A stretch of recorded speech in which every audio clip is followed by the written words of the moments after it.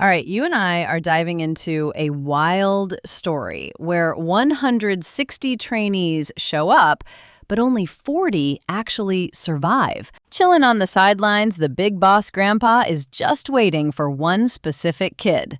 The rules? Dead simple. Shatter his insane aura with pure grit and tap him. First up, the silver-haired prodigy, daughter of a literal swordmaster. She is 4 years deep into training.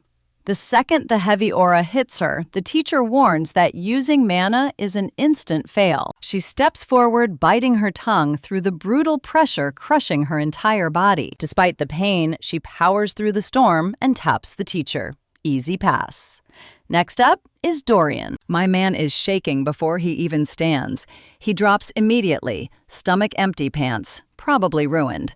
But somehow he drags himself forward. After struggling for what feels like hours, he finally touches the teacher and immediately barfs. Pass. Next is Burn the Arrogant Heir. The elf unleashes his pressure, slamming him straight down to his knees. Bro was talking mad trash earlier, but got humbled real quick. He crawls like a literal cockroach, while the instructor notes he has talent, but lacks any real drive behind his strength. Remembering his scary dad, he forces his hand forward to touch the teacher. Another pass. Then the instructor calls the name Grandpa was waiting for. Ryan Zegert.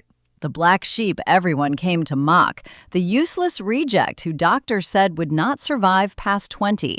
The instructor smirks, promising zero mercy, and unleashes a wave of power so heavy, the audience feels the ceiling collapsing on them. Everyone else got the easy mode. Pay attention here, because this massive gap makes zero sense. Our main character does not even flinch, casually asking if this is it. The teacher cranks the pressure up, daring him to survive. Rayan slowly raises his arms, taking effortless steps. The room goes dead silent as he walks over and boops the teacher's stomach. I passed right. Grandpa up on this throne, the entire crowd, and his gorgeous mom are left completely jaw-dropped. Because there is no way Rayan passing this was possible. Why flashback to a few years ago at the big awakening ceremony? Every single Zegart kid had to touch the magical sword of justice to measure their power level. First kid touches it. Wind blasts out and the nobles clap. Second kid does the same. Then our main character steps up. The crowd is already snickering because they came just to see the outcast fail. He grabs the hilt, and suddenly a wild vision flashes. The legendary first head of the Zegart family swings his blade, wiping out a whole army of monsters in one shot. Golden fire sparks deep inside his soul. But to everyone else, there is nothing but a weak white glow. The worst score possible. The snobbish nobles laugh their heads off, calling him colorless and useless as he walks out. The room clears out. Only the grandfather and his butler remain, sighing over how the kid is a total lost cause. But wait, look at this. The sword of justice explodes with golden flames, unleashing the founder's mythical aura. A legendary force that has shown up only once in their entire family history. Grandpa literally drops his tea. The kid did not fail the sword. The blade waited for the room to clear to hide the truth. Because if those greedy nobles had witnessed this, our main character would have had a massive target on his back. But how is this even real? Why does a frail nobody secretly hold the craziest bloodline talent ever? Because he is not actually a kid. In his past life, our boy was the ultimate leader of the Shadows, the elite hit squad serving King Darius, a legendary sword saint who had the entire continent bowing to him. These guys are not basic killers. They kidnap kids, brainwash them in the dark, and spit them out as total disposable weapons. No free will, zero emotions, absolutely no personal thoughts. And our guy was the ultimate weapon they ever made. Until one day, by pure luck, his brainwashing completely broke. He accidentally unlocked a breathing style called the Ring of Fire, a mythical art lost for hundreds of years. The second he used it, his mental chains shattered. For the absolute first time, he could finally think for himself. But that hope lasted about 15 seconds. His boss, Darius, called him out under the moonlight, hyped up his performance, and said he was ready to run the shadows. Then snapped his fingers and triggered a secret second collar, a gross parasite worm living in his chest, ready to devour his heart on command.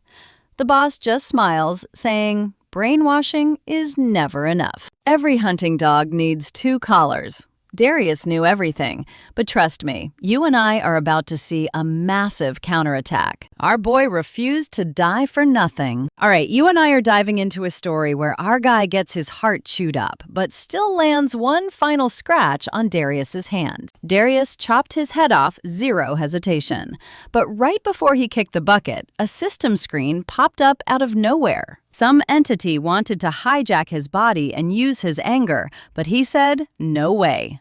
The takeover failed, and boom, he is a noble baby. His new mom was named Sylvia, and honestly, the whole situation felt totally trippy to him. She cuddled him close, smiling and begging him to say mama.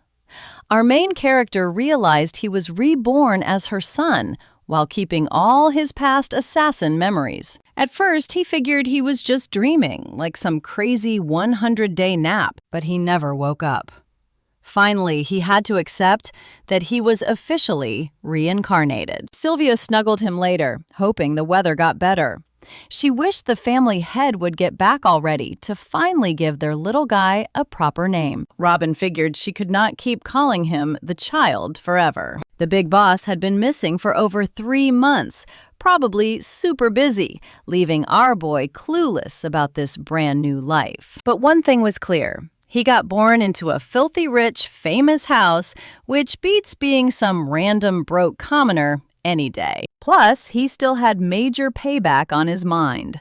Pure rage and sweet revenge filled his thoughts. But watch closely. He had to play it cool. Stuck in this room, he had zero clue where he was. He did not get where his family stood in this world, let alone himself. And since he messed up the Ring of Fire before, he needed to take things extra slow now. Back in the day, he was the Robert family's ultimate assassin. If payback was the goal, he could bury his feelings forever. Still, this mansion was so massive and fancy, they had to be more than just popular. Suddenly, a maid barged in, screaming that the big boss family head was arriving any minute. Sylvia got super excited, asking if father was actually coming. Hearing that, Robin put 2 and 2 together. Wait, did that mean the big boss was his grandpappy? Sylvia rushed to get ready, but the maid stopped her, saying it was too late. He was already there. Everyone froze up, waiting for the head of the house. Robin felt the insane pressure instantly, wondering whose vibe could make the air this heavy. Then 3 figures popped up as the guards announced the family boss. His vibe alone felt completely crushing. If our main character was right, that golden hair, those blazing red eyes, and that scary aura could only belong to the continent's strongest monster. The boss of Zekiart, the northern king of destruction, Glenn Zekiart.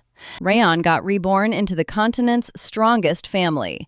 Glenn looked at the baby, asking if this was the kid. Sylvia hyped him up to hold the baby. Glenn grabbed him, declaring that from now on, his name would be Rayon Zekiart. Carrying that heavy name, he would have to live like a shadow there, but totally invisible. He was shocked that he got that same name again. Lying in bed that night, he wondered if everyone was finally fast asleep. After 100 annoying days, you and I finally see his big chance. Before this, he was always zonked out, and Sylvia was always hovering. He had zero chance to play with mana or do anything cool. But now he had his own crib, which was plenty. He sat right up. Time to get to work. Starting up his Ring of Fire, Rayon remembered the basic training route, breathing in natural mana and packing aura into his energy center. But this Ring of Fire was totally different.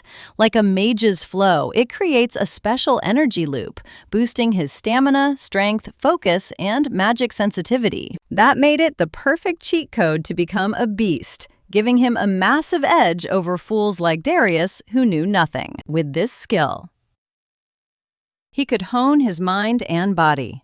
Toss in the Zekart sword style, and crushing Darius would actually become a reality. But he felt another weird force inside something pure ice.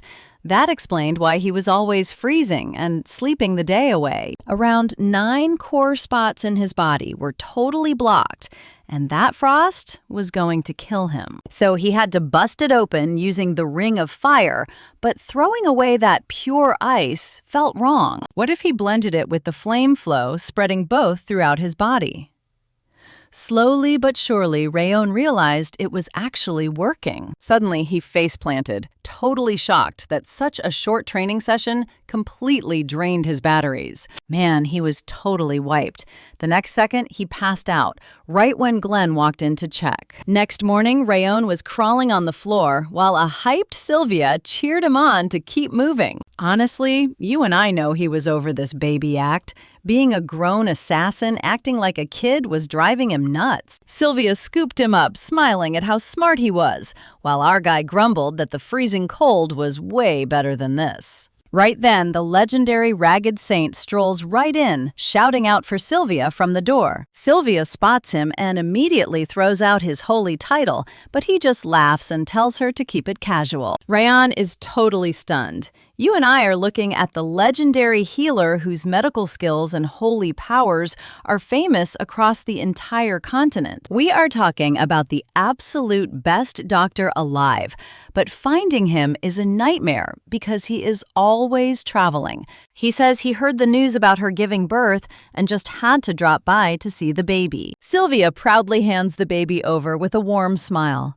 Looking at that blonde hair and red eyes, the saint says he is her literal twin. Sylvia beams and asks if he is adorable. The saint agrees Rayon is cute, joking that thank goodness he looks nothing like Glenn. But when he asks for the kid's name, Sylvia nervously admits it is the protagonist. Instantly, the old man's face goes completely sour. He is like, did Glenn seriously name this kid after a shadow? Calling a baby that is just a straight-up terrible idea. Our main character is shocked he talks to the family head so casually. Then again, the Ragged Saint and the Northern King of Destruction are best buddies. Now watch closely. The old man places his hand on the baby's stomach to examine him, and his smile instantly vanishes. Things look bad. Sylvia nervously asks what is wrong. He explains the protagonist is carrying a frost curse. Icy energy is blocking his mana paths, and it is only going to get worse over time. With treatment, he might make it, but otherwise, he is on borrowed time. Sylvia asks in absolute horror if he is serious. He promises to write a prescription, but right then, a maid bursts in saying the family head is demanding to see him. She offers to guide him immediately, but the Ragged Saint tells her he is going to finish up here first. The maid nervously repeats that the boss wants him right this second. Annoyed, he grumbles about Glenn always being impatient and tells her to lead on. Rayon finally knows it is a frost curse, but just knowing the name of it does not solve anything. Still, since he is already developing his Ring of Fire technique, he figures he can totally manage this. Suddenly, Sylvia's tears drip onto his face. She completely breaks down, crying that this can't be real and she cannot lose him. She refuses to accept that his life is cut short. She swears she will do whatever it takes to cure him. He cannot die. He cannot stay sick. Raon wonders why his chest hurts so much. His heart feels like it is splitting open and his whole body aches. Seeing her sob hurts worse than his physical pain, so he reaches out his tiny, chubby hands to wipe her tears away. Then he clumsily mutters his very first word, Mom. A bit later, Sylvia charges straight into the main hall to see the family head. Hearing the noise, Glenn asks what is with the racket. You and I know Sylvia is not stopping as she literally bursts right past the maid. Glenn scowls, demanding to know what is with this behavior. Has she completely forgotten her manners? She drops to her knees, bowing low, begging him to save Rayon Zygert. He absolutely must know about the main character's terrible condition. That boy is her entire world, and she begs for mercy. Holding his cup, Glenn coldly says, "This shows just how brutal a martial artist's path can be. Why should he help someone who cannot bring any value to the family?" Sylvia reminds him Raon is his own grandson. Glenn snaps back that she had him after running away, and the only thing he owes the kid is the Zygarde name. He tells her to be grateful for that much and never dare to ask him for more. He orders the guards to throw her out. As they drag her away, Sylvia screams for him to save her Zygarde. Once she is gone, the ragged saint lets out a heavy sigh, calling Glenn a stubborn old fool. He asks why Glenn can't just be honest with himself, especially after calling him over to check on his grandson. Glenn takes a sip, telling him to shut up and get straight to the point. The saint says what he found is crystal clear. 9 mana paths are completely blocked by icy energy, and it will only get worse as Rayon grows up. Glenn's aura can keep the cold back for now, but the kid will likely never become a martial artist. Glenn calmly responds that as long as the protagonist survives, that is more than enough. The saint points out that Glenn acted way different before teasing him to just admit he thinks the baby is cute. Then he asks again, why name him the protagonist Zygarde out of all the possible choices? Why choose something tied directly to a shadow? Glenn answers that the name does not just mean shadow. In the past, it had a totally different meaning. Sometime later, Sylvia holds Ran, feeding him medicine while telling him to tolerate the bitter taste. It tastes awful, but he needs it. She feeds him, expecting him to throw a tantrum, but our main character calmly reaches for more and mumbles. Sylvia calls out to Helen with pure joy, saying he is drinking it so easily. Helen says it is unbelievable. Most kids hate bitter medicine, but he seems to know exactly why he needs it. Sylvia starts crying again and hugs him tight. Ran thinks it tastes bitter, but trust me, this fire-type medicine is exactly what he needs. Let's see if this fights the frost curse. Sylvia asked if he got how she felt, but he kept quiet and let them feed him his medicine. 2 years flew by like that, filled with intense training and downing bitter elixirs. Thanks to both, his ring of fire grew like crazy. After hitting stage 1, he grinded for 2 straight years, only pausing for Helen and Sylvia's silly games. No kid on the continent worked harder. He grinded every single night after everyone fell asleep, and before he knew it, he was 5 years old. Suddenly, a system window popped up showing the second stage of the Ring of Fire was finally unlocked. It boosted his stamina, mana sensing, willpower, and total energy. Rayon smirked. He actually did it, reaching the second stage of the Ring of Fire. With that level up, a cross-shaped energy flow unlocked inside him, and the system officially confirmed it. Right then, Helen walked in, all cheerful, noticing he was up early and asking to grab his dirty laundry. "Now pay attention." Rayon nodded, realizing she couldn't even see his status window. Those weird messages started popping up back at stage 1. At first, he was totally clueless, but the system turned out super handy, letting him check his stats whenever he wanted. Based on Helen's reaction, this screen was strictly for his eyes only. But even at stage 2, his trash stamina and frost curse still sucked. Without that fire medicine, leveling up this fast would have been impossible. Though the meds weren't the only reason. For 5 years, Sylvia, Helen, and the whole annex babied him like he was made of glass, which definitely helped. And boom, he was already 5. That annoying frost curse and low stamina still held him back, making him collapse if he overdid it. But don't forget, in his past life, he was the world's greatest assassin, and he had already mastered this technique. Once he used his past life's cheat codes to rebuild that skill, these problems would vanish. Plus, once he mastered the Zygarde sword style, he'd take Darius's head. But he couldn't rush. Now think about it. Darius is a top-tier powerhouse. If revenge blinds our guy when they meet, he's a goner. Barely anyone on Earth could touch Darius, so Rayon had to grind in silence and strike only when the perfect moment arrived. That meant one thing: keep grinding. Just then, Sylvia walked in with a warm smile, happy to see him awake. Did he remember their big plans for today? She told him to get dressed and prep for their visit to the main house. Rayon knew the time had come. The 6 kings and 5 demons were the massive factions keeping this world in balance. And the Sieghart family, where he was reborn, was one of those legendary 6 kings. The kings repped the light while the demons ruled the dark. To see if any new powerhouses had spawned the family held a massive trial, and today was our boy's turn. As they reached the massive estate, the snobby relatives were already gossiping, with one bragging it was his first visit since last year's event. Another snickered about being flooded with missions, noting they were testing the Branch family's weak kids today. Someone chimed in that Karun's 4th son was participating, while another whispered that even Sylvia's kid was invited to join. Totally confused, one asked, "Wait, isn't that kid just a sickly outcast?" The moment Rayon and Sylvia stepped inside, the crowd started throwing shade.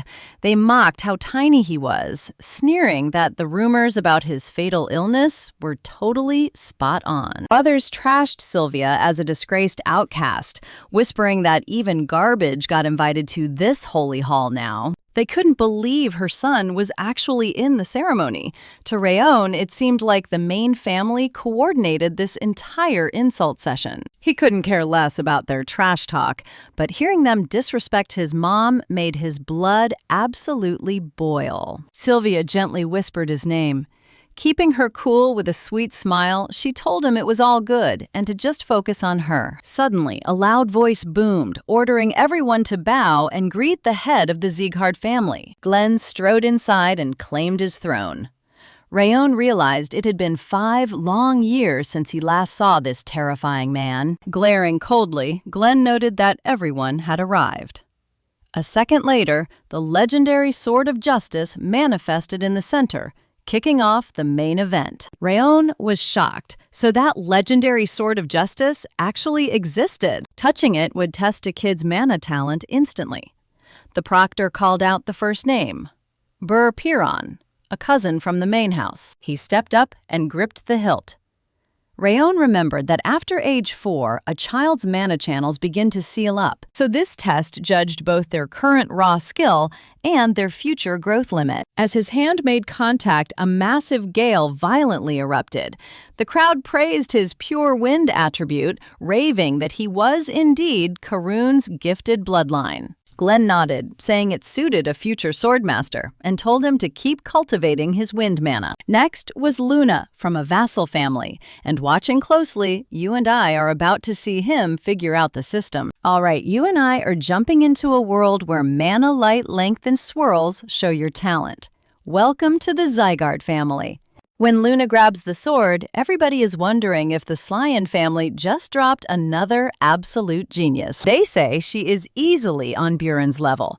Our boy sees that in this place, talent is literally everything. He is not expecting much for himself, especially with that annoying ice blocking his energy. The assistant hypes up Luna after she wraps up. Then the assistant calls up the very last kid, Rayon Sieghart. Sylvia smiles and tells him it is finally his turn. Our main character just nods, keeping his expectations low. He only wants to see his mana type and plan his future training. Sylvia asks him if he watched the others closely. He did so, he just has to copy them. Rayon steps up and grabs the sword. Instantly, crazy golden fire explodes all around him. Suddenly, a wild vision pops up. The legendary first head of the family, deleting a whole horde of monsters with one single epic swing. But when the vision fades, Rayon only sees a tiny, weak white light on the blade. The crowd starts laughing, mocking this pathetic reaction. Colorless mana. That is basically trash-tier stuff with zero quality. To these snobs, even the god of battle completely ignored this outcast kid. Sylvia rushes over with a warm smile, telling him he did great. Meanwhile, the haters are whispering that they knew he'd fail, but this is shockingly bad. They literally showed up just to roast him, saying he only inherited Sylvia's red hair and eyes. Glenn finally shuts everyone up, declaring that the ceremony is officially over. Everyone gets sent away. Once the guests clear out, the big boss stays behind, sighing that maybe this kid really is a lost cause. Now pay attention, because as the butler sighs, Glenn notices something extremely weird happening with that sword. The blade suddenly explodes with a blinding golden light bright as the sun. It is the legendary aura of the very first Zygarde head. A fire so crazy, even demonic flames look like nothing. This legendary golden mana and flame has only appeared one single time in their entire history. The power pours out in a thick, gorgeous, and absolutely blinding golden light. Golden fire? Who even is this kid? Later, our main character pulls up his status screen. It shows a 9-node Frost Curse Trash Stamina Weak Mana Sensitivity, plus Ring of Fire and Water Resistance, both at Stage 2. He is cool with that for now. He just needs to grind that Ring of Fire up to Stage 3. You and I both know how time flies. 7 years of non-stop training later, he is 12 and close to Stage 3. If he could just fix that ice problem, he'd level up way faster. At least his water resistance keeps him warm now. Moving is still a bit rough, but he is doing way better and can finally start some real physical training. Then, Sylvia yells for him to hurry up before they're late. Raon sighs, realizing it is time for another boring ceremony. Time to face those annoying snobs again. After the assistant hypes up Langrisor Lagretta, the whole event is wrapped up. Our main character is shocked it ended so fast. Probably because it was just for the Branch family. Then Glenn calls him out, asking why he skipped basic training for a whole month. Raon is totally lost. What training? Sylvia quickly steps in to explain that our boy isn't like other kids. He still has too much ice energy clogging his body, making regular training nearly impossible. Our main character is shocked she knows. Glenn coldly snaps that in Zygarde territory, nobody gets a free pass if they have the name. If he can't walk, he better crawl, but he will train. That is the savage Zygarde way. Sylvia begs him to stop asking for more time. Glenn fires back, asking if she plans to run away from the family yet again. Since she has the kid, she lives here as a Zygarde. If she doesn't like it, she can get out right now. The crowd starts whispering that she'll probably bolt again. They mock her shattered core and broken mana paths, saying she's pathetic. Raon gets exactly why they treat his mom like garbage. She abandoned the family back then to train in martial arts, but ended up losing her core and her aura. That was the heavy price she paid to marry his dad, who died before Raon was born, leaving her forced to return. Obviously, leaving in disgrace means she's going to get roasted 24/7 upon coming back. But to Raon, these guys are just petty losers. As her son, he is not about to let them talk trash. So our main character steps right into the middle of the hall. Sylvia screams for him to stop, saying she'll handle this. But Raon calmly tells her it's fine. He will follow orders and start training next month. The first hall's instructor warns basic training is too much for a sick kid.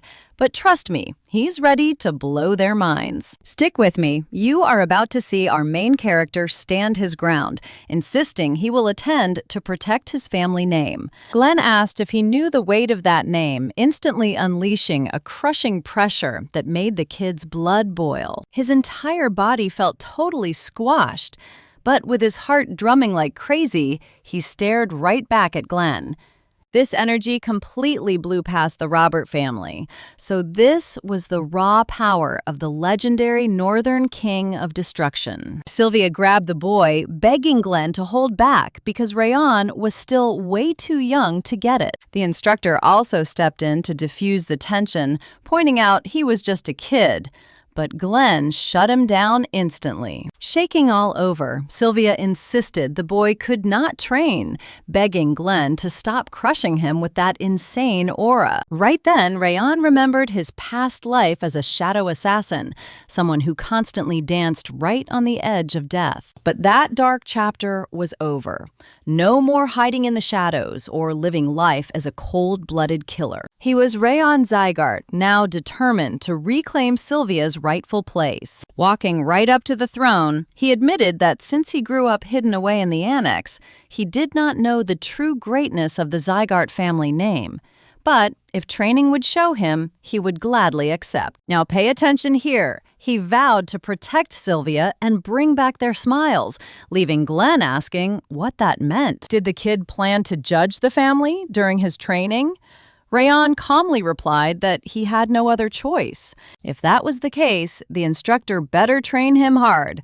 Rayon smiled inside, remembering he was literally the top assassin in his past life. Plus, he possessed the mythical Ring of Fire, a legendary power most people thought was just a fairy tale. Combining both would let him claim his spot in this family and prove his true limits.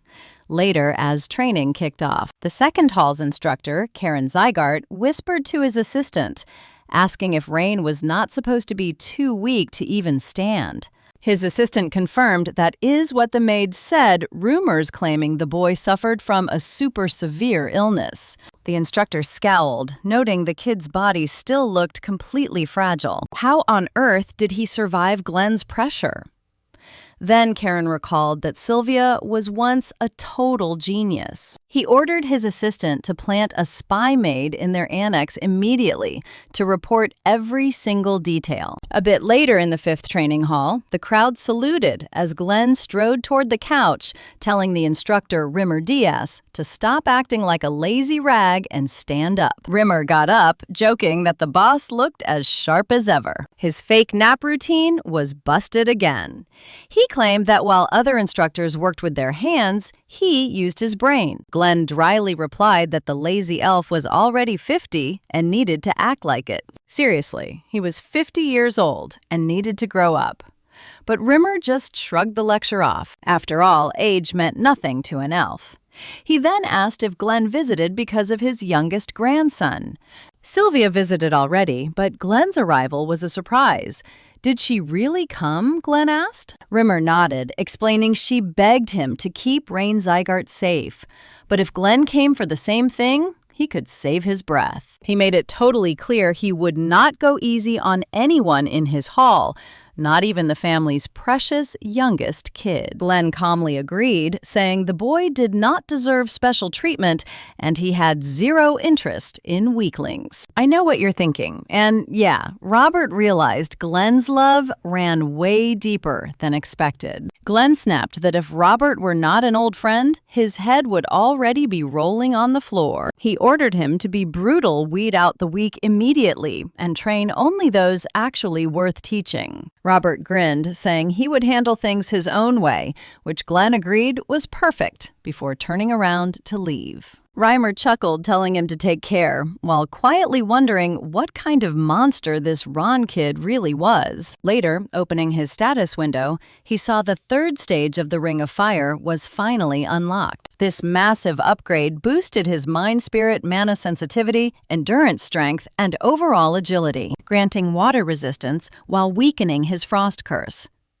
Feeling the clear mind and easier mana flow, he smiled. He recalled Sylvia warning him not to overdo it on day one. Thanks to her intervention, things went way smoother. His status window helped track every bit of progress, but this was only the beginning. Training in the Rayon Zygarde family was notoriously brutal, making this third stage breakthrough just a basic first step. But it gave him the perfect foundation to grow fast, rise above his peers, and silence his haters. Once he was strong enough, he would hunt down the Heavenly Sword Darius and slit his throat. Just then, Sylvia smiled and asked if he was awake. Trust me, you and I definitely want to see what happens next. All right, you and I are jumping right back in as Mom drops the bomb that training starts tomorrow. Like, do you actually have to go? She is low-key trying to stop him because he never complains, even when he is totally busted. She is not completely against it, but maybe wait one more year. Ron is just like, nope, no shot. He is done letting the high and mighty main and side family members trash talk them whenever they feel like it. Honestly, he is sick of everyone treating his mom and the Annex crew like straight-up trash. time to draw the line. He figures if he crushes his training, they will finally show some respect. Sylvia totally gets why he hates being cast out and hearing all that garbage. She totally fell for his dad during a random mission back then. But since he was just a regular knight, she literally gave up her mana core and ditched her family to be with him. Ron even had an older sister 2 years older. The three of them lived a chill life until those Eden mercenaries attacked. His dad lacked the muscle, and she was pregnant with our main character, so fighting back was not even an option. Her dad actually sent secret bodyguards, but they were way too far away to do anything. By then, Ron's dad and sister were already gone. Stranded with nowhere else to go, she crawled back home. Now, everyone treats her like a criminal, and she thinks she deserves it. Now think about this. The main character actually thought Sylvia was being selfish, leaving her family for love, then crawling back. He gets why people are cold to her, but at the end of the day, she is still his loving mom. Sure, she was selfish to others, but she is his only mom across both of his lifetimes. He asks if she regrets not staying with her family. Sylvia just smiles and says, "Zero regrets." Back home, she was basically invisible anyway. Leaving was the only time she felt truly alive and loved. Those days were pure bliss, so she is not regretting a single thing. She begs him to forgive his terrible mother, but Rawan is like, "Hey, it's all good. I'm fine, so stop stressing." With a smile, he realizes that no matter what trash people talk, she is still his one and only mom. Step 1 is getting her respect back. Step 2 is clobbering Darius. Hearing that, Sylvia straight up bursts into tears. He instantly asks why she is crying, and after a while, he slips out of the room, totally exhausted from calming her down. He still needs to grind his Ring of Fire skill and catch some sleep.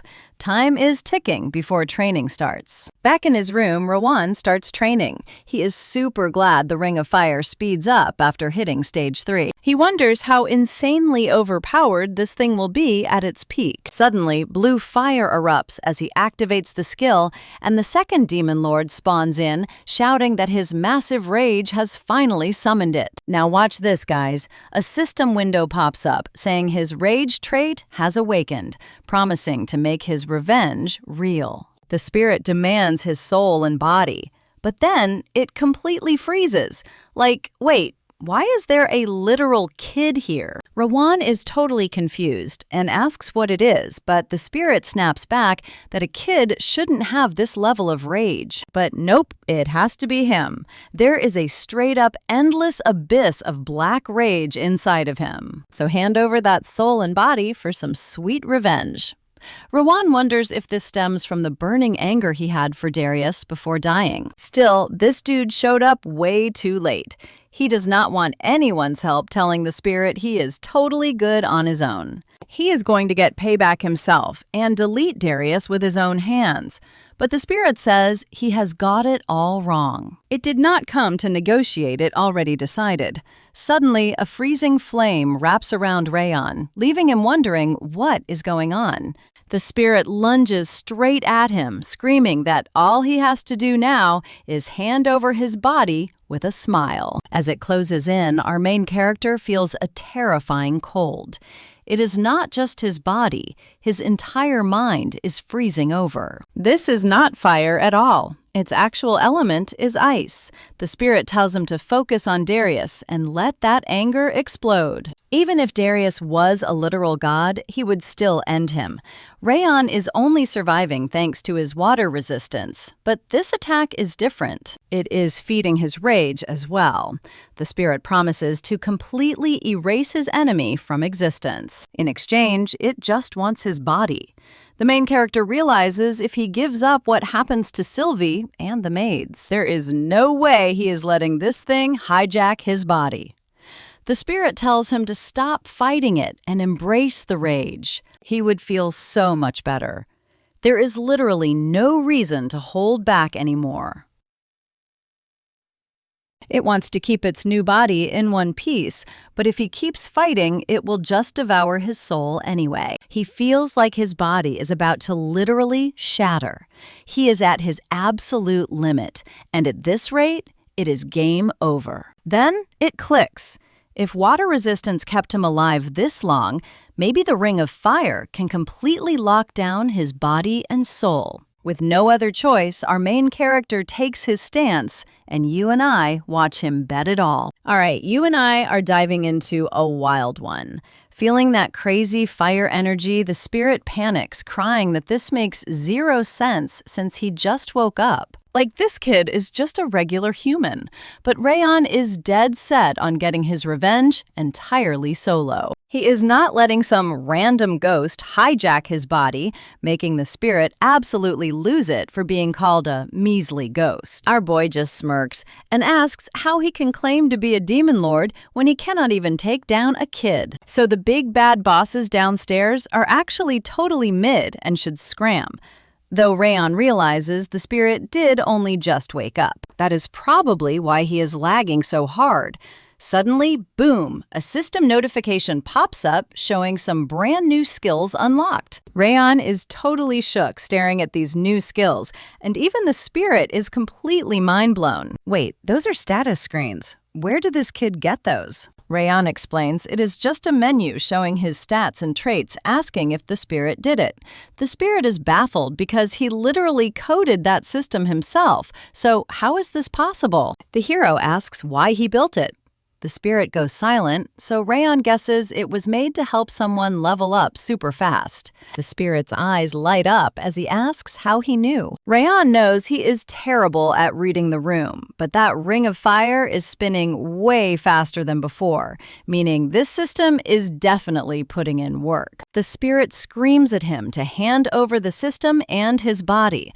But Rayon answers with a mana-packed punch, realizing the ghost is totally intangible. Mana does absolutely nothing, and since no one came running from all this noise, he is the only one who can see this thing. Now pay close attention here.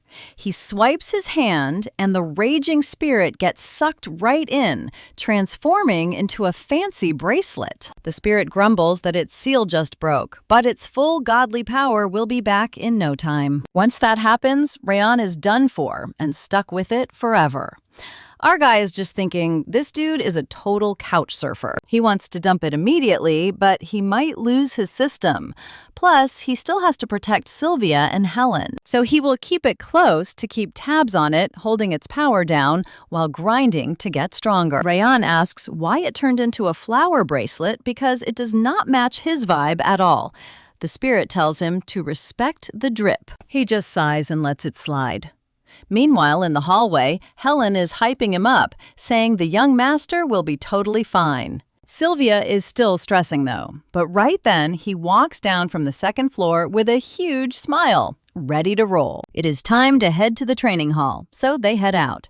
Sylvia warns him to keep his guard up and stay safe. He promises to be careful and says his goodbyes, while Helen asks Sylvia why she is sending him off looking so down. Sylvia steps up and forces a smile, saying she believes in him. Rayon tells her to chill. He will not overdo it, and if things get sketchy, he is backing out immediately. You and I both know she is super worried, but Helen reassures her that he is already feeling way better and can handle it. He looks way healthier than before. Helen remembers sending him off saying his instructor is the sharpest in all of Zigguard. Plus, he is a hard worker, so he is definitely going to crush it. He just smiles and promises he can handle this without getting a scratch. He made a promise to Sylvia, and he is keeping it no matter what, so she just needs to trust him. She sadly tells him to come back safe. Later on at Zigguard's 5th training hall, Rayon looks around and notes the place is absolutely packed. It is not just his branch. There are kids from vassal families and recommendees all over the place. Helen warned him it was going to be crowded, so they even opened the 6th hall. Right on cue, some haters start whispering about him. One trash talks that this late bloomer will probably crumble, while another asks why a weakling like him even showed up. Then someone points and laughs at his flower bracelet, calling it trash. The spirit goes ballistic, screaming that these parasites have zero taste and should be obliterated. But Rayon just walks over coolly and asks why they are gossiping like cowards instead of saying it to his face. Do they not see how pathetic they look? One guy snaps and yells at him to shut up, calling him the pathetic one since he is just the kid banished to the annex. Another sneers that he is not even from the main branch, so how dare he lecture them. Ryan coldly fires back that they are not either, so why are they talking big? Are insults all they have? One of them grabs Rayon and raises a fist, but Burn steps in and shuts it down. Training is starting, and there are VIP guests from the outside watching. Do they really want to drag the Zigguard family name through the mud? The kids quickly sit and apologize. Burn then turns on Rayon, asking why he is starting drama on day one. He needs to know his place. He is basically dust here, and if he wants to stay in the annex, he needs to keep his mouth shut. So what do you and I think? That Burn is seriously underestimating our boy. You and I are about to watch this cocky kid get humbled because a loser like him won't survive training. Before heading out, Burn threw some shade and told him to pack his bags, warning him he would not last anyway. Rayon just laughed in his face, mocking his massive ego. Like, where is all that pride coming from? Just because of his family? Or is he just barking like a dog without knowing who he is dealing with? Maybe Daddy told him to play tough, so he should go cry to Papa and get Burn punished. This completely set Burn off. Suddenly, Reimer kicks the gate open, grinning like a madman. Look at these kids, ready to throw hands already. Seeing him walk in, Rayon realizes this guy is the legendary sword of the Zigguard family. Word on the street was Reimer retired after his energy core got wrecked, so this was a major surprise. Reimer casually tells them to keep their shirts on until the ceremony wraps up, making Burn back off instantly. The instructor introduces himself with a smirk. He is going to be running the show for this entire training camp. Now pay attention, because with 160 recruits this year, he is dropping a surprise test to slice that crowd down to a quarter. The kids completely lose it. Only a quarter, Reimer just shrugs and says he only wants elite players. The spirit is absolutely fuming at this guy's ego, but Rayton keeps his cool and just keeps listening. Reimer flops into a chair, declaring his word is law. If anyone has a problem, they can go cry to the boss. He orders them to get their butts moving. Since martial arts is all about grit, they are running until he says stop. Rayton takes off running, while his inner spirit starts complaining about the workout already. The ghost wants him leading the pack, but Rayton tells him this is a marathon, not a sprint. He figures Reimer is testing their brains and potential, not just how fast they can push their legs. The real winner is the last one standing, and our guy is ready to grind it out. Up front, the assistants notice Burn and Luna leaving everyone in the dust. Those two are seriously built different. And get this, they are barely even trying. They could probably do this all day long. They are absolute monsters for 12-year-olds. But then an assistant points and asks about that other kid. He is already lagging way behind the group, and someone mentions the main character has been super sick. He looks ready to drop, but let's pause for a second. Reimer overhears this and gets this crazy grin on his face. He has never seen anyone quite like this before, believing the kids with unreadable talent always end up ruling the continent. Usually, he can see a kid's future instantly. But Rayton is a total blank slate. That means he is way beyond normal, which Reimer absolutely loves. Meanwhile, the other kids start talking trash again, laughing because he is stuck at the very back. They joke that he's getting kicked out next, laughing that he won't last 10 minutes.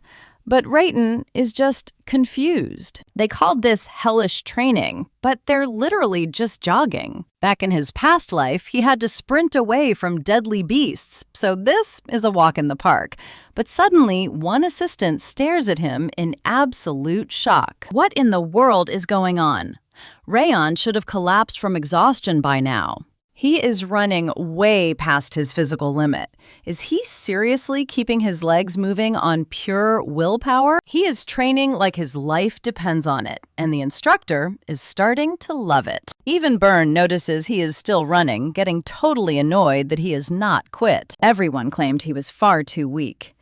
He remembers hearing a priest tell his dad that Sylvia's son probably would not survive childhood. With that heavy frost curse, doing martial arts should be physically impossible. Byrne looks at him and wonders how this frail kid is still standing. It makes him mad, and he wants to prove he is miles ahead. So he activates his aura and zooms ahead. Our main character thinks Byrne is acting like a total child. Even Luna is way more mature. Besides, this is not a speed race. It is a game of survival, so there is no point in speeding up just to feed some kid's ego. Soon, other students start dropping like flies, wondering how Rayon is still running. A girl whispers that she heard he was super sick. How is he not totally out of breath? Truth is his freezing energy is making him feel like death. His lungs are on fire, but he forces his remaining strength through the ring of fire. And trust me, you and I are going to see some crazy power-ups very soon. All right, let's jump back. In the spirit of rage pops up and starts mocking his body. Is this trash really my next vessel? Just give me control. Rayon and I will smash that blue-haired punk in a second. He could literally turn this whole zone to ice. Our main character knows he has to hold on. The rage is clawing at his brain, but he plays it cool. Staring straight ahead, he tells the crazy spirit to shut its mouth and chill. Nice try, buddy, but that bait won't work. The spirit just grins, whispering that nobody resists his fury forever. Let's see how long he lasts. Grabbing his chest, Rayon tells himself to stay strong. One tiny slip, and this monster will swallow him whole. The spirit clicks his tongue, totally annoyed. Why is this kid so stubborn? Why won't he just snap? Meanwhile, Rayon is running on absolute empty. His body is shutting down, and his vision is starting to fade. He can't even breathe. Is this the end? Watch closely, because right then, Reimer calls the run. Finally, everyone collapses, gasping for air. Walking past, Rayon Baron mutters under his breath about how ridiculously stubborn he is. Honestly, he thought he was a goner. Looks like this new life isn't going to give him any breaks. Inside his mind, the Fury Spirit is screaming. You are a freak. How did you survive that? Rayon just shrugs. Told you so. Plus, he notices this crazy workout actually boosted his ring of fire, and his stats show his physical potential just got a massive upgrade. Keep this up, and wait, a system alert pops up. Quest complete. He broke past his physical limits, so the system is handing out bonus experience. Strength up by 2 agility, and endurance up by 1. The Spirit of Fury is losing it. What kind of cheat code is this? Free stats just for suffering? Unbelievable. Meanwhile, the instructor rounds everyone up and tells them they actually did great. The test is officially over. And oh, that whole threat about kicking out 3/4 of the class? Total lie. They can finally breathe. But the kids are furious. They literally almost died for nothing. Reimer just chuckles. Obviously, he can't fire everyone on day 1. But hey, that free pass only applies to today. Keep slacking, and they're gone. Out of 160 kids, only 1 actually gave it their all, and I think we both know who. Some quit, others secretly cheated with aura. Honestly, he doesn't care how they survived today's test. But going forward, follow his rules or pack your bags. The easy ride is officially over. Right now, they're just trial students. In 6 months, the real test begins. And that's when he plays judge. Only the elite will survive, though he won't be the one making the final rankings. For now, they can hit the dorms hosted by the Zygar family. Oh, and the training hall is right to the left. Later, Reimer slips into the woods and finds Glenn chilling in his usual spot. When asked how the recruits look, Reimer just laughs. Why even ask? Glenn was obviously watching the whole time. He definitely noticed how insanely talented Byrne and Luna are. The other kids have decent potential to back the family, but our main character, he's a total mystery. The kid was running on pure fumes, so how did he keep pushing? Reimer has never met someone he couldn't read like a book. Ever since his core got wrecked, life has been incredibly boring. But now, things are getting exciting. Glenn hops down from his rock, teasing that Reamer seems pretty eager to train these kids himself. He tells him to stay focused on his actual job. Reamer just grins as he walks away, thinking this class is going to be special. Glenn mutters that it's all just a coincidence. He says Reamer will never be a true martial artist, but Reamer just smiles. He knows better. Later on, Rayon decides he is heading straight to the training hall. The Fury Spirit is looking at him like he's insane. More training. Does this kid ever sleep? The other students overhear him and completely lose their minds. To them, this is just psycho behavior. That night, a bunch of jealous recruits sit around whining. There is no way Rayon survived that run on his own. He definitely cheated. I mean, everyone knows the guy is chronically sick. Crane, a jealous kid from a side branch, guesses Rayon must be using some cheat drug. Apparently, the saint herself brews his special medicine. Aha, so he only survived because of some magic potion, and he still has the nerve to act all smug. Crane suggests teaching him a lesson. Soon they corner Rayon and slam him hard against a tree. Rayon asks what they want, and Crane just laughs. One kid screams that Rayon used performance drugs to show off. Another sneers that without his magic medicine, he wouldn't last a minute. He's just a fraud, acting tough. And that's where we leave it. Can you believe these guys are crying over something so stupid? All right, you and I are about to watch Crane and his crew try to teach our guy a lesson. Nothing personal, just how the world works. He mocks the instructor, then lunges forward with a massive punch. The Spirit of Fury is already complaining, asking how long Ray Tuan is going to listen to this trash talk. Is this weakling really his vessel? Ray Tuan does not wait. He punches Crane right in the face and asks who needs a lesson now. All right, class is officially in session. Another kid rushes him, but Ray Tuan slips by and drops him with a brutal knee. The rest just freeze, totally terrified. Are they seriously about to get wrecked by this guy? Ray Tuan does not give them time to figure it out. He goes on a rampage, totally demolishing the crowd. The Spirit of Fury watches, admitting our boy is actually holding his own. In no time, Crane is on his knees, crying and begging for mercy, like a total loser. Our main character stomps on his arm smiling and says the only way this lesson ends is if he answers one question. Who sent you? Was it Buren? Crane panics, swearing Buren had nothing to do with this, and they acted completely on their own. Ray Tuan is actually shocked. He figured Buren absolutely despised him. So maybe that guy isn't completely trash after all. Now pay attention to this cold move he suggests, keeping this beating between them. What do you think, Crane? Shaking with fear, Crane agrees instantly. Ray Tuan grabs him by the hair, warning them to back off unless they want another beating. And the final warning, if they ever cross his shadow again, they are going to disappear. He tells them to get lost. Watching from behind a tree, Rimmer is highly impressed by the kids' crazy energy. It almost feels like their old leader came back as a kid. Ray Tuan definitely has some crazy martial arts talent. But then again, he is only a C tier. A hidden talent growing silently in the shadow of all these prodigies. Our main character keeps bringing the shock value. Later, back in his room, a new system notification pops up. Conditions met. Rage liked that beatdown. Dexterity increases by 1 point, making the spirit immediately start whining about it. How is he getting free stats for that? What kind of joke is this? Ray Tuan points out that the spirit built the system anyway. The spirit snaps back, saying, of course the main character does not understand. He has never had his system jacked. Our guy stole power meant for his real body and is not even grateful. I know what you are thinking. This is a trap. If our guy wins, big bonus. But if he loses, he yields to the rage. The system displays the terms. Rank first in the upcoming training test, and he gets 2 points to all stats plus an extra chosen stat. But if he fails, he gets a 10-day rage penalty. Rayton asks if this is the test Rimmer mentioned.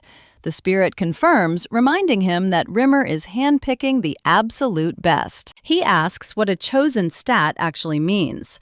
Rage says he can steal one of his stats, though it gets scaled down for now. Our main character asks what the catch is with that penalty. The spirit smiles and says he will give in to absolute anger, losing his mind to it. It might only be a tiny bit, but that is enough to make Rayton lose total control.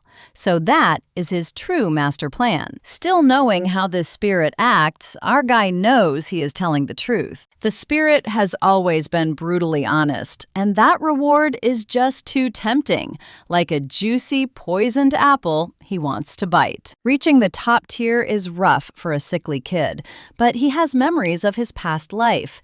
This deal is not bad. He accepts the bet.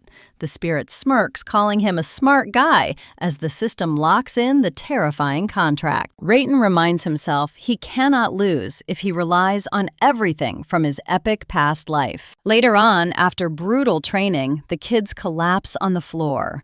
Earlier, Rimmer forced them all into a painful horse stance. It sounds easy, but he calls it the absolute baseline of their training. They have to learn endurance. He tells them to hold it until he says so, then casually announces he is taking a quick nap. Nobody is forcing them. It is their own test. One student finally snaps, yelling that he wants to learn real sword fighting already. A girl complains too tired of running and holding stupid poses. Buren stays calm and says there is no point in whining.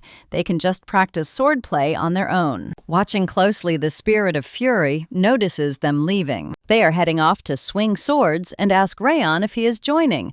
He says it is useless. And that is where we leave it. Why learn flashy moves before mastering the basics? Let me know what you think. All right, you and I are about to watch a kid battle a literal frost curse just to gain some basic strength. Since he was starting from zero, focusing on basic gains was his only play. No rushing, just pure grinding at the gym. Watching from the shadows, Luna thought this kid was totally doing it wrong. But Bro was built different, leveling up his lifts daily. Everyone called him a sick weakling, yet he kept stacking on plates. Sure, daily grind builds muscle, but adding weight every single session, that is just straight up hacking. He was already throwing around 10 kilos more than Monday. Maybe this guy's secret training routine was actually the real deal. How does a sick kid get this ridiculously jacked? There had to be some crazy cheat code involved. Luna marched right up to block his view. Rayan looked totally lost, asking what she wanted, but she just kept quiet. She stared daggers, wondering how he was growing this fast, then plops down right next to him and grabs a barbell. While they pumped iron, she kept a close eye on him, realizing she definitely was not trippin'. Ever since that refreshing chilly breeze of his kicked in, her body felt super light, letting her smash her personal records. Later, as she sat on a bench, staring at her hands, Rayon walked over, asking if she actually had something to say. She just shook her head, and he walked off, scratching his neck. Now you and I can see she's totally hooked on watching him. Later, Burns spotted them hanging out, and his crew started whining about why she was wasting time with an outcast.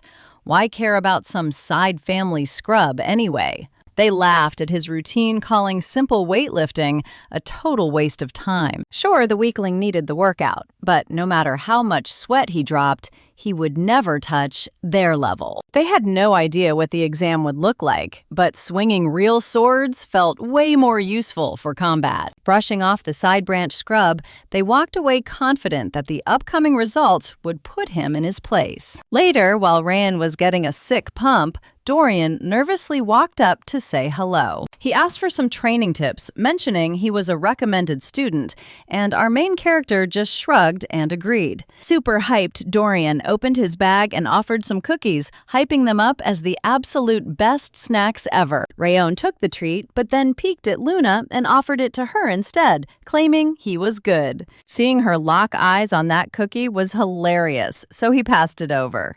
And just like that, the daily grind rolled on. The pages turned, autumn leaves fell, and 6 months flew by in a flash. Every day, Rowan ran like a demon until his lungs burned. Soon, the runners who used to leave him in the dust were falling behind. And check this out. After all that insane grinding, only 2 top-tier elites were still leading the pack. Eventually, the instructor stepped up and welcomed the entire class. As the parents got settled, Wrath floated over to Rowan and asked if he had forgotten about their little wager. Did he honestly think he could beat the top 2? No way. Smirking, he told him to get ready, to surrender to pure rage. Our hero just brushed him off, pointing out they still had no clue what the actual exam was. Then he spotted Dorian face down, doing planks, whining that he was way too stressed about the big exam to even get a wink of sleep. Thinking the guy looked totally ridiculous, he stayed quiet. But then Luna chimed in, offering a cookie. She held it out, but Rowan waved his hand, saying he was good on snacks. Glancing at Byrne, he wondered why these weirdos kept bugging him. Meanwhile, Sylvia sat down and excitedly told Helen to take a look. She spotted our boy standing tall and looking super confident. Helen smiled, saying she saw him too, surviving 6 months of hellish training and making friends along the way. Honestly, she was not surprised one bit. Young Master Rowan was always a sweetheart, never acting like a spoiled brat. And now, he already has his own little squad. She felt so proud. Just then, Rimmer yelled for everyone to welcome the big boss. Glenn walked onto the stage, sending shockwaves through the crowd. The family head never shows up for stuff like this. Once Glenn got comfortable, a shocked Rimmer asked why he was here. Glenn replied that these kids are the actual future. Why wouldn't he watch? Or was Rimmer secretly hoping he would stay away? Rimmer laughed awkwardly, scratching his head, and promised that the legendary family head was always more than welcome. He raised a hand, shouting that since the boss himself was in the house, they should cut the chatter and get this exam started. He promised a quick intro, but trust me, you and I are not ready for his aura. Let's dive into this wild test. The kids shield their faces as Rimmer explains they have to break through his massive aura. In this world, aura is everything for a martial artist. But right on cue, some random guy in the crowd crosses his arms to complain. His gripe? These kids haven't even learned how to use aura yet, so why the heck is it on the exam? Another guy chimes in. None of them have even started aura training, making this whole thing totally unfair. Plus, Rimmer literally naps during training.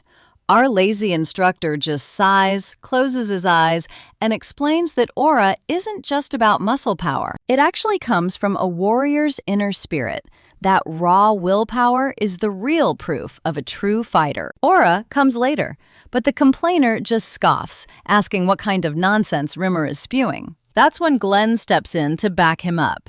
Even without formal training, everyone's got the willpower to stand up to it. You can beat this test with pure grit. Rimmer just smiles, spreads his arms, and asks if anyone else wants to complain. With the crowd finally shut up, he calls Luna up first and tells the other kids to clear the area. As she steps forward, he warns her that he is about to unleash a massive wave of aura. If her training was legit, she should survive. All she needs to do is push forward and touch his hand. He fires it up, and boom, a terrifying pressure erupts from his body. Luna raises her arms and shuts her eyes. Now watch closely because here's the catch. Rimmer grins and says active aura is banned. She has to rely on pure willpower. Gritting her teeth, she forces her feet forward, step by step. Finally, she reaches out and grabs his hand. Rimmer pats her head with a smile, telling her she passed. It is solid proof of all her brutal hard work. He tells her to keep grinding while she tries to catch her breath. Next up on the chopping block, Dorian. Dorian panics, squealing, "Who picked this order?"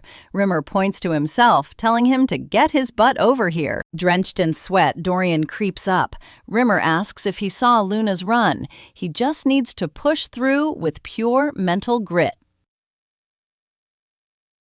A shaky Dorian asks if that is even possible, knowing he's got zero mental strength. Rimmer bluntly says, "Maybe not, then you'll fail." He releases his aura, and Dorian falls to one knee, blocking his face. Watching closely, Renquan notices something crazy.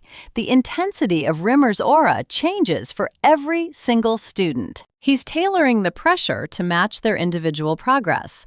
The lazy teacher was actually paying close attention this whole time. I know what you're thinking. No way he passes, right? But Rimmer bends down, grabs his hand, smiling, saying he just lacks confidence. He just needs to believe in himself. Immediately, Dorian barfs, making Rimmer pray the lesson actually sank in. Next up is Baron Seagard, who steps up instantly. Rimmer doesn't waste any time and says they're starting right now. Rimmer crosses his arms and drops the hammer. Baron struggles to block it, wondering how the hell the others survived this. From the sidelines, it looked like a breeze, but now he gets how insanely tough Luna's run actually was. His body trembles, falling to one knee. He can't budge. But Rimmer knows Baron is a genius, outclassing most of the 160 students. Too bad Baron and his little crew have just been wasting precious time. Sword practice is useless without building inner willpower. He should have trained his mind and body instead of leaning on his blade. Spamming aura out of habit won't work. Baron refuses to fail, vividly remembering his father's cold, cruel eyes when his brother was thrown out. If he fails now, he's trash too. Pushing through the pain, he forces his arm forward and grabs Rimmer. Rimmer shoves his hands into his pockets, announcing Baron passed. He warns the kid that he is only 12 and should stop acting so grown. Stare too far ahead and you'll trip. He warns him not to forget it, then turns to call the final runner. Ryon steps forward. Smiling Rimmer notes our main character is the last student asking if he's ready. He naturally says, of course. And they're off. This time he unleashes a way heavier aura, shocking everyone watching from the stadium stands. Sylvia panics, yelling about the insane pressure. Meanwhile, Ryon doesn't even lift his hands, asking if this is really his test. Rimmer just smirks. What, you are no worse than Baron or Luna. Try and survive this. The young hero finally covers his face, reminding himself that this whole test is about spirit, not physical strength. His soul has been forged by both Rayon Zegard and Wrath, the ultimate killer. Slowly, he takes a step forward. Rimmer looks completely baffled. Is he actually resisting? Even the family head gets tense as Rimmer wonders how this kid is doing this. It makes zero sense. This shouldn't be possible. Then Rayon reaches out and gently taps Rimmer's stomach. Everyone freezes. He asks, I passed, right? You and I are just as shocked as those staring kids. Stick with me here. How did a sick kid with zero aura pull that off? Rimmer asked who he really was. They had known each other for 6 months, but this was still Rayon. Rimmer shouted that what he did was straight up impossible. That crazy aura burst was way beyond his level. Honestly, Rimmer only wanted to tease him a little bit. There was no way our main character should have survived that, but he just gave a casual shrug. Rimmer sighed, scratched his head, and laughed, admitting he got totally carried away before apologizing. Since Raon Zegart was the final student, the exam was officially over. Now it was time to name the top rookie. The best student of the 5th training hall is Rayon Zegart. With tears in her eyes, Sylvie happily cheered that their main character was the absolute best. The maid cheered that the young master did it, but the others were so confused. How did Rayon rank above young Master Byrne? Byrne suddenly yelled out his objection. Rimmer just asked what was so unfair about the results. Byrne argued that Rayon's stamina strength and brain power were trash compared to his. He could not accept this dude being first. Clutching his chest, he insisted the main character cheated. Soon, the crowd started whispering and murmuring. Honestly, maybe Byrne had a point. How could he do that with his frost curse? Some whispered that he and Rimmer rigged the whole thing. With all the crazy rumors flying around, it actually sounded believable. Pointing at Rayon, Byrne barked that they were proud Zegart warriors. The top spot should be settled in a duel, not some dumb test. Rimmer smirked and asked if Byrne was just salty about his score and wanted first. Flustered, Byrne denied it. Now pay attention here. Rimmer turned to the family head, asking what they should do since the test was already done. Glenn turned to Rayon Zegert, noting that the others hated the result. Did he want to fight Byrne for the crown? Rayon flat out refused, thanking him politely. The exam was over. Why throw hands over something that offered 0 rewards? Then he looked at Byrne and said if he loved talking about family honor so much, he should learn how to take an L with honor too. Byrne snapped, and Glenn stepped in to settle things. There would be a reward for first a bronze emblem for the winner. Rayon was totally shocked. These emblems could be traded for epic loot. Even a bronze one was super valuable, especially coming straight from the family head. You see that too, right? Since no one was happy, our main character finally agreed to fight. Resting his face on his fist, Glenn said, fine, they would start right now to settle the real champion. 1 round only. Any use of weapons or aura meant instant disqualification. This was a straight-up physical beatdown. Rimmer raised his hand and called the start. As it dropped, Byrne rushed in fast, throwing a heavy punch. But Rayon easily slipped to the side. Byrne followed up with a kick, but our main character blocked it using his hand and foot. Byrne loaded power into his fist, screaming that this was his father's special righteous tiger fist. Since martial arts were allowed, he was not breaking any rules. Then he slammed a punch straight into Rayon's stomach, and the crowd cheered for Byrne, claiming Rayon was completely helpless. Byrne kept pressing the attack, thinking our protagonist was just some weakling from a side branch, someone far below his level.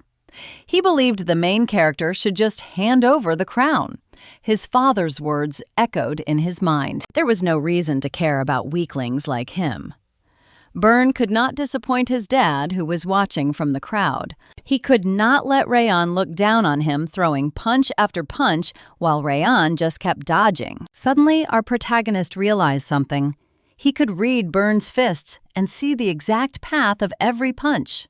Byrne powered up his fist again, screaming for him to yield. He lunged forward, shouting that it was over, before launching himself into the air. Rayon looked up calmly, asking, "Really?" He focused power into his own fist, and their punches clashed head-on. Byrne's arm got blasted back, and he stared in total shock. What then? Ron struck again, making him cough hard. The crowd screamed that this was impossible. Wasn't that the righteous tiger fist? How was Byrne on all fours? Gasping for air. Byrne glared up at Rayon. How on earth did he copy the righteous tiger fist? Our protagonist said Byrne showed it to him, so he just copied it. The crowd went wild. How was that even possible? How else could this happen? Rimmer covered his mouth, completely speechless at what he was seeing. First, Raun had deflected Byrne's righteous tiger fist by completely twisting the flow of his power. Reading an opponent's mana flow like that is insane, but copying the move on the fly? That genius-level talent is straight-up legendary. This was the genius Zegert waited for. Grinning Rimmer announced the winner. And trust me, you and I just witnessed a flawless victory. Rimmer grabbed Rayon's arm, raising it high as the exam finished. All right, you and I are jumping right back in, as Sylvia rushes over to hug her boy, while a grumpy, hungry Wrath demands they head home. Everywhere you look, proud parents are hyped, celebrating their kids for passing. Rayon Zegert throws a hand on Byrne's shoulder, scanning the buzzing crowd, only to spot his super miserable dad. Cut to the dad's office, where Byrne is staring at the floor. His old man barks his name, making him snap to attention instantly. Corin asks if he forgot the assignment. Byrne mumbles back that he was supposed to be number 1 period, losing to absolutely nobody. Corin spins around, saying exactly. He had one simple job: take down that clown from Slime, grab the gold, and he still fumbled the bag. Even worse, he got smoked by the kid of a woman kicked out of the main house. Corin rants that Byrne embarrassed the whole family and is heading down the exact same trash path as his brother. Byrne tries to defend himself, but his dad shuts him down fast. He blew his first chance, but there is still one final lifeline. The top spot is up for grabs again at semester's end, and he has to win. With that, Korin basically kicks him out. His dad turns his back, leaving Burn to take the L. Walking out, those harsh words are just looping in his mind. Now look closely. He absolutely cannot drop the ball here. Making it into the elite Radze Zygert main branch is his only play. He punches a brick wall in pure frustration, screaming because he grinded so insanely hard just to be the best. Hiding his face in his hands, he wanders off, stopping to stare up at a building, totally clueless why his feet brought him here. Maybe muscle memory just took over. He heads inside, noting how completely ghost town empty it feels since the big exam just wrapped up. Grabbing some weights, his eyes drift over to the lockers. He wanders over to the one labeled with Rayon's name and swings it wide open. Peeking in, he reassures himself he is just browsing, definitely not stealing. Then he completely freezes. Why are there a million shoes in here? He grabs a beat-up pair, counting at least 10. Did Rayon seriously wreck all these in just 6 months? Burn barely went through 2 pairs himself. He realizes Rayon was dripping sweat, grinding 24/7, while Burn was just posing, acting all high and mighty, swinging his sword for show and cutting corners on the basics. This is what real beast mode looks like for Rayon Zygert. Right then, Burn realizes he was on the completely wrong path. Staring down at the heavy weights, he quietly puts the worn-out shoes back and walks out of the training hall. Meanwhile, Rayon is checking his system alerts while a totally shook Wrath floats right next to him. Let's pause here, because Wrath admits that in hundreds of years, he has never seen anyone like this kid. Who is he? Rayon says he has no clue, offering to just invent some cool backstory. Wrath snaps at him to stop playing around. The main character still owes him some stats. The screen flashes the sweet bet rewards offering +2 to all stats, a free bonus stat, and one stolen directly from Wrath. Plus, he unlocks a random legendary sense trait stage 1. Wrath grumbles that this legendary sense is a crazy cheat code. It expands his awareness, boosting his sensory powers 10 times over, even at stage 1. Rayon is surprised, calling it pretty solid, then asks why it has such a flashy name. Wrath boasts that he came up with it himself to sound cool, but Rayon says his taste is absolute trash, making Wrath lose it. He yells that the main character has zero sense of style.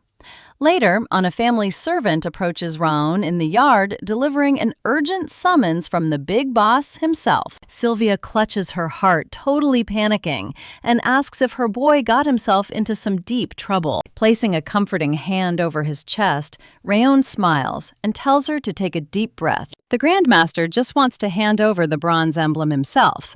Moments later, the main character is bowing before the head of the house. Chilling on his throne, Glenn grunts that he hates doing this, but a deal is a deal.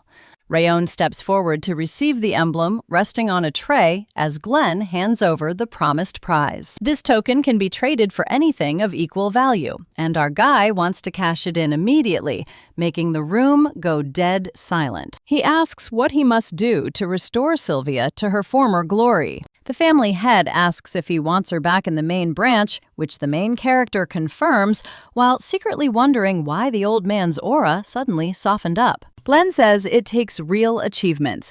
Do enough epic things and it might happen, but it will not be easy. In their clan, getting noticed is like catching a shooting star. Basically impossible, especially for a kid. Rayon just smirks, saying it is not totally impossible grabbing the token, and stating that is all he needed to hear. Thanking the patriarch for the answers, he spins around to exit, but Glenn calls him back. Our hero looks back as Glenn points out he did not even spend the token. He only asked a simple question, which he would have answered for free. Rayon is totally stunned. And honestly, you and I never expected the ruthless Northern King to be this chill. All right, you and I are jumping right in as Glenn tells our main character to name his prize, and he clenches his fist, ready for something huge. Our boy demands a growth technique, but the big boss just says the rookie instructors can teach him that basic stuff. So he bows slightly and explains he needs an aura technique way stronger than any rookie-level style, something worthy of that shiny bronze emblem. His past life shadow trick won't cut it. To get Sylvia back her status in Kildarius, he needs the ultimate power-up. Glenn just repeats a growth technique before snapping his fingers to fling open a set of massive doors, revealing a giant library packed with endless shelves. This hidden room pops up right before Rayon, leaving him totally stunned. Walking up behind him, Glenn explains these are the legendary Zegart family archives. All our hero needs to do is stretch his hand toward the center, and the exact book he needs will find him. Rayon nods. He lifts his hand, laser-focused on scoring a top-tier aura method, praying there is actually something worth his time in here. Suddenly, a single ancient book slides off the shelf and flies straight to him, already flapping open. Rayon stares at it, completely shocked. The family head looks over, and even our main character is frozen in disbelief. Both of them instantly yelling out, "What? Why? That book!" Rayon spots the title, A Thousand Lights Technique. Now, watch closely as he asks about it and touches a page, because a blinding flash suddenly fills the whole room. The pages literally explode. The book hits the floor and gets swallowed up by wild flames. Right then, Glenn flashes back to a servant kneeling, asking if he was really abandoning Sylvia. Back then, Glenn just coldly said he did not care. Back in those days, making the family prosper was his only goal. When told Sylvia ran off for some guy, Glenn dismissed it as a joke. He used to think feelings were useless garbage and only raw family power was worth a damn. That brutal focus is exactly how he reached the absolute peak. He boosted the family name, but lost his humanity. Then came the devastating report that his daughter and her husband got brutally ambushed. Eden tracked Sylvia down and struck hard. She barely survived, but the other two were wiped out. The report said the strike was so fast they never stood a chance. He felt absolutely pathetic for letting it happen. His icy exterior finally cracked, but you cannot undo the past. Still, he vows to protect Rayon Zegard and Sylvia now, even if they absolutely despise him for it. Rayon stares at his hands in pure disbelief, wondering what just happened as weird knowledge floods his brain. Suddenly, the old man stands up, demanding to know what he just did. Rayon tells him he is just as confused by what just happened. The secrets of the manual just popped into his head. Glenn instantly asks if he remembers the technique name. Our hero looks at his palms once more and answers the Thousand Fire technique. Right on cue, the system confirms it. The Thousand Fire technique will guide him down the legendary path of ancient flame, etching its secrets permanently into his memory. I know what you are thinking. The whole book, Glenn asks him the same. And when Rayon nods, Glenn just pauses and says, I see. Nice. He tells him his bronze emblem reward is complete and dismisses him. Our main character says thanks and takes off. Once the door clicks shut, the advisor starts to ask if the kid just inherited that legendary manual, and Glenn confirms it. He reveals our boy just grabbed the exact technique of the very first Zegard patriarch, a style nobody in history has ever managed to master. Nobody could even crack open that book before, yet somehow it literally chose him. The advisor warns that if this info leaks out, both the kid and Sylvia are in major trouble. But Glenn tells him to relax. Absolutely nobody knew about that fake Thousand Lights cover-up. The advisor then asks what they should do now that the original text is burned. Glenn shrugged it off as no big deal, since the knowledge is finally alive in someone, and nobody else could read it anyway. Without that kid, the manual would have just kept gathering dust. It feels like the entire world is about to flip upside down. Meanwhile, our guy chills on his bed, staring at his palms, thinking it is super weird that the patriarch let him choose a book like that. Even a silver or gold emblem should not be enough to get your hands on god-tier secrets like these. This fire style is easily on par with the Ring of Fire, making it a legendary cheat code. He definitely needs to master it, but his first attempt to channel it fails. Wrath floats nearby, teasing that things are not going exactly how Rayon planned them out. He warns our guy to watch his step, because if anyone disturbs him during this state, it could get incredibly dangerous. Wrath warns him to be super careful, as any interruption during intense meditation could cause permanent, nasty damage. It would be a waste to ruin himself after getting such a strong technique. Our hero wonders what the demon is plotting, but admits he is right. This flame style draws in raw mana to form aura right at the core of the energy flow. If that delicate process gets interrupted, his mana pathways and core could get completely shattered. And with his channels already twisted by that ice curse, trust me, you and I need to see what happens next. All right, you and I are about to watch our boy put a demon in its place. He tells Wrath to butt out, but Wrath just smirks. Wrath promises he will only interfere once during training. With a calm smile, Rayon basically tells him to sit tight. After all, Wrath could get hurt too. But the demon brushes it off. He thinks humans are fragile enough to break anyway. Even if Rayon loses his limbs or his mana core explodes, Wrath claims he can easily bring him back from the dead, but only if Rayon begs for help. Wrath thinks it is a golden opportunity, so Rayon finally agrees to let him do it. Wrath floats closer, mocking him to be terrified because he won't even realize when the strike is going to hit. Rayon knows exactly what this creature is, a demon king waiting for the perfect chance to steal his body and unleash absolute rage. Since the demon has been pretty quiet lately, Rayon actually managed to make him lower his guard. Now he needs to stay on guard again. He brushes the thoughts aside because there is something way more urgent to handle tonight. Heading to the window, Rayon gets ready to move. Wrath asks if he is leaving, and yeah, she shows up every night. That is definitely no coincidence.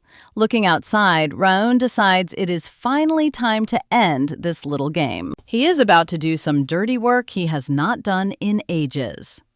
Meanwhile, near the pond, Judiel sits down to write. Usually, she sends minor gossip, but tonight she has some actual juice.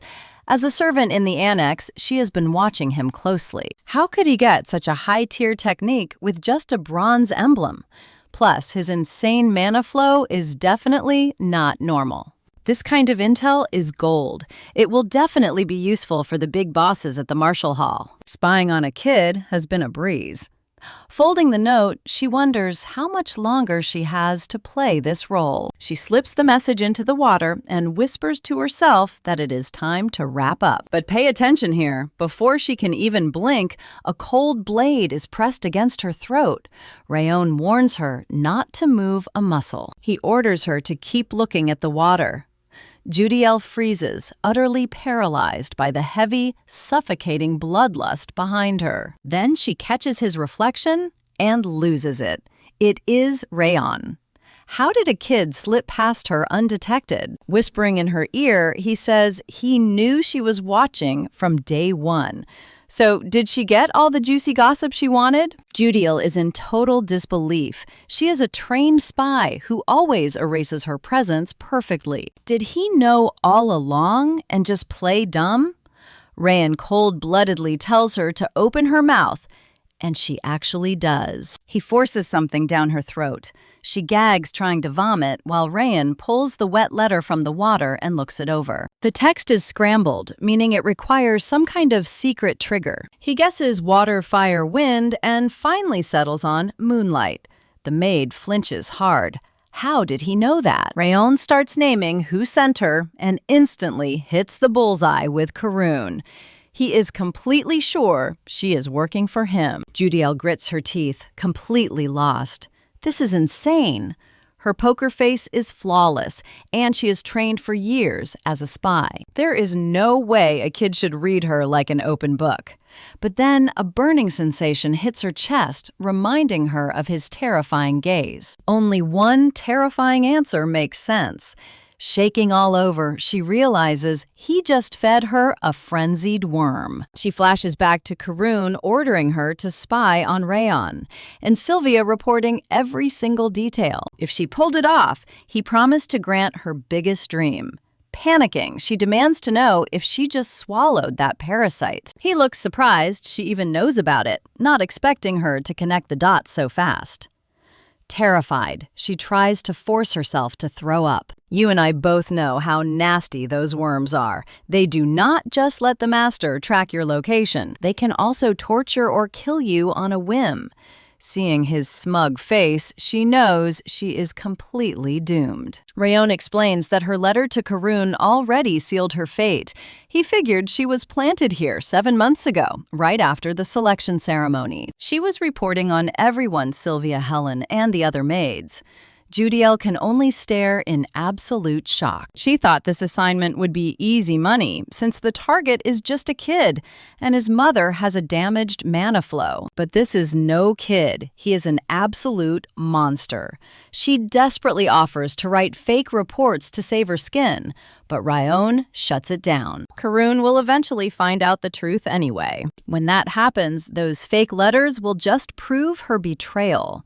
Shaking in fear, she looks up as our boy crouches down. Looking her dead in the eye, he tells her she is working as a double agent now. She can feed Karun minor gossip that will go public anyway, but absolutely zero classified intel. In exchange, she has to spill everything to him. She agrees instantly, and Rayon walks away, hoping for some good news next time. Wrath asks where he found a frenzied worm, but our boy admits he would never use such a vile thing. Brilliant bluff, right? All right, you and I are watching him pull a fake out that causes brief, agonizing pain. Wrath yells to wait, demanding how he read her vibes without some worm. Rayon just says, tiny details tell the whole story. Normal people miss those clues, but not him. Wrath realizes this kid is an absolute monster. Back to aura training they go. And just like that, it was time to head back to class. Despite grinding 24/7, his aura still would not unlock before departure. Fast forward, and the whole squad gathers at the meeting point. Rayon glances around, counting 42 survivors. In the end, only a measly quarter of the class actually made the cut. Exactly as he figured. But then Luna calls his name. He spins around, totally stunned, just staring at her like a deer in headlights. Flashback to a few days ago at the Slime family mansion, where Luna's mom asks if young Master Rayon helped her practice. Munching on a cookie, Luna nods.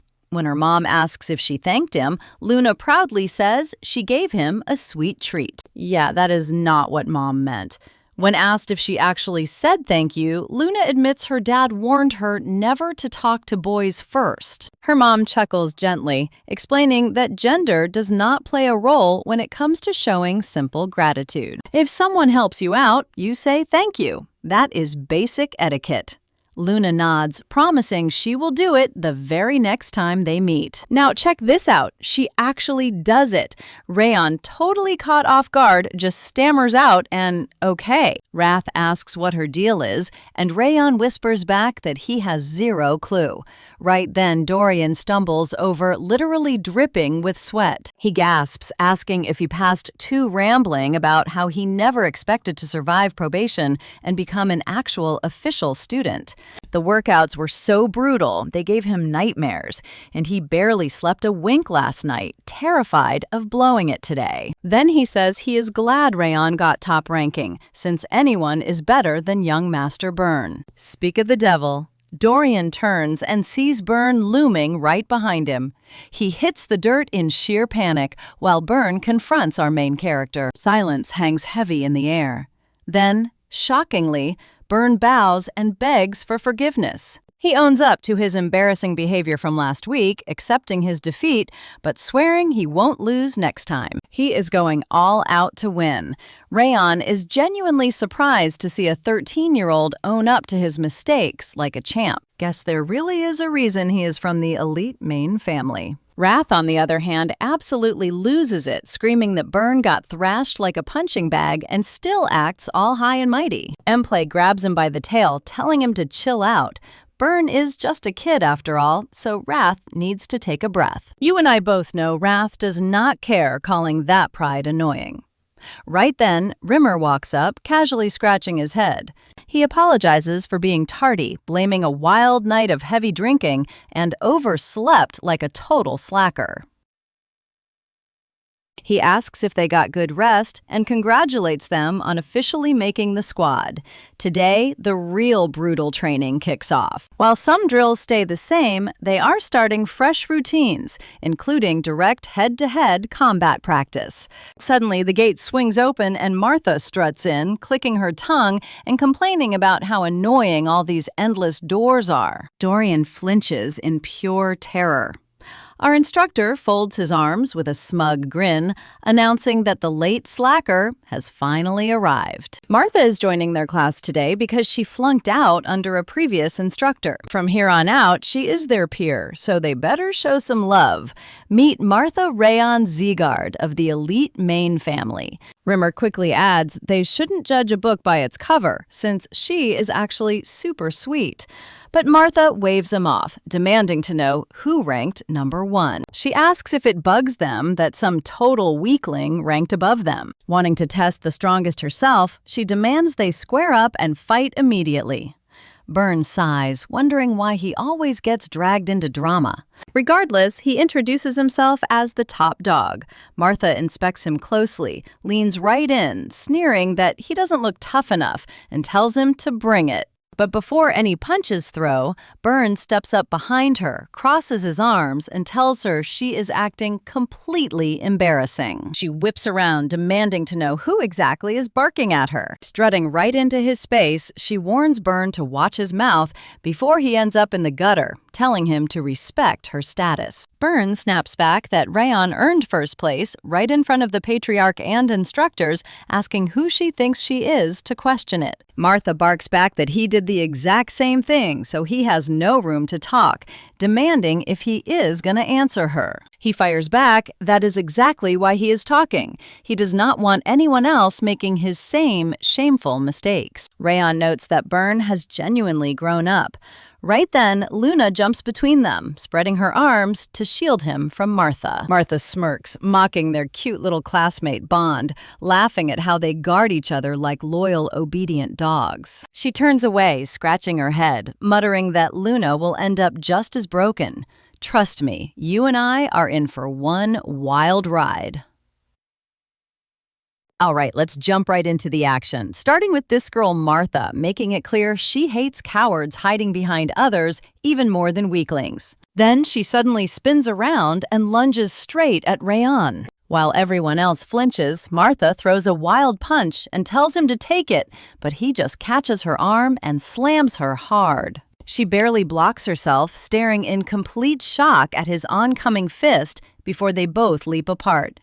A confused Burn yells, "What?" Another student blurts out, "What the hell?" and says he is definitely not making it home alive today. Martha swings again, but the instructor instantly grabs her arm to stop the madness. She is totally stunned, wondering how he moved so fast. He complains that she completely forgot he was even there, and being ignored like that really hurts his professional pride. Since Rayon has not awakened his aura yet, beating him now is not a fair fight.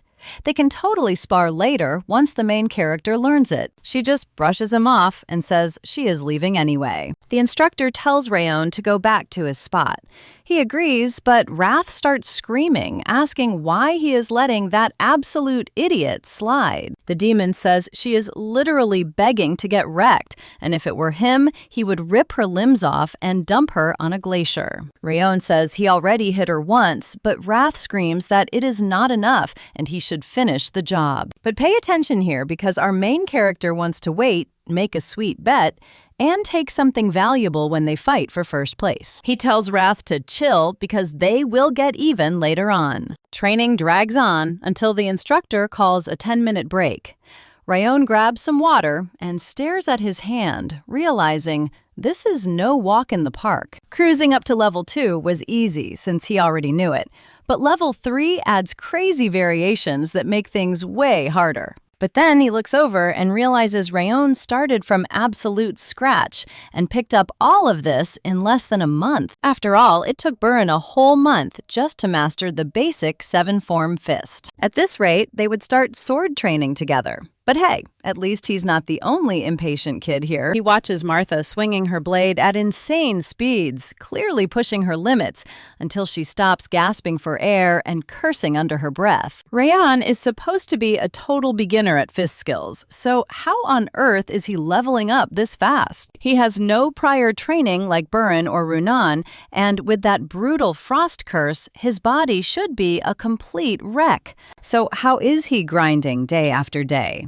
She tells herself she absolutely cannot fall behind. Ever since joining the Sieghart family, everyone hailed her as a shining genius who always charges straight ahead. She crushed every single kid from the direct and branch families who pretended to be gifted, laughing as they broke. She was the real deal. You and I can totally see her losing her mind here, because falling behind is literally her worst nightmare. Later, as she walks down the street, a subordinate bows and commends her for her hard work today. She just nods and keeps walking, while he watches her go, muttering that she does not need to push herself so hard. Martha spins around and demands to know what he means, and he reminds her that Raon might surpass others, but never her. When she demands to know why Raon can never beat her, the man reveals the young master has a fatal weakness. Flash forward to Raon training like a madman until he is completely out of breath. A student nearby wants to watch his incredible stance again, but his friend warns him it is a bad time. Still, he insists that Raon is simply an amazing swordsman who is too cool to ignore. Martha starts clapping and says, "Wow, amazing!" She never expected him to catch up so fast, even outpacing actual geniuses with his ridiculous learning speed. But with his terrible mana sensitivity, all that effort is useless, and his talent will not mean a thing.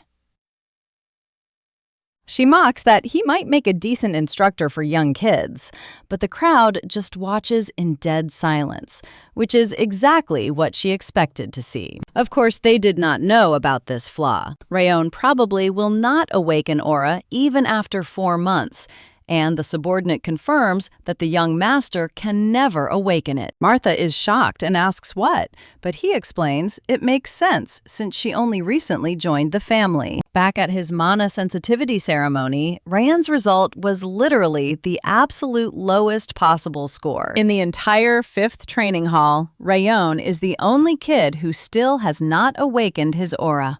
Even with the bronze emblem growth method, his potential is only a tiny bit above average. It might beat the basic Linden method everyone starts with, but since he still has no aura, the man believes the ceremony was right. He could become a brilliant swordsman, but without any aura, he will never become a true martial arts master. And that's where we leave Martha, brushing back her hair and trying to forget about Rayon so she can finally get some peace of mind. Hey, let's jump right in as she spots Luna and asks what she wants. Luna says she has to bounce, making Martha laugh, and ask if that is all. Luna repeats she is out, and Martha just shrugged, heading off too.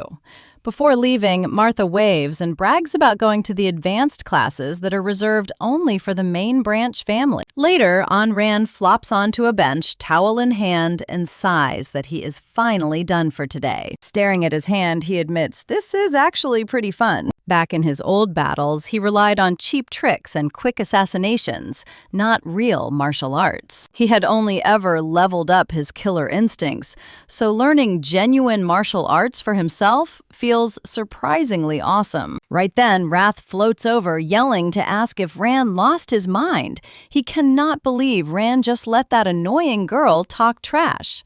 Our main character blinks, asking what girl Wrath means, that black-haired chick who was spitting garbage. The main character asks if that even happened since he was too zoned in making Wrath scream to pay attention. Alright, let's jump back in. Wrath is totally ready to freeze this girl solid for talking smack, but Rayon says she's not even worth the hype. Seriously, even without using his legendary Thousand Lights technique, he'd totally wreck her. But when he opens his door, he freezes. Luna's standing right there, holding a box.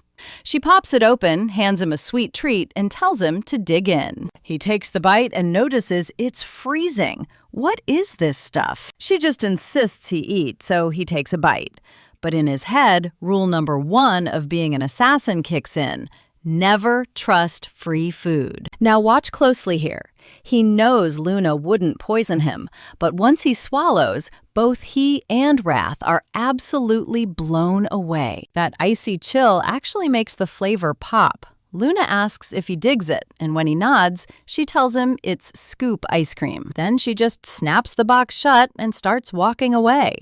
Wrath is literally reaching out, begging her to wait. The angry spirit screams for a scoop before she leaves. Man, what a quirky girl. Our main character watches her walk off, wondering if she was actually worried about him. Luna's surprisingly sweet. And wait, looks like there were 4 scoops in that box originally. Did she seriously save the last scoop just for him? Passing up her absolute favorite dessert is no joke. You've got to admit, that's incredibly sweet. He vows to pay her back someday. Heading out later, Wrath grumbles that Rayan should have at least begged for more treats. The main character then walks inside, calling out that he's home, and Judo's face immediately lights up. She feels like she hasn't seen him in ages. Why'd he take so long? He's just like, it's literally been a week. She asks if he's starving and offers to whip up some food. He says he's totally fine, but she's already telling him to sit his butt down. Then she slides him a note explaining she's about to send this report over to the Central Hall's Arts Division. He asks if any other orders came through. She explains nothing major has happened lately. They just ordered her to keep a judo doll. Apparently, they used to spy on him because his swordplay leveled up so fast. But since he still can't use aura, they are totally losing interest. Rayon asks about his mother, and Judo says they don't seem very interested in Miss Sylvia either. She's actually worried they might call her back. Our main character thinks that would suck, since Sylvia's been super helpful. Then Judo quietly suggests that maybe he's hiding his aura talent on purpose. Caught totally off guard, he asks who's saying that. She instantly blushes, tells him to forget it, and apologizes. Man, you and I both know his cover is almost blown. Stick with me because we are dropping right back in as Wrath tells her she is good to leave. Wrath cracked up, totally blown away that anyone thought he was sandbagging. Honestly, playing the cards he was dealt just made sense. Then Wrath brought up how aura practice was kicking his butt and demanded to know why. Our main character had no clue either, figuring he just needed to grind harder. Wrath basically called him a beast and told him to crash. Rayon headed out, muttering about how only non-stop grinding would fix his aura. But he froze instantly when he spotted Rimmer lurking right outside. The main character called him out, and the quirky teacher just smirked, asking if he got enough beauty sleep. Confused Rayon asked what he was doing there, and Rimmer casually announced he was here to school him. Slapping a hand on the kid's shoulder, he promised to reveal what kind of elemental power he was packing. Soon, they were deep in the woods, and Rayon complained that if this was about elements, why the heck were they hiking up a mountain? Rimmer told him to chill. Sure, he was a slacker, but he was still a top-tier coach. Our boy asked how this outdoor lesson worked. Rimmer looked back, remembering the first time he saw Rayon's skills. Those flames were so insanely hot, it felt like being inside an active volcano. His level was totally light years ahead of everyone. What was really crazy was how casually he absorbed the freezing cold, blending it right into his burning mana lines. And watch closely, because if he actually masters this, we are looking at something crazy. Rimmer stopped saying this spot was perfect. Rayon looked around, wondering why they were halting in a random forest. Rimmer pointed at him, bragging that he once forged a wind sword to guard his boss. Thanks to that epic feat, he could literally feel the exact breeze a person was meant to control. Rayon just stared at his palm, making Rimmer think he flexed too hard. But the main character did not show an ounce of fear. Definitely not typical kid behavior. Rimmer was an elf, so he naturally felt the wind from day one. But this kid was human. Plus, with that icy block in his mana, it should have been impossible. Rimmer explained that wind had tons of vibes, like warm, icy, or crazy wild. He wanted a gale sword that could slice through absolutely anything, and he made that dream happen. Now our boy had to find his own style, figuring out exactly what kind of fire he wanted to summon. Raren checked his hands, noting they were in the frozen north, where keeping a flame lit was tough. Plus, he might roast the entire forest. Rimmer brushed it off, joking that while a fire would be bad, he actually knew a killer spot. Let us go check it out. Shortly after, they hit up a local charcoal shop and Rimmer yelled for the owner. Belkin barked back, asking why his fire had been acting so weird lately. Turns out, Rimmer was messing with it. Crossing his arms, he told the old guy to chill, since his project was going to fail anyway. Peering around, Rayron asked what this place was. Rimmer explained that this charcoal shop held the most brutal heat in the north. Belkin spun around, grumbling about whatever trash Rimmer had dragged in now. Rimmer told him to ease up, since this was the big boss's grandkid. Belkin snorted, saying he retired years ago, so he did not care. Rayron stared deep into the flames, questioning if this was actually just a normal fire. In his past life, he had seen plenty of fires, custom flames, his own heat, even mage fire.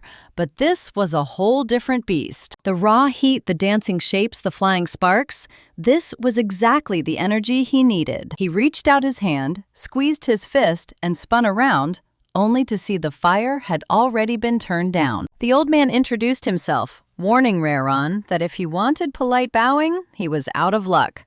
Our main character was totally shocked. This legendary maker was world famous for his gear.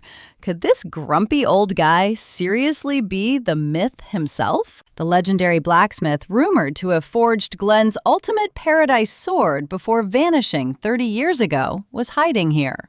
Rayon bowed respectfully, saying he was glad to meet him. The grumpy craftsman glared at Rimmer, asking if he already spilled the beans about his identity. Rimmer shook his head, calling the old man the ultimate smith of Zeghart. Velkin barked back that he was retired. Rimmer nodded, saying he'd been retired for over 10 years, doing nothing but babysitting this furnace and keeping the fire alive year-round. So there was literally no better spot to master real flames.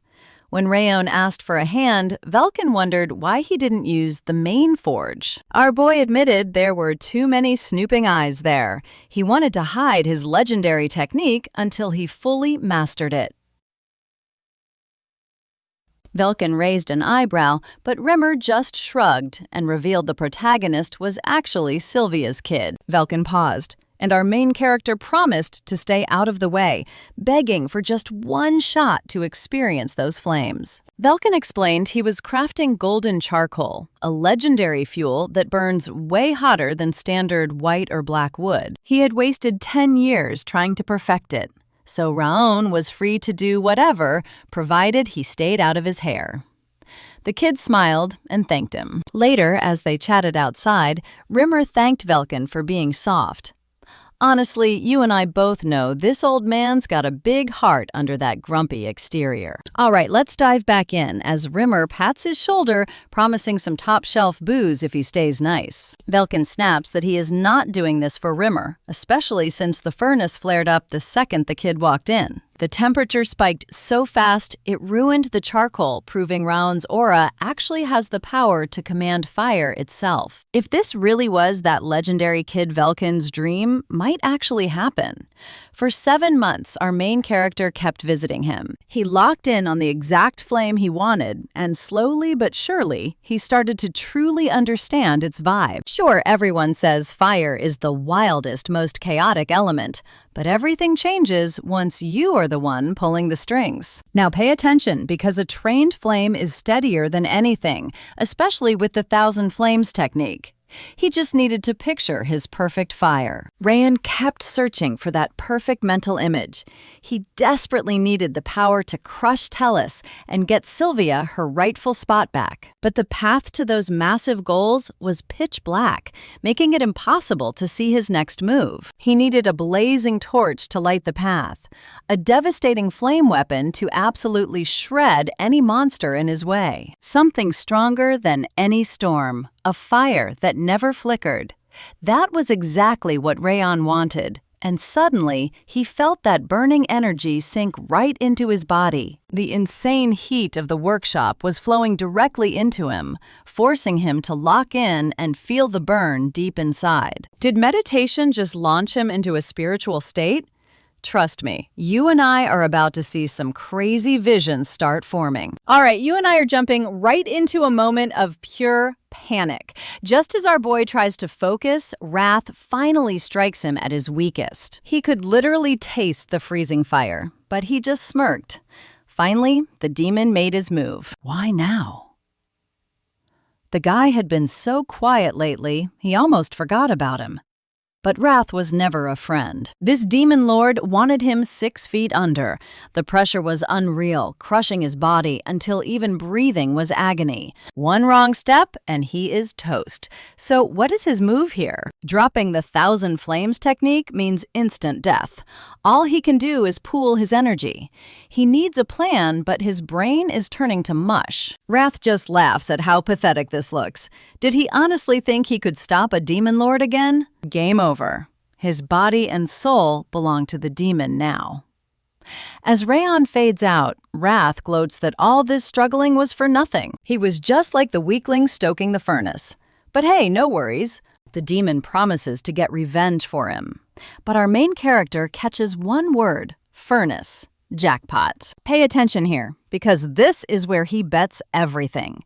Instead of absorbing the warm air, he decides to suck in raw energy straight from the raging fire. A supercharged, blazing heat that can eat anything in its path. Rayon welcomes the pain and unleashes the heat. Wrath screams in panic, but our boy just says he is going to win. Right then, Velkin is just chilling by the stove when fire suddenly explodes everywhere. He leaps back as the fire shoots up like a massive pillar. He has never seen a flame this wild. Velkin freaks out, trying to figure out what is wrong with his machine. Then he spots Rayon freezing cold while the room is literally on fire. He scrambles up, terrified, asking the kid why on earth he is shivering like that.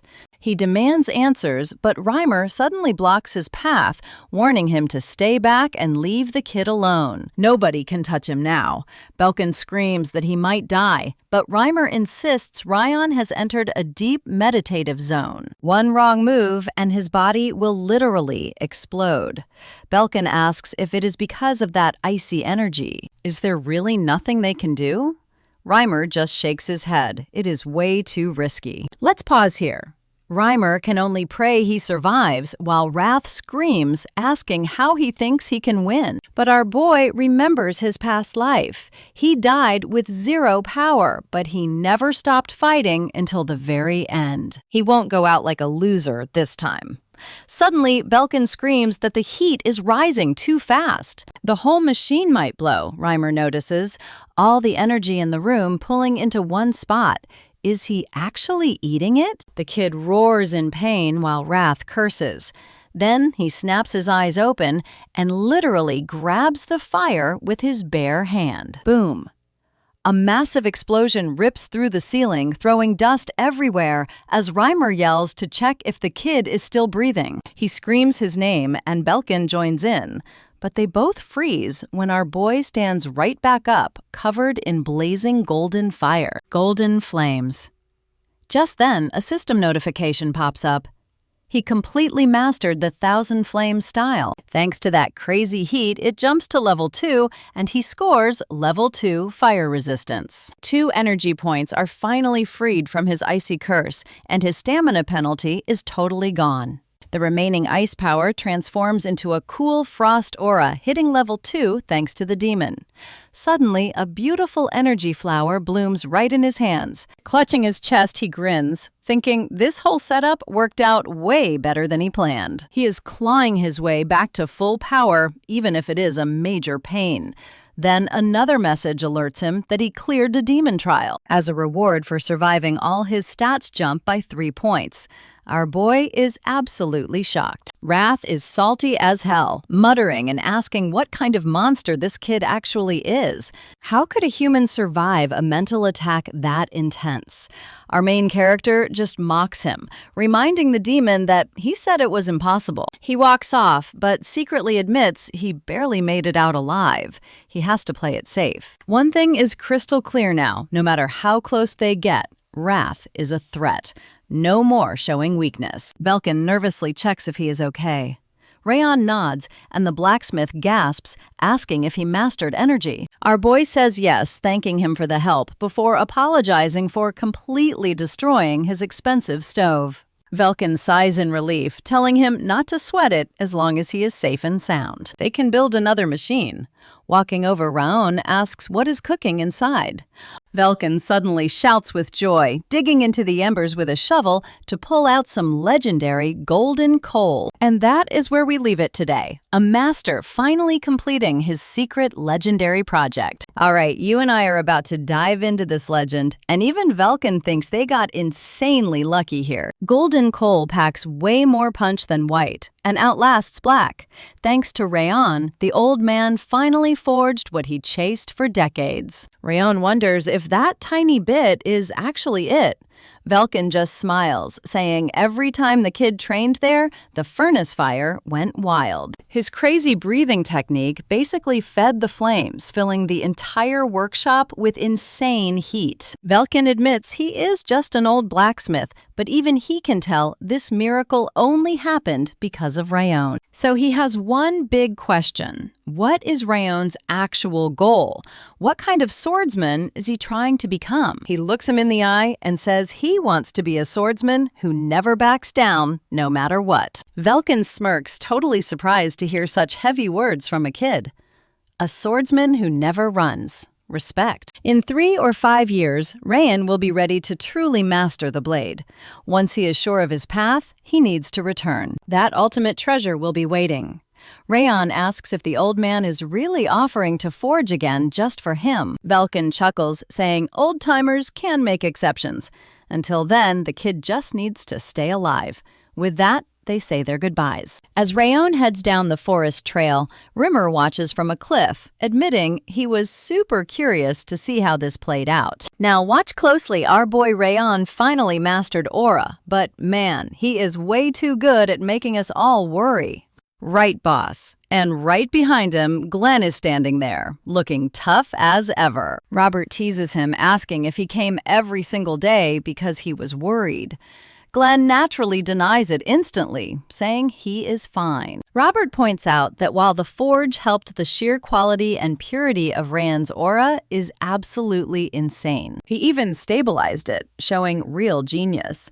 Glenn disagrees, telling a confused Robert that Rowan actually turned his own limits into raw power. Meanwhile, Luna waits in the 5th training hall, wondering when he is finally coming back. She remembers the trash talk. 7 months and still no aura.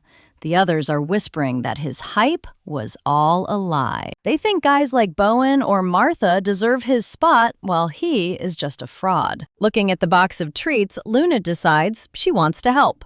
Her mom always said to pay back kindness with kindness. Suddenly, she spots Rowan standing right in the doorway. He turns around, saying nothing bad happened to him at all. He mutters for him to stop acting cool, but then genuinely wishes him luck. Rowan looks up, completely caught off guard. It is Luna. She pops open the box of sweets and tells him to cheer up, and he smiles, grabbing one. It is the same delicious treat as before.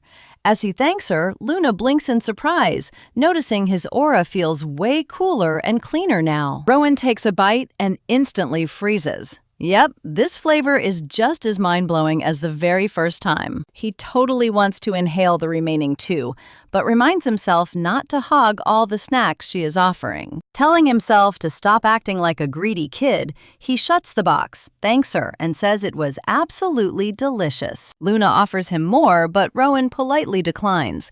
She then looks at him softly and asks if he feels any better. You saw that smile too, right? He admits he feels better, and she just beams and walks off, leaving us swooning. Rowan watches her go, totally confused by her. Suddenly, Reimer slinks up and asks if they are all getting bored of training. Then he drops a bomb. Next month, they are doing something special. Since they've got the basics down, it's time to test their energy cores. Naturally, the kids look at him like he's speaking gibberish. Smirking Reimer reveals they are having duels next month, which instantly gets Martha super hyped up. Rimmer warns them that these results will dictate their entire rank and status, so they better start grinding. Martha raises her hand, asking what happens to the losers, who still haven't even mastered basic aura yet. Everyone glares at Rayon, but Rimmer drops a truth bomb. Every single student already finished that task. Martha is shook, demanding to know when that happened. Rimmer just shrugs and says, yesterday or today. Who cares? Martha smiles, glad she won't be bored anymore now that he is finally done playing with the baby basics. She struts right up to Rayon and coldly reminds him that she absolutely despises weaklings. She has tolerated him long enough, so if he cannot handle the heat, he needs to hand over his spot immediately. Suddenly, Burn steps in, blocking her path and telling her to back off since Rayon just got his aura and the duels are next month. Pressuring him now goes against everything a noble swordsman stands for. Martha chuckles, mocking him as the great young Master Burn, who only clings to honor because he has nothing else going for him. Only the strong earn their place. Trust me, you and I are not going to want to miss their upcoming clash. All right, you and I are diving into a story where this girl trash talks our main character for taking 6 whole months to learn aura. Even crazy hard skills took less time. She basically calls him talentless, and Burn totally agrees, because of what went down at their ceremony. Our boy stays quiet, knowing a swordsman with 0 aura can never make it big. Martha keeps jabbering, claiming the instructor set up these duels to shake up the rankings. I mean, is it not obvious? Rimmer just shrugs like, why not? But Martha glares at Rayon, spitting that he does not deserve the top spot anymore. She wants to hand first place to someone actually worthy, so she straight up challenges him to a duel for his rank. Rayon rejects her instantly. Why would he risk his rank for nothing? If she wants a shot at the crown, she needs to bring some real stakes. Martha just smirks, thinking he is a total dunce who does not get how this works. Everyone thinks he does not belong there. But Rayon just asks if she is actually scared. Now watch this part, because his smug face completely blows her mind. She literally bursts out laughing, clutching her side in pure disbelief. She keeps laughing, mocking him for thinking he has a chance. But hey, she is totally down for a little wager. She pulls out an elemental sphere, this super rare elixir from her dad that jacks up your body and spirit. If Rayon wins, it is his. Our boy secretly calls out to Wrath, remembering the demon's advice to wait for the perfect moment. Wrath asks what he is planning, and Rayon grins, knowing the stars have finally aligned. This is their moment. Cut to 1 month later. Martha looks at the calendar and notes their bet is finally due. She is ready to make him pay. Nobody her age has ever beaten her, and he is the first one who ever landed a hit. Now, after 8 long months, she finally gets her sweet revenge for that total humiliation. Rayon only picked up aura 1 month ago, while she has 3 solid years of experience. This fight should be a breeze, but waiting on a talentless kid is just annoying. Still, she has to keep grinding. There is someone she desperately needs to save, making her frown. Ziegart is done for. A moment later, Instructor Rimmer calls out to get everyone's attention. He explains that watching a match is just as good as sparring. They need to study every move and figure out what they would do. No reason to sweat it, just show off your skills. He calls up the first match, Burn versus Dorian. Dorian nervously raises his hand and tells Rimmer he wants to forfeit. Burn is absolutely shocked, and Rimmer points out they haven't even started fighting yet. Holding his stomach, Dorian whines about feeling shaky, heavy, and totally sick from 0 sleep. Honestly, you and I would react just like Wrath, who wants this coward's head. Rayon completely agrees with him. Rimmer tells Dorian to at least give it a shot, since even a loss helps you grow. Dorian nods like he gets it, but a second later, he faceplants onto the floor, tapping out. Rimmer tells Byrne to chill out. Honestly, he should have ended it in 5 moves, but Byrne says Dorian's pathetic vibe just ticked him off. Then Rimmer asks Dorian why he always runs. He actually has the skills to fight back and last way longer. Dorian apologizes, saying he was just too terrified. Rimmer lets it slide and calls up the next match, Luna versus Kane. Let the battle begin. Kane charges in screaming and swings his sword. Luna stays perfectly still, gets the timing down, and blocks it like a pro. Rimmer halts them right there, telling Kane he is way too stiff and needs to hold his blade with confidence. Luna's defense was solid, but her aura is still incomplete. She just nods and gives a quick yes. Finally, Rimmer calls the main event, joking that everyone has been dying to see this one go down. The crowd gets hyped as Rimmer announces Martha versus Rayon Zegert. Martha strikes first, but he blocks it, looking completely unimpressed. He shoves her back and throws a counter, catching Martha off guard.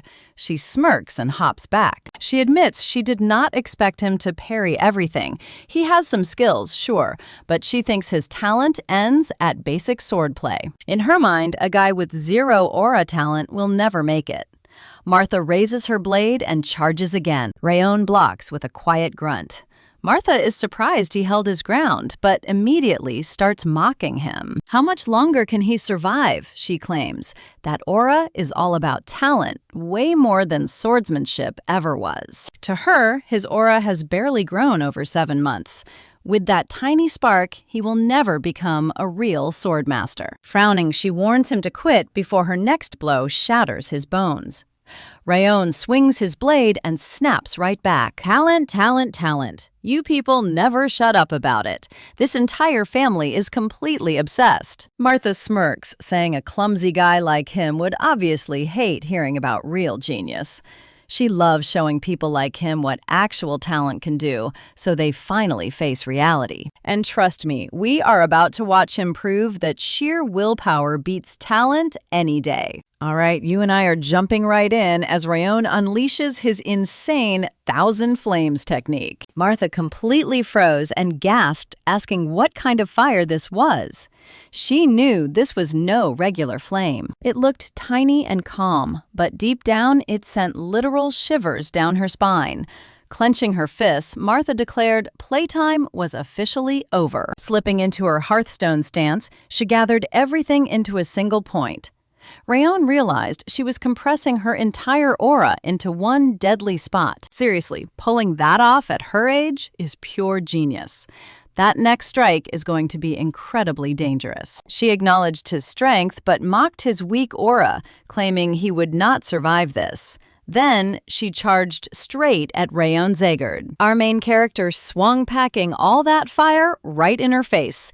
The crowd screamed as the impact literally split the ground. Thick smoke covered the arena. As it cleared, Martha lay there defeated, holding her shattered sword. The crowd lost their minds, screaming that Martha actually lost. Like, what kind of crazy power was that? Meanwhile, Rayon just stretched and kept quiet. But he noticed her fist was still tightly clenched while knocked out. To him, that pure grit meant way more than raw talent. Talk about insane willpower. Now watch closely, because word of this fight immediately reaches the family head, Glenn. Rimmer shrugged and confirmed it was a total victory. Since Martha had trained her aura for over 4 years, this win was just mind-blowing. Glenn looked thoughtful, calling the flame he saw that day absolutely remarkable, like a delicate flower made of pure fire. The entire clan definitely knew about it by now, meaning Rayon needed some proper guidance before all this success went straight to his head. Rimmer agreed, and then Glenn asked how Martha was holding up. Rimmer noted her physical injuries were minor, but she was hiding in her room, totally crushed by the loss. Glenn hoped she could push through it. Later, our main character is trying to plant a flower when Wrath starts screaming at him to do it right before he ruins it. The demon barked at him to dig better or freeze to death. Raon just told him to shut up, which made Wrath scream even louder. Wrath grumbled that the kid should be grateful for having such awful elemental resistance. Raon did not care. The night after destroying Martha, that miracle medicine he won from their bet gave his stats a massive permanent boost. His system screen popped up showing a powerful ring of fire had reached the 4th stage, strengthening both his mind and soul. His strength, agility, and stamina all shot up, and that annoying low endurance debuff finally disappeared. Raon realized the medicine had finally paid off his hard work. While everything improved, hitting stage 4 of water resistance was the real prize. And here is why that is awesome. Now he does not have to worry about Wrath's icy temper tantrums as much. But Wrath kept complaining, yelling that he had to dig deeper without messing up the roots. The Demon King grabbed the tiny shovel, grumbling about why he had to endure gardening lessons too. Wrath insisted he should use his bare hands to keep those roots completely safe. Raon wondered how a demon lord knew so much about plants, and Wrath proudly boasted about managing legendary ice flower gardens back in his world. Our hero asked if he was lying. Right then, Martha suddenly appeared behind him, quietly staring. Raon figured she was not looking for a round 2. So what did she want? She stayed silent, making him think she was acting super childish. Finally, Martha spoke up, demanding another challenge. Turning his back on her, he casually told her she seriously needed to learn how to lose. Martha snaps that she was not denying her defeat. She just did not understand how it happened and came looking for answers. Our main character simply asked what he would gain from another rematch, leaving Martha totally speechless and annoyed. He calmly asked if she knew the rules. You know that the loser has to bring a gift before begging for a rematch. Martha scoffed, calling it utter nonsense, and demanding to know why he always wants payment. Raon just smiled, saying it is about basic principles. Martha clenched her jaw, realizing he would not make this easy. Glancing at the roses, she briefly wondered if stomping them would make her feel better. Instead, she pointed out that he seemed to really like flowers. His blunt response that he actually hated them left her totally confused. Patting down the dirt, Raon admitted he did not even get why anyone would actually like flowers anyway. He only gardened for his mother. Martha clicked her tongue, putting her foot right next to the delicate plant. She turned around to walk away when suddenly Sylvia entered the garden, calling out to Raon Zegard. Shocked, he turned and gasped, "Mom!" Sylvia smiled, saying she was looking for him. Then she noticed Martha and excitedly asked if he had made a new friend during training. Martha slowly turned around and froze. There she was, Sylvia Zegard, the legendary woman who sacrificed everything and returned just to save her son. Sylvia smiled warmly, noting that those black hair and dark eyes gave her away. This had to be Martha.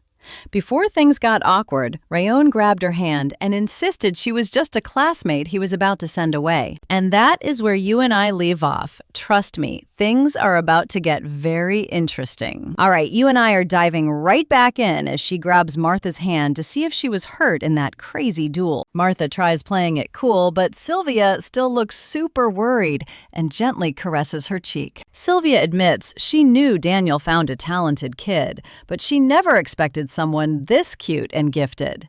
Then she kindly asks what brought her over. Blushing Martha says she only came to deliver a message and is already headed out. But Sylvia stops her, asking if she wants lunch. As Martha blinks in shock, Sylvia laughs that she can't let a friend go hungry. Martha is totally frozen. Cut to a bit later, and she and the main character are sitting across from each other. He looks over at Sylvia, totally clueless about what is going on here. Serving up some food, Sylvia mentions Raon loves meat stew, so she makes this often. She then asks if Martha is a year older. Martha nods, saying she is 15. Sylvia smiles and asks if the training is brutal, but she claims it is not too bad. Sylvia keeps talking, saying the cooks are great, but the meat here is a bit tougher than the fancy main house stuff. Gently patting Martha's shoulder, she warns her to chew carefully so she does not end up with an upset stomach. Pay attention, this moment instantly reminds her of her own mother. Looking down, she silently chews the food. After a minute, she thanks Sylvia and says the meal is absolutely delicious. Sylvia just waves it off, thrilled she likes it, and hopes they will stay good friends. Behind them, our main character whispers, wondering what is up with his mom. She came to fight, right? Wrath just shrugs it off. Walking out, Martha figures the main character thinks she is crazy, but Sylvia's warm eyes reminded her so much of her mother. She just could not say no. The face, hair, and voice were totally different, but she felt her mother's presence right there. Ever since the white blood cult snatched her mom, and she was adopted by Daniel, she swore she would never lose until she found her. She kept that promise all this time, until Rayon beat her. Daniel only took her in for her raw talent, and if she keeps losing, he might just throw her away. Her new dad is kind, but what if his search for her mother is just a big act? If that is true, her entire world is over. Walking into her room, a waiting servant notes she is back pretty late. Martha asks if he was waiting. He nods, handing over a fresh letter from Daniel. Staring at the paper, she asks if it is really from him. The servant says it was probably sent post-duel. Now, I know what you're thinking, but his letter actually congratulates her for finally losing a fight. He says she needs to learn from this defeat to grow. He wishes he could hug her, but his mission is taking too long. At the very end, he asks her to forgive him for being away. He promises he is still looking for her mother and will never quit, so she should never lose hope. Stepping up, Martha tells the servant to let her dad know she understands and is incredibly grateful. He bows and leaves. Martha looks at the door, realizing she did not lose to a fluke. She was just straight up beaten. She steps inside, picking up her sword, knowing it is time to accept this loss and keep moving. She cannot let her father down. Shrugging it off means she learns nothing, making it impossible to face him. So Martha slices off her long hair for a fresh start. She will keep pushing forward, dumping her weak past behind to get way stronger. The next day, students are completely shocked, wondering if Lady Martha went crazy. But she just walks right up to Rayon, making it clear she is not giving some mushy apology. However, she will keep her word. He asks what promise she is talking about. She says it is their deal. The loser backs off and takes their place. That is all she wanted to say. As she walks away, our main character is genuinely caught off guard. He did not expect her to own up to it so quickly. She is actually growing up, which is a great start. Of course, she immediately smacks Dorian for blocking her path, leaving him terrified and begging for mercy. Rayon laughs, realizing this new attitude only applies to him. Still, as the new semester kicks off, things are slowly changing. Martha actually listens to him as their senior leader now. Even Burin got calmer, which is great for his leadership. Muna's sword skills got sharper than ever, even if her face remains completely emotionless. For Rayon, intense training is just another Tuesday. Another student complains it is unfair since the main character mastered river steps in half a day. And that is where we leave it today. Trust me, this kid is just built different. You and I both know our boy can stand still with his eyes closed forever, and his stance already beats the actual instructors. Even Rimmer lost his mind, saying the main character's meditation growth is completely cheat code level. He's a straight-up beast. Glenn just sighed, asking if Rimmer became his personal butler, since that's literally all he ever hypes up. Rimmer just smirked, telling him there is no use hiding it.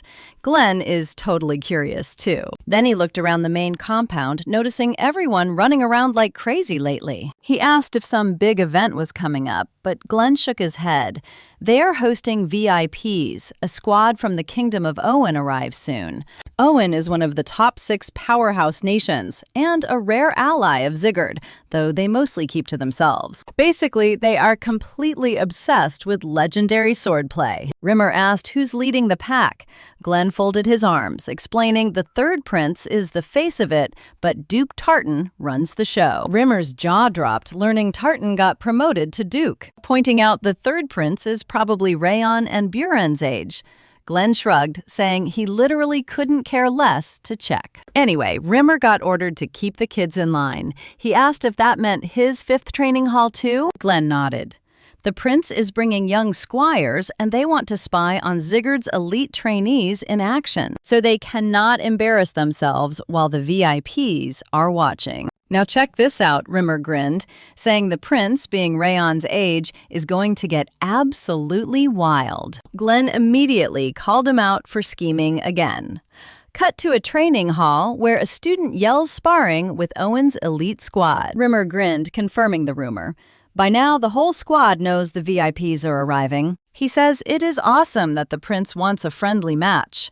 One kid stammers that it is way too sudden, but Rimmer asks if they are seriously getting cold feet. He reminds them that a true warrior is ready to scrap even if they just woke up. Martha speaks up, saying she heard the royalty was scheduled to visit the 6th hall, not theirs. So why are they here? Well, Rimmer secretly snuck into the prince's camp, telling him the 6th hall looked totally boring and weak. So Rimmer invited him to check out the 5th hall instead, hyping it up as the ultimate show worth watching. Back with the kids, Rimmer says he gets why they are sweating. I know what you're thinking. It's sudden, but why fear the worst when they can just go win? He signals the guests to enter.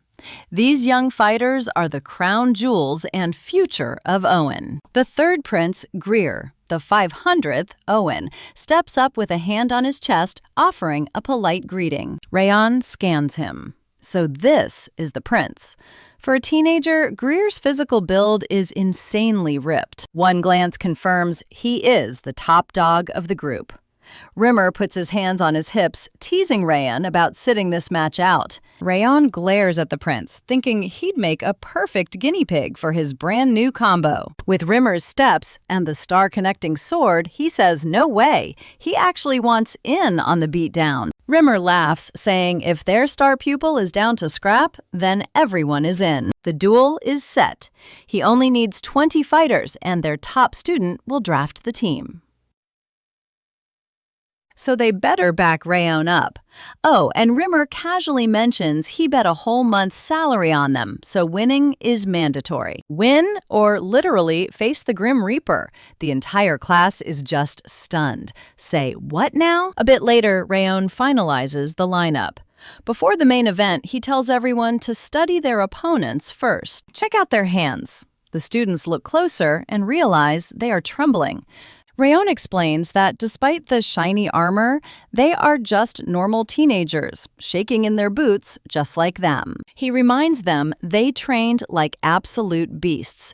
All that brutal sweat and blood will pay off today, so they need to drop the anxiety and go all out. The squad roars back, got it, and Rayon sets the lineup. The opener is crucial to set the vibe and boost morale, so he puts up a guaranteed winner. Martha is batting first. He asks if she's ready, and she just brushes him off, promising a quick execution. Rimmer calls the fighters to the middle. Buren gulps nervously, asking if that opponent is actually their age. Why is he so massive? He looks like a certified veteran. Tar steps up, introducing himself as a warrior of Owen. Looking at Martha, he remarks, she's quite feisty for a young girl. The crew worries the sheer size gap might overwhelm her.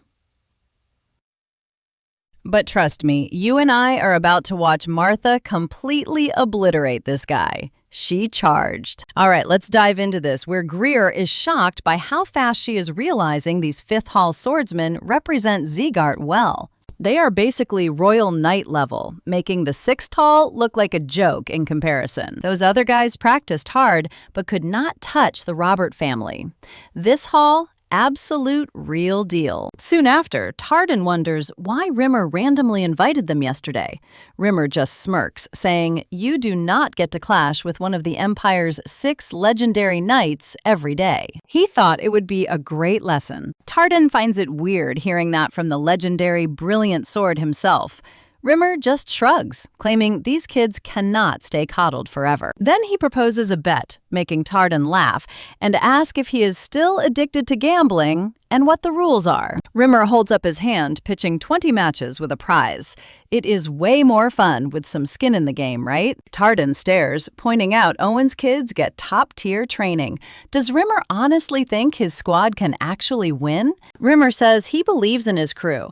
Right then, Martha completely wrecks Tardan's student, shattering his sword in one go. The poor guy barely reacts before Martha swings again, landing a brutal strike right to his gut. He screams in pain, giving Martha the win.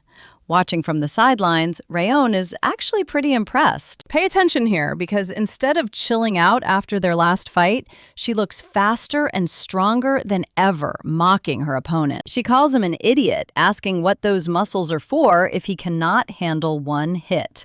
Our main character finds this entertaining. Wrath grumbles that interesting is a stretch. To him, it is just bugs fighting in the dirt. Rayon reminds him these bugs are still young, but Wrath snorts that even baby demons fight with more style. The main character squeezes him shut. He is having fun, though. Rimmer calls the 18th match, putting Luna up against Adelia. He tells Luna she is up, and she gives a quick nod before stepping out to introduce herself simply as Luna. Adelia gives her a weird look, suddenly wrapping herself in fire. Luna just calmly admits she hates flames. She grabs her hilt, releasing a freezing wave of mana. Their swords collide, sending a cloud of dust across the battlefield. Suddenly, Luna teleports right behind her, leaving Adelia spinning in shock.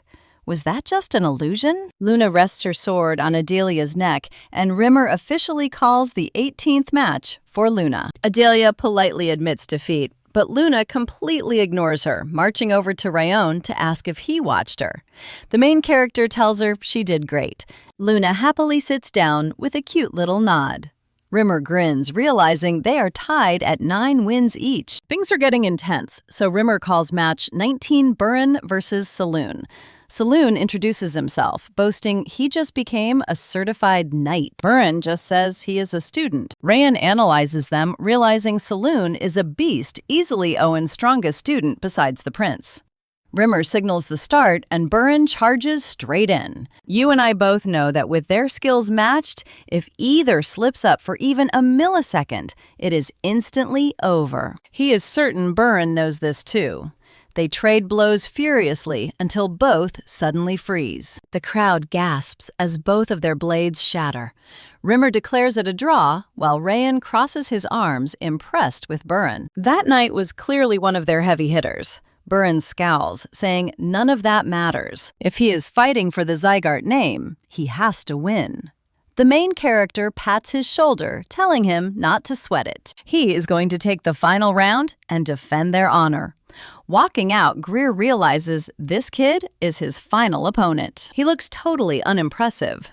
Greer asks if he is even from the main Zygarde family line. Rayon says he is just from a side branch. Greer clicks his tongue, annoyed he got stuck with such an easy matchup. He would much rather fight one of the big three. Turning to Rimmer, he says he has a proposal, sparking Rimmer's curiosity. Greer points at Luna and Martha. They look totally fresh, so he wants to take them both on after destroying this weakling. Rimmer says he is fine with that, assuming Greer actually wins. Greer smirks, telling him to get ready for a quick finish. He decides to hold back his aura entirely to save energy. Meanwhile, Tardan looks at Rimmer, asking what kind of monster Rayon actually is. His presence is so quiet, he almost missed it.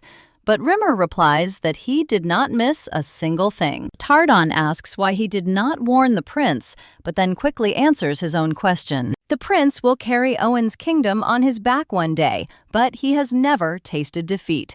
This lesson is exactly what he needs. Still, the prince is no pushover, and even Rayon might struggle. Rimmer just crosses his arms and completely disagrees. Then he proposes another bet, making Tardan sigh at the constant gambling. Rimmer keeps it simple, just putting drinks on the line. Tardan agrees and asks for his bet. And trust me, you and I are going to love seeing Rayon end this in 5 hits. Buckle up, because we are jumping right into the moment our main character unsheathes his fire sword and charges Greer, leaving Tartan completely shook. Our boy slices right through Greer's side, sending the prince straight to his knees, while the main character casually declares the fight is over. Reimer starts cracking up laughing that it did not even take 5 moves, leaving Greer realizing he totally underestimated him. There is a reason Rayon was saved for last. The guy is an absolute beast, making Tartan question if he is even a trainee. His moves and swordplay are unreal, which is exactly why Reimer bragged about placing his bet on the main character to win. He tells him to get those celebratory drinks ready, while Greer desperately barks back that he can still keep fighting. Tartan tries to step in and say it is over, but Greer yells that he has not even unleashed his true power yet. If only he played serious from the start. But Martha suddenly tells him to stop crying like a totally beaten dog. She says a real prince should take the loss, calling him a huge crybaby, just like one of her own friends. Byrne gets salty, while Luna glances over. And when Greer is left confused, Martha crosses her arms, saying she was actually trying to be nice because of his royal status. Honestly, he should just bounce since he lost, but Adalia jumps in, telling Martha she needs to watch her mouth. Adalia reminds her she is talking to royalty, but Martha claps back, bragging she carries the mainline blood of Rayon Zegard. So what is the big deal? Let us pause here, because Reimer claps to stop the drama and make his final choice. The main character says he has no reason to keep throwing hands. The duel is over, and he is not fighting for someone's fragile ego. Greer yells that he admits he lost, but he completely misjudged Rayon from the start. He slept on him before the fight even started, and now he is so embarrassed he cannot even lift his head, so he drops his sword and begs for one more round.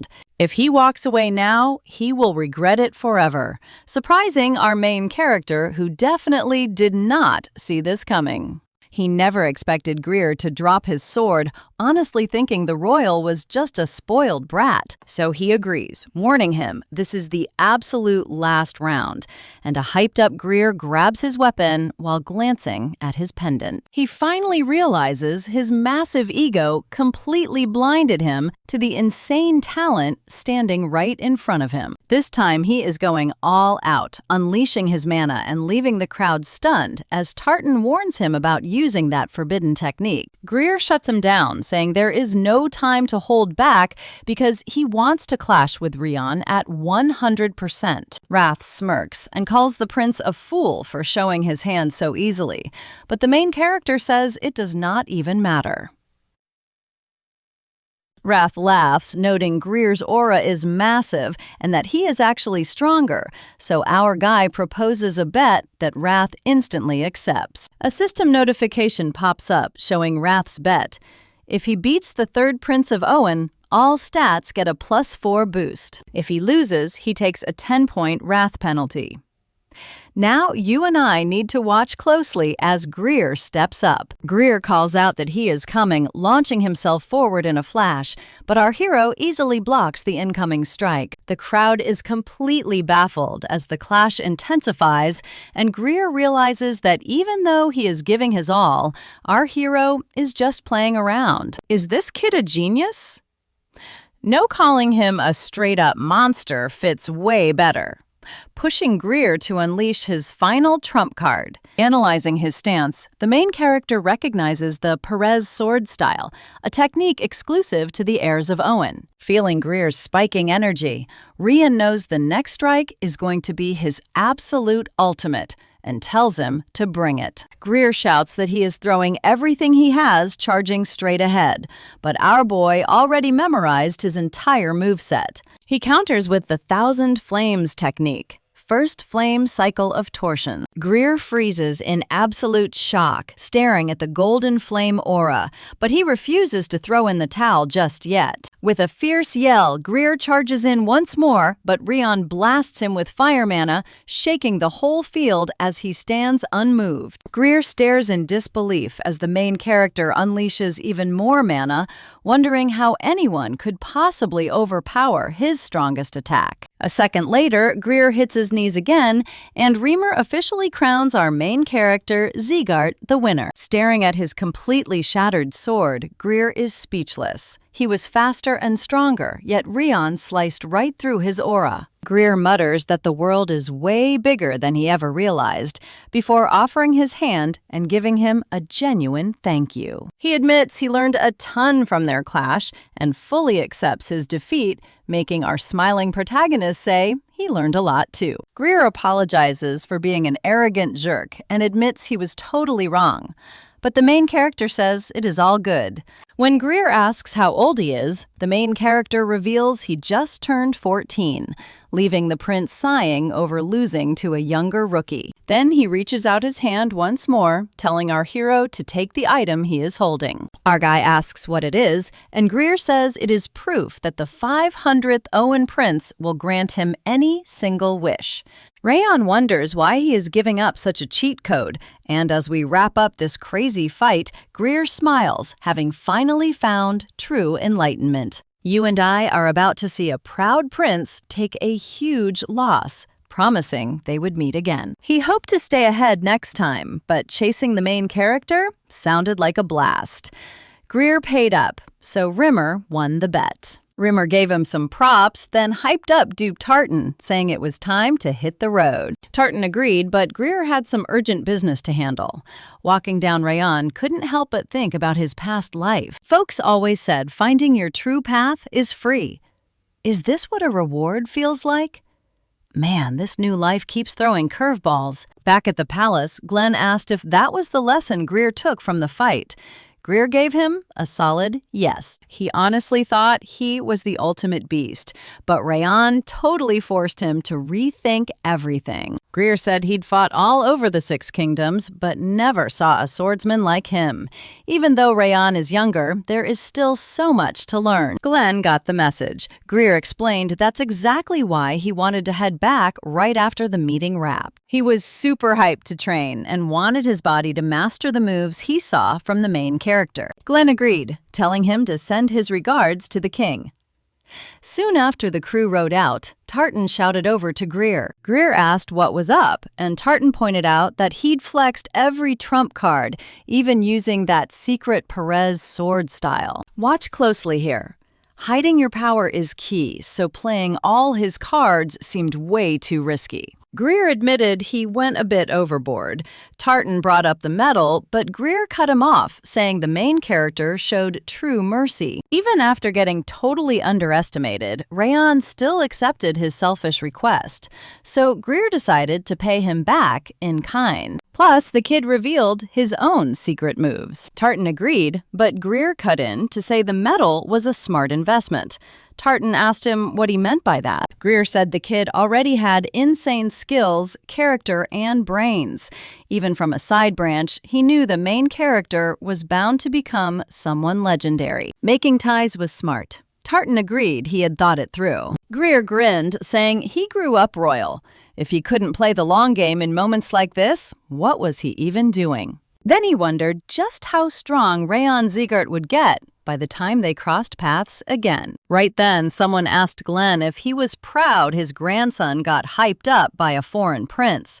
Glenn acted totally clueless about it. The kid said he was just talking to himself, but it had been ages since he saw such a massive grin on Glenn's face. Glenn touched his face, smiling as he asked, and the main character agreed. He'd been beaming since the prince mentioned his name. Glenn laughed it off, saying he must just be getting old and seeing things. He then mentioned that the leader was still stressed about Duke Tartan's warning.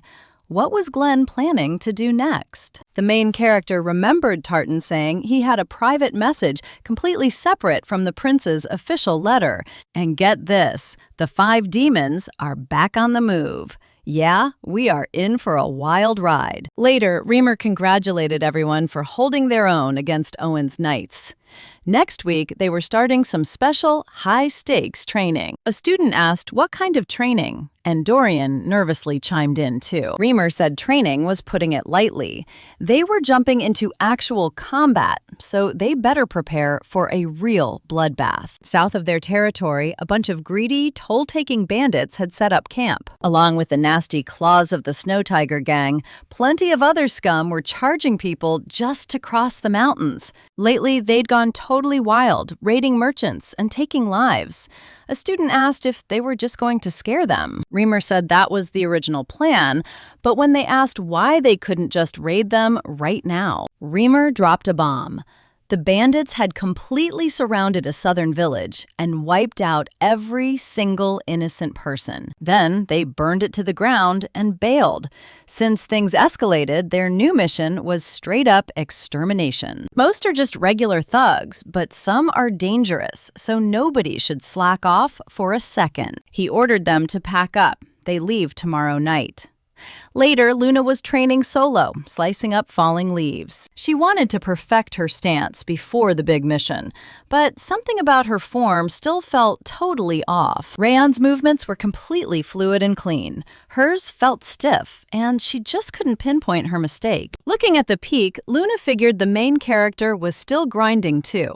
She wanted to ask for help, but decided against bothering him. She had to solve this solo. She laid down on the grass, feeling pretty exhausted, though her sword swings felt much smoother. She lay there, wondering if Rayon was still out training. Let's see if she says goodbye before going home. Stay tuned for what's next. All right, you and I are diving right back into this wild story, starting with Luna planning a sweet weekend. She wanted to head home early, grab some ice cream, and share a nice, cozy chat with our main man tomorrow. But the moment she rounds the corner, a voice calls out to her. Luna spins around, her eyes widening in pure terror. Serta is standing there with a creepy smile, saying it has been way too long.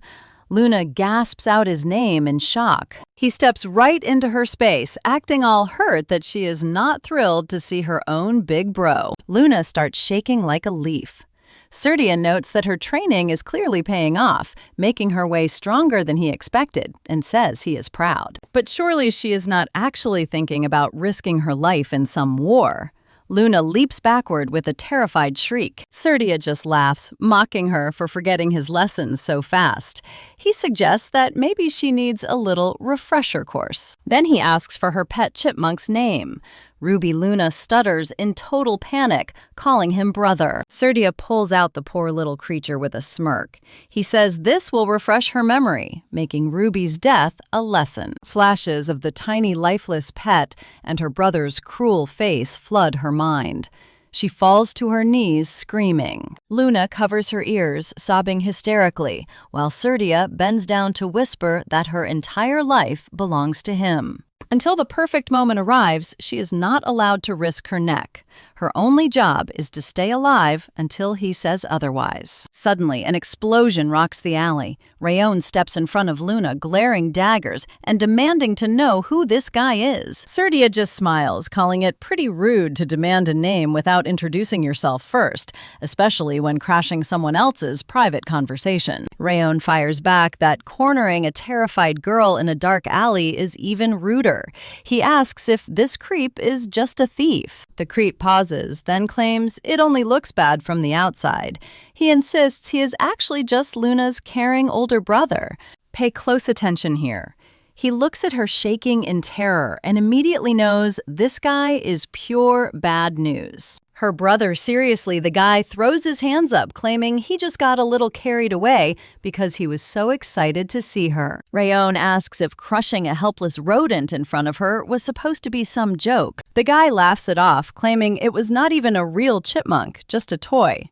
Showing his clean gloves, he insists he would never hurt a living thing. But Rayon sees right through him. He knows the psycho vaporized the blood and flesh, using his aura. Then the guy places a small box on the ground, claiming he just wanted to drop off some snacks for his sister before his long mission. He glares at Luna, mentioning she has a really nice friend, and hopes they stay super close. With a wave, he apologizes for taking the joke too far and strolls off. Rayon immediately recognizes him as a sword genius from the Slayant family. He is one of the 12 legendary monsters lined up to rule the Slayant clan in the future. Rayon had only heard rumors about him before reincarnating, making this their very first meeting. But he already knew the real deal. This dude is a complete psychopath, masking as a hero, giving off the exact same rotten vibe as Darius. Now, I know what you are thinking. Is she okay? Rayon gently offers to walk her back to safety. Reaching the carriage, she thanks him for seeing her off. He kindly tells her to sleep early, since they set out tomorrow. She hops in without saying another word. But that terrifying encounter keeps looping in her mind, haunting her all the way back to her room. Staring at the box her brother left behind, Luna realizes he is back, and he has not changed a single bit. Flashback to her childhood. She once ran to him with scratched arms from her pet, trying to explain that Ruby only nipped her because she was pregnant. He slaughtered the pet anyway, claiming his precious sister should never be harmed and should basically do nothing but breathe. He warned her that if she told a soul, he would murder them too, burn down the whole house, and leave only her alive. That was the exact moment she realized keeping quiet was the only way to protect the people she cared about. Arriving here, she thought she was completely alone in her suffering, but then she met someone who truly understood that deep pain. That person was Rayon Ziggurat. She saw his incredible kindness, his insane work ethic, and all the silent pain he carried. Seeing him grind to earn everyone's respect made her believe that maybe she could turn her own life around too. She trained hard right beside him to make it happen, but now it feels impossible. Peace only lasts if she suffers in silence. Bright and early the next day, they hit the road toward the southern edge of Ziggurat territory, heading for Jarton Village. Rumor has it they will camp there tonight after surviving that dimensional gate. Their leader tells them to rest up while they still can. This is their very last chance to chill before the real mission kicks off. A local official welcomes them and shows them to their rooms. Once they get settled, Rayon thanks Wrath. Without his clutch warning yesterday, he would have completely missed that creep lurking. He had no clue that guy was hiding. But as we leave it, here Wrath just wanted to protect his ice cream. All right, we are diving right back in as our main character realizes Luna is still absolutely terrified of Syria. Wrath is literally begging for his body just to delete that jerk and finish this instantly. To him, a true warrior gets tenfold revenge, especially since Luna introduced him to glorious scoop ice cream. So he is ready to throw hands. Rayon thinks Wrath is kidding and says no, but Wrath is dead serious. But the main character still declines. Syria already traumatized Luna, and slicing him up now won't fix her pain. Honestly, he feels Luna is the first kid he actually wants to protect in both of his lifetimes. If anyone hurts her, he is ending them. Fast forward a few days, and they find a village wrecked by those snow tiger claws. And man, the second they step inside, the trainees instantly feel sick to their stomachs. Charred bodies are stacked near ruined houses. Byrne looks totally creeped out, and Rayon knows this is pure, unadulterated cruelty. He peeps over at Martha, but she is unfazed. She has probably seen or made way too many corpses already. But check this out with me. Someone is missing. Where did Luna go? She is standing by a house staring at a charred dude who died trying to run. The sight makes her totally lose her appetite. Rumor calls a meeting, blaming the snow tiger claws for this horror, and tells everyone to burn this image into their brains. Then he whips out a stealthy whistle. Normal ears hear zero sound, but trained professionals can pick it up easily. If things get hairy, they blow it for backup. He hands them out, warning everyone that these bad guys do not play nice. But before they start whistling for help, they better try solving the problem themselves first. They have to learn to survive solo and strike to kill when necessary. Hearing this, Luna starts shaking. The crew nods in agreement, and Rumor orders them to split up into squads led by the elite trainees. Martha gets Group A, Byrne gets Group B with 4 members each. Meanwhile, Luna looks at her blade, remembering her brother's creepy warnings. He literally told her she belonged to him. She must never get hurt because if she does, he will absolutely slaughter whoever caused it. Fortunately, Rayon snaps her out of those dark thoughts by asking her to join his squad. She hesitates for a second, then agrees, and the duo heads out to hunt down the bad guys. Our main character scopes out the top of Mount Rutan, thinking the high ground is perfect for scouting the whole area. It is also great for hiding or escaping, since fighting uphill is a total nightmare for any attacker. But since it is so obvious, the bandits might avoid it unless they are playing mind games with their pursuers, which means the hill is still their best bet. It looks wide open, but there could be a cave underneath. Rayon tells Luna they are checking there first, leaving the woods to the other squads. She nods and heads up. Now you and I can see he is stressed, and Wrath even teases him about being a total worrywart. Rayon sighs, admitting he has no idea what to say, since this is family business. Following her, he realizes he barely understands his own bond with Sylvia, so he is the worst guy for family advice. But he still remembers what Syria did. The moment he gets the chance, he is settling the score. Reaching the cliff, he looks down and hits the jackpot. A thick, hidden path lies below, totally invisible from outside. Someone even took the time to brush away the footprints, squatting in the snow. Rayon knows that being an assassin takes way more than just sword skills. Tracking, scouting, and gathering intel are crucial too. These amateur tricks might fool regular hunters, but not him. He stands up, telling Luna the hideout is close. She needs to follow him so quietly that even her breathing is completely silent. Together, they sneakily scour the area. Rayon spots hidden traps near the trees, and they easily bypass them, soon reaching the bandit camp and ducking behind bushes. Just as he figured, their only real defense is those traps at the front door. These idiots thought nobody would track them all the way out here. Big mistake. And yep, their hideout is indeed in a cave beneath the hill. Peeking out, he spots a starving kid near the entrance and realizes he must be a hostage. The entryway guards look pretty tough, but they have zero aura, just your average everyday thugs. But that big guy next to the kid looks like he knows how to swing a blade. The rest are likely inside because there is no way they leave a hostage unguarded. There could be a whole army of bandits waiting inside. Should he blow the stealth whistle? He could totally retreat and regroup with the main squad first, but that kid looks ready to drop. He is going to freeze before backup gets here. Since they are undetected, you and I are about to watch them rescue the kid and silently take out these thugs. You and I are starting with Luna looking totally freaked out by how bad this kid looks. Then Rayon snaps her out of it, saying they can save him, but he seriously needs her help right now. Once he gives the signal, she just has to block the noise while he cleans house. Can she pull it off? Determined to finally change, Luna locks in and says she is totally down. Meanwhile, one guard is out here yawning and whining about standing around forever. Suddenly, a girl pops out of the trees, putting these guys on high alert. Without saying a word, she unleashes her aura to drop a soundproof dome, leaving the bandits completely deaf to everything. And that is Rayon's green light. He charges out, planning to take these two clowns down first. He slides right between them and goes straight for the throat, then freezes. Luna looks up and watches a head fly right over her, instantly triggering a nasty flashback of her brother killing small animals. She clutches her head and starts screaming. Rayon freaks out as the barrier begins fading, putting the plan in jeopardy. Now pay attention, here did her trauma just trigger. If she keeps screaming, they are totally busted. Rayon spots a bandit rushing her and moves.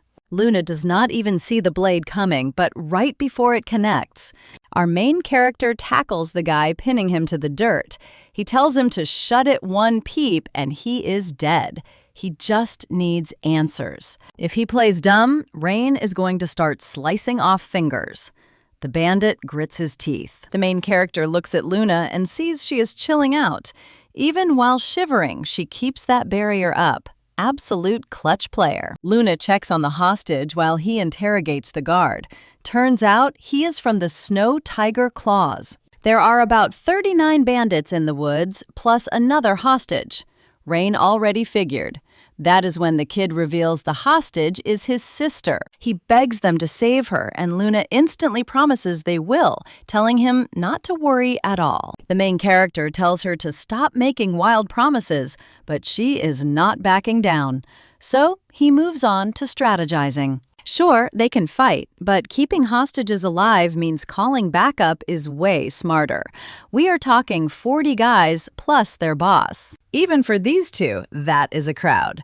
Luna suggests using the whistle and blows it with all her strength. I know what you are thinking. Did the whistle fail? Rain hears nothing, realizing why Rimmer gave it to them. But then a voice echoes from the cave. The bandit boss somehow heard that silent whistle and sounded the alarm, leaving our main character completely stunned. Does this guy have super hearing or what? Even Rain could not hear a thing. Luna drags the boy away while Rain holds a blade to his captive's throat. The gang leader starts laughing, mocking how some little brat snuck in and caused all this drama. He shrugs off who they were signaling, demanding a hostage swap instead. Give him the girl, and he will return their guy. But the old boss just bursts out laughing, saying he does not give a crap if his own man dies. Only the girl matters not this loser. He orders Rain to disarm, while another thug points a sword at the girl. Hearing her terrified cry makes our protagonist snap. He tells Luna to look away and wait for his go. With that, he executes the hostage, sending the furious bandits charging forward. But too late, Rain chucks his sword, impaling the exact guy holding the girl. While that dude screams, the main character signals Luna to whip up some frost fog using her aura. She moves fast, touching the snow to unleash a blinding white cloud. Rain uses the cover, runs into the cave, snatches the girl, and bolts with Luna. Once the fog clears, the bandits realize she is gone and immediately give chase. This girl is definitely a big deal. Eventually, they find a safe spot, but the kids are freezing and knocked out, so they are stuck. He says they have no clue what those bandits will do to the village, so they need to end this right here. He tells Luna to watch the kids, but she refuses to let him go solo. His arm is totally busted, so she fights back. Rayan insists he is perfectly fine, promising he will wipe them out quickly and be right back. But she still tries stopping him. It is way too risky in his shape, and their instructors are coming anyway. They literally just have to wait. Our main character cuts her off, kneels down to her level, and tells her real battle is terrifying. Even veteran swordsmen get scared, let alone kids. But doing absolutely nothing out of fear is way worse. These bandits have done horrible things. The dead were probably villagers trying to protect their own, fighting to the very end for the people they loved. They cannot let those sacrifices mean nothing. They are swordsmen of House Zygarde, and they must carry out their duty to the end for the living and the dead. He says he does not know what her brother did to her, but running from fear will only let that shadow swallow her. Only she can protect herself and her loved ones. And that's where we leave it. He drops something in her hand, leaving the next move entirely up to her. All right, you and I are about to watch him grab his steel and charge, telling her to quit hiding in his shadow. Those words hit her right in the feels. She was totally done being helpless and wanted to stand on her own. No more living in the past for her. She was ready to protect a thing she actually cared about. Staring at that little wooden chipmunk, she decided her hiding days were officially over. It was time to step into the spotlight. Meanwhile, Rayan is out here slicing through bandits like butter, totally spooking them. They could not touch him, even if he is just a kid. Their leader is completely losing his mind over how a kid is wrecking them. Then some random goon drops from above, but Rayan dodges instantly. The boss tries a sneaky backstab, but the second he swings, he gets this major bad vibe that something is seriously wrong. He looks ahead and freezes. The main character is gone. He is right behind him now, asking how long he plans to play coward. Rayon takes him out instantly and stares down the rest. The bandits are shaking, calling him a straight-up monster for having this much power. He tells them to surrender since their boss is toast, but a flying blade nearly takes his head off before he swats it. Watch closely, the real boss, Vuken, just showed up, calling the whole thing pathetic. How are they getting clapped by a literal child? If the North and South Alliance hears about this, they will be laughing forever. But hey, the kid looks loaded, probably from some fancy high society family. That actually makes this a whole lot better. Vuken lunges, laughing about how their tribute was too small. But now he is about to hit the absolute jackpot. He punches Rayon straight into a wall, and our main character realizes this guy is the real deal, the leader of the Snow Tiger Claws. No newbie here. This guy is basically on a swordmaster level. Just then, some goon yells that they found the girl and the hostages. The main character looks over and sees Luna barely blocking a sword. He is worried she is not ready for real combat, but he has to help. Vuken throws another massive punch, mocking him for getting distracted during a fight. Is he really worried about those other guys? Well, too bad, because he is keeping him busy. Rayon curses while blocking as the thug fighting Luna backs off, calling her moves super weird. It is obvious she has never actually killed anyone. He charges again, yelling at her to hand over the hostages. Looking at those kids, Luna knows she has to save them, even if she has to end this guy. Lucky for her, this guy is a total weakling. She points her blade at him, trying to hype herself up. She tries to remember Rayon's advice, but she is still terrified as her brother's ghost literally flashes before her eyes. He is holding her sword, and the second she sees him, everything goes completely black. She desperately tries to shake the memory, but she cannot. How can she save anyone when she is not even close to Rayon's level? I know what you're thinking, but she is just too terrified to swing. What is she even supposed to do here? But then his voice cuts through her panic, making her turn around. As their eyes lock, he just smiles and tells her it is fine. She can do this. That totally makes her tear up. He literally pulled her straight out of the dark and gave her a path. She knows she owes him big time for giving her courage, believing in her, and helping her take this next step. She grips her sword tight, takes a massive swing, and slices right through her brother's shadow. Then she rushes. The bandit freezes his legs in place and lands the ultimate finishing blow. She looks at Rayon with pure determination while the enemy boss groans, swearing at his men for getting beaten by kids. But our hero tells him they are way more than just children. That girl literally conquered her own dark past all on her own. She has got a heart that is stronger and kinder than anyone. She is the kind of warrior who smashes right through her limits.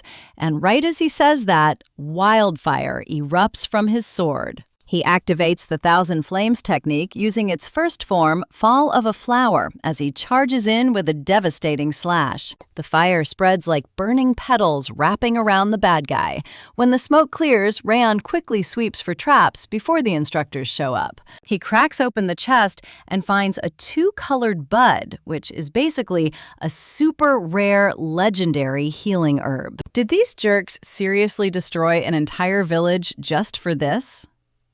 Right then, some random voice speaks up from behind. The big boss of the Eternal Bandits from the North-South Alliance walks in, sounding totally bummed that the action is already over. He spots the bud in Rayon's hand, mentioning it is the same rare flower Vuken had, and asks if they finished off the rest. Our main character asks why that even matters, and the guy laughs, calling him pretty gutsy and quick on the uptake. He guesses that confidence comes from actual talent, then asks if he is representing the North-South Alliance too. The dude says yep, and tells him to call him Richter.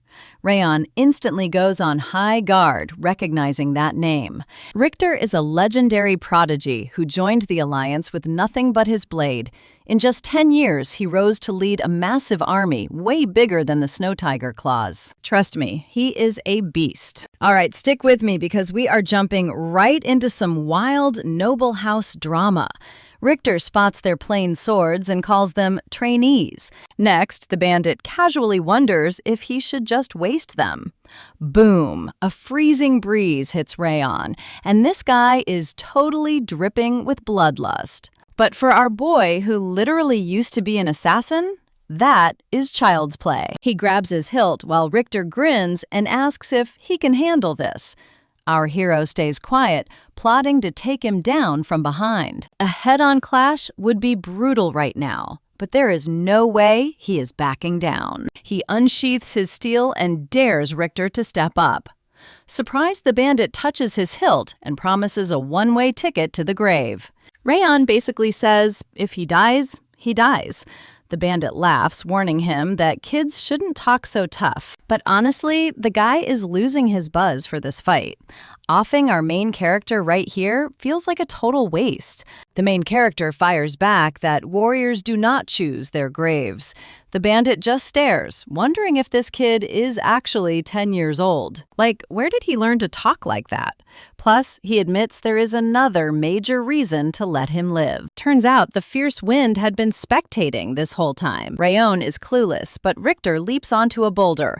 Watch closely because he invites him to join the massive North and South Alliance, asks for his name, and leaves with a smirk. He takes off, hoping to hear epic rumors about the kid spreading far beyond the Tarakan Mountains and the Rabble River. Rayon stares at the empty rock before telling the girl they need to bounce. She nods, asking if she did a good job. That totally catches him off guard, but he grins and tells her she was absolutely amazing. She beams and they gather up the little kids to head back. Finally, their super stressful and chaotic mission is officially in the books. When they return hauling the Snow Tiger boss's severed head, Byrne and Martha are incredibly salty that Rayon clutched up and beat them again. Ramor tries to comfort the left-out trainees, but immediately pivots into bragging about how his own very first mission went absolutely flawless. Classic arrogant senior move. Even Wrath chimes in, flexing that he literally froze an entire castle during his first big brawl. Our boy wants to block his ears and ignore both of these absolute clowns. Since the saved kids lost everything, the Slean family takes them under their wing. They are actually pretty hyped, mostly because they love Luna. Once the dust settles, Luna and Rayon are summoned directly to see the big boss of the family. They both score shiny bronze medals, and all the high praise totally shocks our hero. But the real kicker? He gets handed the legendary two-colored bud. The family head says it is his loot to keep, despite this magical herb being a super rare, priceless cure-all. But back home, he opens his door, spots Dorian chilling inside, and demands to know what the heck he is doing. Smiling awkwardly, Dorian scratches his head and admits that the lady of the house ordered him to spill all the tea. Rayon freezes up, asking if he actually snitched on everything. Holding back tears, Dorian confesses he spilled every single detail. Our hero tenses up as his deeply worried mom steps into the doorway. Now, I know what you are thinking. She is going to lose her mind. Right Rand prep talks his excuses, but she just pulls him into a massive hug, strokes his cheek, and showers him with love. This leaves him totally stunned. He definitely did not expect that reaction. Spotting his shocked face, she asks if he thought she would be mad. He mentions she always told him to stay safe, but she explains their founder fought to protect the weak. The legendary hero always lent a hand to those in trouble. The Zygarde bloodline carries that noble duty to shield the helpless. Honestly, she used to dream of becoming that exact kind of warrior. So why on earth would she yell at him for saving hostages? She is incredibly proud of her boy. The maid smiles, saying his heroic tale moved them so much, they plan to brag about it all over the main estate tomorrow. Sylvia hugs him tight, telling him he is growing up so fast. Raon is just standing there, confused, unable to read her mind. His brain is totally scrambled, and And when he turns to shoot a death glare at Dorian, the kid is already long gone. Wrath snorts that looking is pointless since the chicken ran off ages ago. Rayan lets it slide, thinking this evening did not turn out so bad. Later that night, as Luna gets ready for bed, she places the chipmunk on her table, remembering exactly what Rayan told her. Next time they meet, she promises herself she will thank him for real. Meanwhile, Rimmer relaxes in his hammock, thinking back to the conversation between the kid and that bandit, especially the moment Rayon demanded a sword fight. It brings a huge smile to Rimmer's face. It has been ages since he last heard the founder's noble words spoken so proudly. The seeds of greatness are finally beginning to sprout. Meanwhile, over at the Robert estate, Darius sits in his quiet study, scribbling away. But suddenly, his eyes widen as he completely freezes. A fresh red blood stain is spreading across his paper from a wound on his palm. Staring at his unhealed hand, he remembers that 17 long years have passed. Trust me, you and I are not ready for what's next. Let's dive into this together. Our guy tried every high-grade cure, hiring expert doctors and holy priests, but absolutely nothing worked. It was a stubborn, unhealable wound that refused to close up. It looked as fresh as the day he got it, like a constant, painful reminder. It was like the dead were constantly whispering for him to never forget what happened. But too bad for them, he wasn't stuck in the past. The moment to make his dream a reality was getting closer. A brand new day began. As Rayon went for a walk, the system alerted him that his frost curse had weakened. He even unlocked Stage 3 of the Thousand Flames Frost Aura and Legendary Sense. Even his fire resistance hit Stage 3 now. Now he could finally grind expert-level swordsmanship. His aura control was way faster his sword skills leveled up, and his movements were insanely precise. Our main character smiled, hyped that he finally hit the expert rank. But hold on, this was just the beginning. He worked like crazy to get here, Wrath scoffed, saying even swordmasters looked like bugs to him, so this was nothing. What was the big deal about reaching expert rank anyway? Rayon fired back that not every 15-year-old could pull this off. Across the continent, almost nobody his age was at this level. Wrath snapped that only losers care about age in a fight. It is just a number, man. Weak is weak no matter how old you are. Our guy admitted the demon had a point. In a real clash, nobody goes easy on you just because you are younger. But watch closely because Wrath calls him an idiot, bragging that our hero couldn't even scratch his tiny pinky finger. Our main character smiled and agreed, making Wrath snap and ask why he was grinning. Rayon just said he was genuinely happy. In his past life, he never even dreamed of this level. Even Wrath had to admit the kid had grown just a tiny bit. Wrath totally froze, then screamed in absolute rage. Like he would ever praise a puny human. Why was he acting like they were friends? The demon's voice was shaking, so Rayan knew he was spot on. He could read him like a book now, which made Wrath even madder. How could a mere mortal see right through him? Wrath screamed in pure frustration. But Rayon calmly told him his temper tantrums did not bother him. Besides, if Wrath did not get his power back soon, it would swallow him whole, right? Wrath grinned, saying our hero's attitude reminded him of the good old days.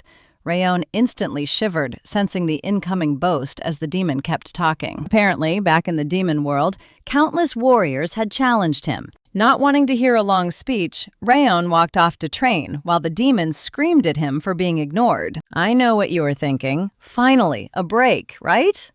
Well, Rimmer dismisses the class, but Byrne is still not satisfied. He reminded the elf that since he showed up 20 minutes late, they should train longer.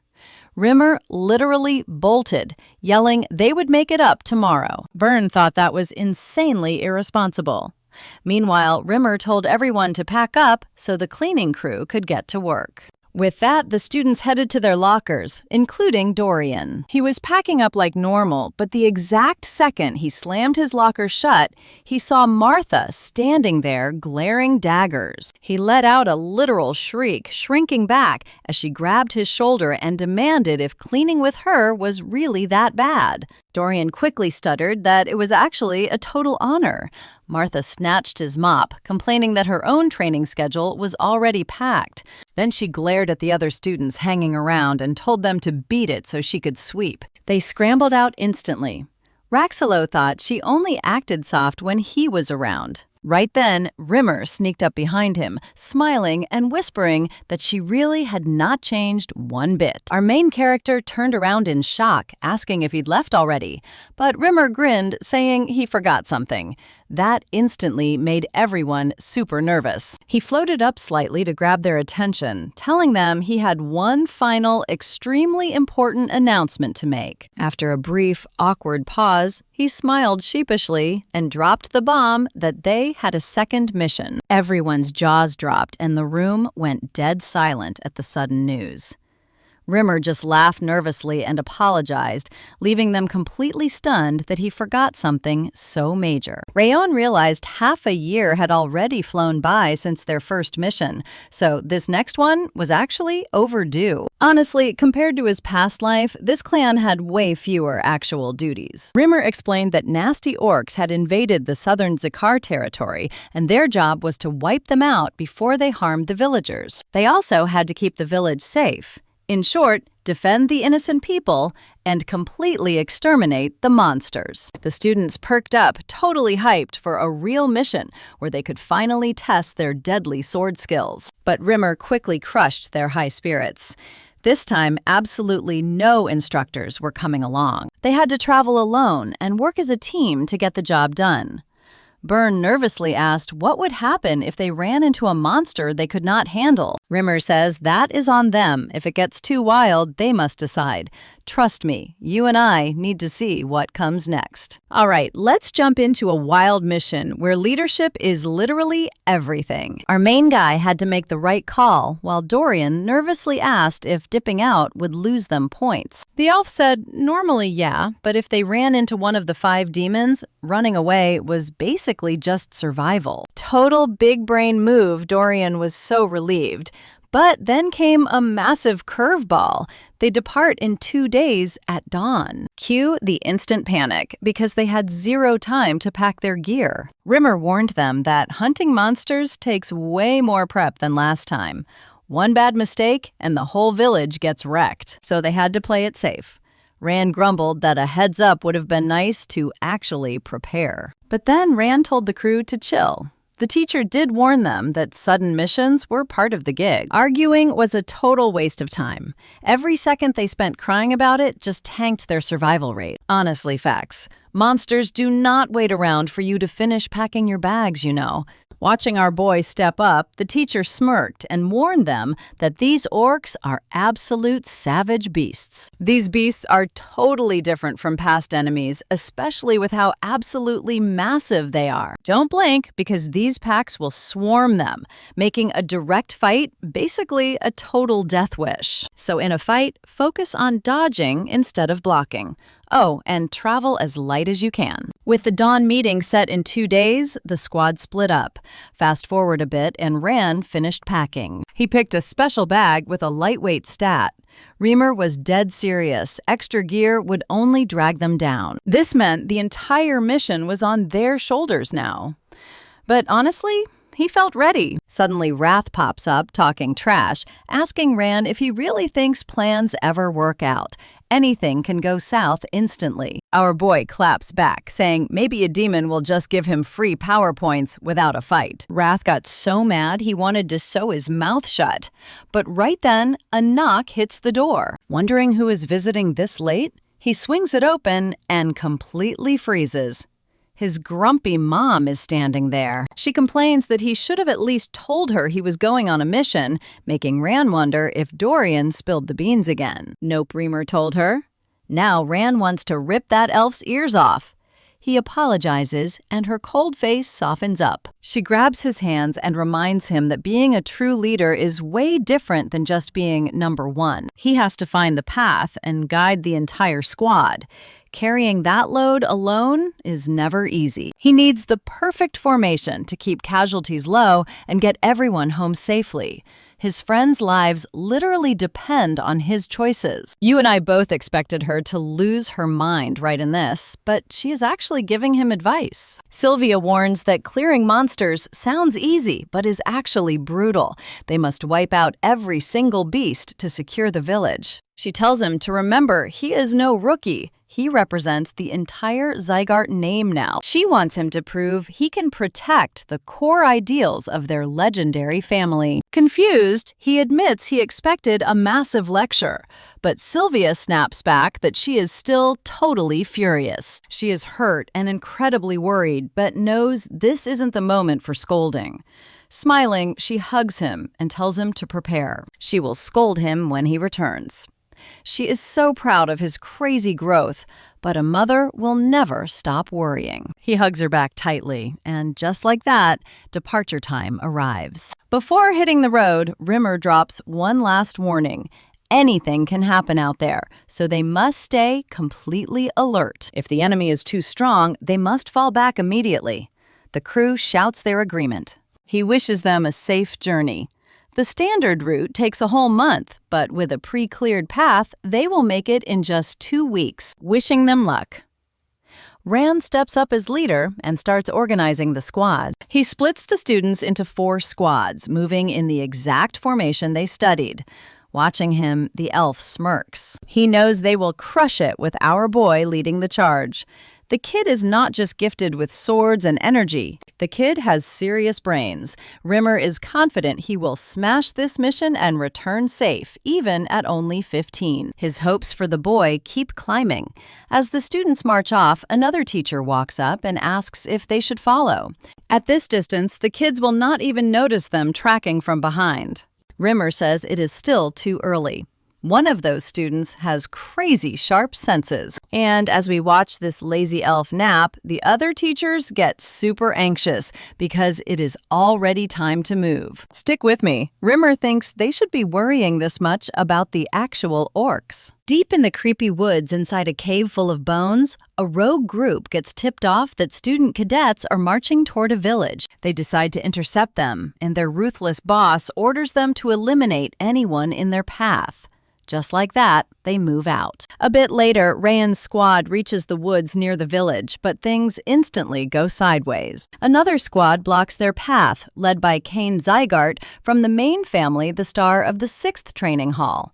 Both leaders are totally baffled. Neither knows why they crossed paths. The main character recalls that Kane joined late due to severe injuries, but he looks absolutely fine today. Judging by his stance, this guy is seriously dangerous with a blade. Kane explains his squad is assigned to the orc raid, questioning what they're doing here.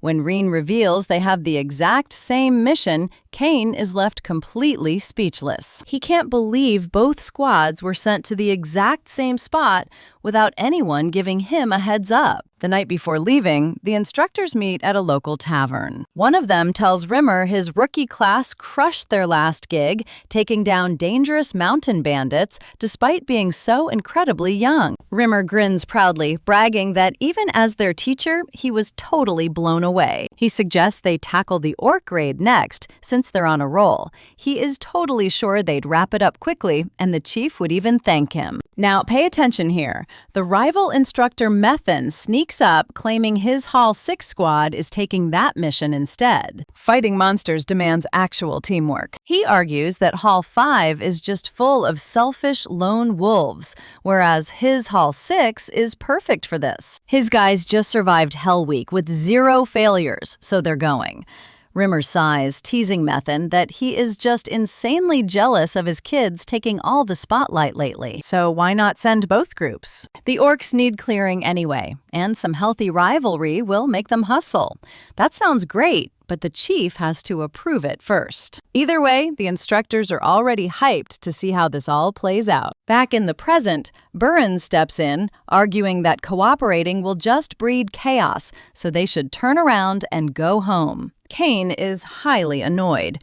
He warns Burin to shut his mouth, asking if Hall 5 has gotten way too cocky. His elite squad was specifically trained for operations where tight teamwork is everything. Rein says he knows how skilled Kane is, but that doesn't mean he can look down on Hall 5. Rimmer just watches quietly. But hold on, why would Rimmer keep this secret from his own squad? Let's find out. After thinking it over, Rein realizes the lazy elf instructor wanted them to experience a real high-stakes mission. Monster raids depend on teamwork and tactics, two major weaknesses they still have. This competition is probably designed to force them to fix those flaws on their own. Once he puts the pieces together, he quietly curses that devious elf. Still, this is a golden opportunity. Before he left home, his mother told him to prove he is a swordsman the family can actually be proud of. Those words have been stuck in his head ever since. So Rein steps in and tells both rivals to cool off. There is 0 point wasting time bickering when nobody wants to back down. A direct contest will settle it. Burin asks what he means. They don't even know what threats lie ahead, and he wants a game. Our main character points out that neither side plans on giving up this mission.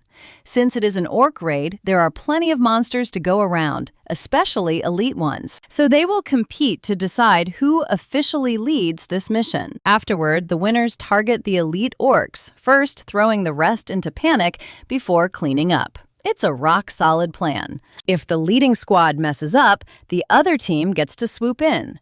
Will everyone agree to this? Kane accepts calling it fair. Rein tells them to head for the mountains, and the race begins. Burin, Martha, and others immediately sprint ahead. The rules are simple: beat the opposing team or steal their flag. Both beats standing around wasting breath. Rein tells them to strategize first, but they are way too cocky and completely ignore his warning. Martha is the worst offender. She finally has worthy rivals, and she thinks losers do not deserve tactics. With a huge grin, she charges right into the clash. Meanwhile, Rein uses his extremely sharp senses to track the entire battle without even looking. The chaotic melee is already underway. Luna asks if it is really wise to let them fight without any plan. Rien says some people are just too incredibly arrogant to ever listen. She wonders if they can still win, but he is absolutely positive they are going to get wrecked. They keep attacking, but their rival's perfect defense holds. Stick around because this is about to get wild. Let's dive right in as the crowd starts screaming that Burin and Martha need to stop looking down on everyone else. This only left Martha totally baffled, and by sunset, they dragged themselves back to the main group, looking completely miserable and defeated. Ronald smugly asked if their little mission went as smoothly as they'd hoped. Instead, they got pushed back hard. That was their big mistake. The rest of the world didn't stop growing while they were training. Did they seriously think beating those students once meant they'd always stay on top? That's what happens when you charge in blindly without any intel. Their overconfidence was their downfall. They wasted all their stamina, blew their aura, and exposed their moves. Those other students grind just as hard, and being slightly better gives nobody the right to act superior. Luna asked if they'd lost, but Rayon simply replied, not yet. They still had one more shot, instantly shifting their mood, as Martha vowed to crush those idiots next time. He just smiled. At least they were fired up for round 2. As he laid out the strategy, the 6th training hall was already discussing their moves. The 5th group seemed way weaker than expected, even if their clash was still pretty entertaining to watch. But one student warned them to stay sharp, reminding everyone that the 5th hall had crushed the massive Snow Tiger Claws bandit group. He was absolutely sure they wouldn't give up that easily. Spotting Martha approaching, he drew his blade and claimed he'd been waiting. She just called him an idiot and warned him that one more insult would be his last. Watch closely as she charges him with a lethal stare. Spotting a frontal charge, he ordered the 4th formation to defend ahead. But as he stepped up to block her, she suddenly whipped around to flank him from the side. Meanwhile, Buren launched an all-out assault on another squad. Since they recognized his opening stance from earlier, they thought they had him figured out and rushed forward. But instead of fighting head-on, he slickly slipped past them, striking in one smooth motion that disarmed 2 swordsmen instantly, leaving their leader in pure shock. Did Buren seriously switch directions that fast? Their entire combat style had completely evolved. Martha was single-handedly pushing back 3 opponents on her own, and now she finally realized that Ryon was completely right. Back when he was explaining the strategy, he'd asked why they lost despite being stronger.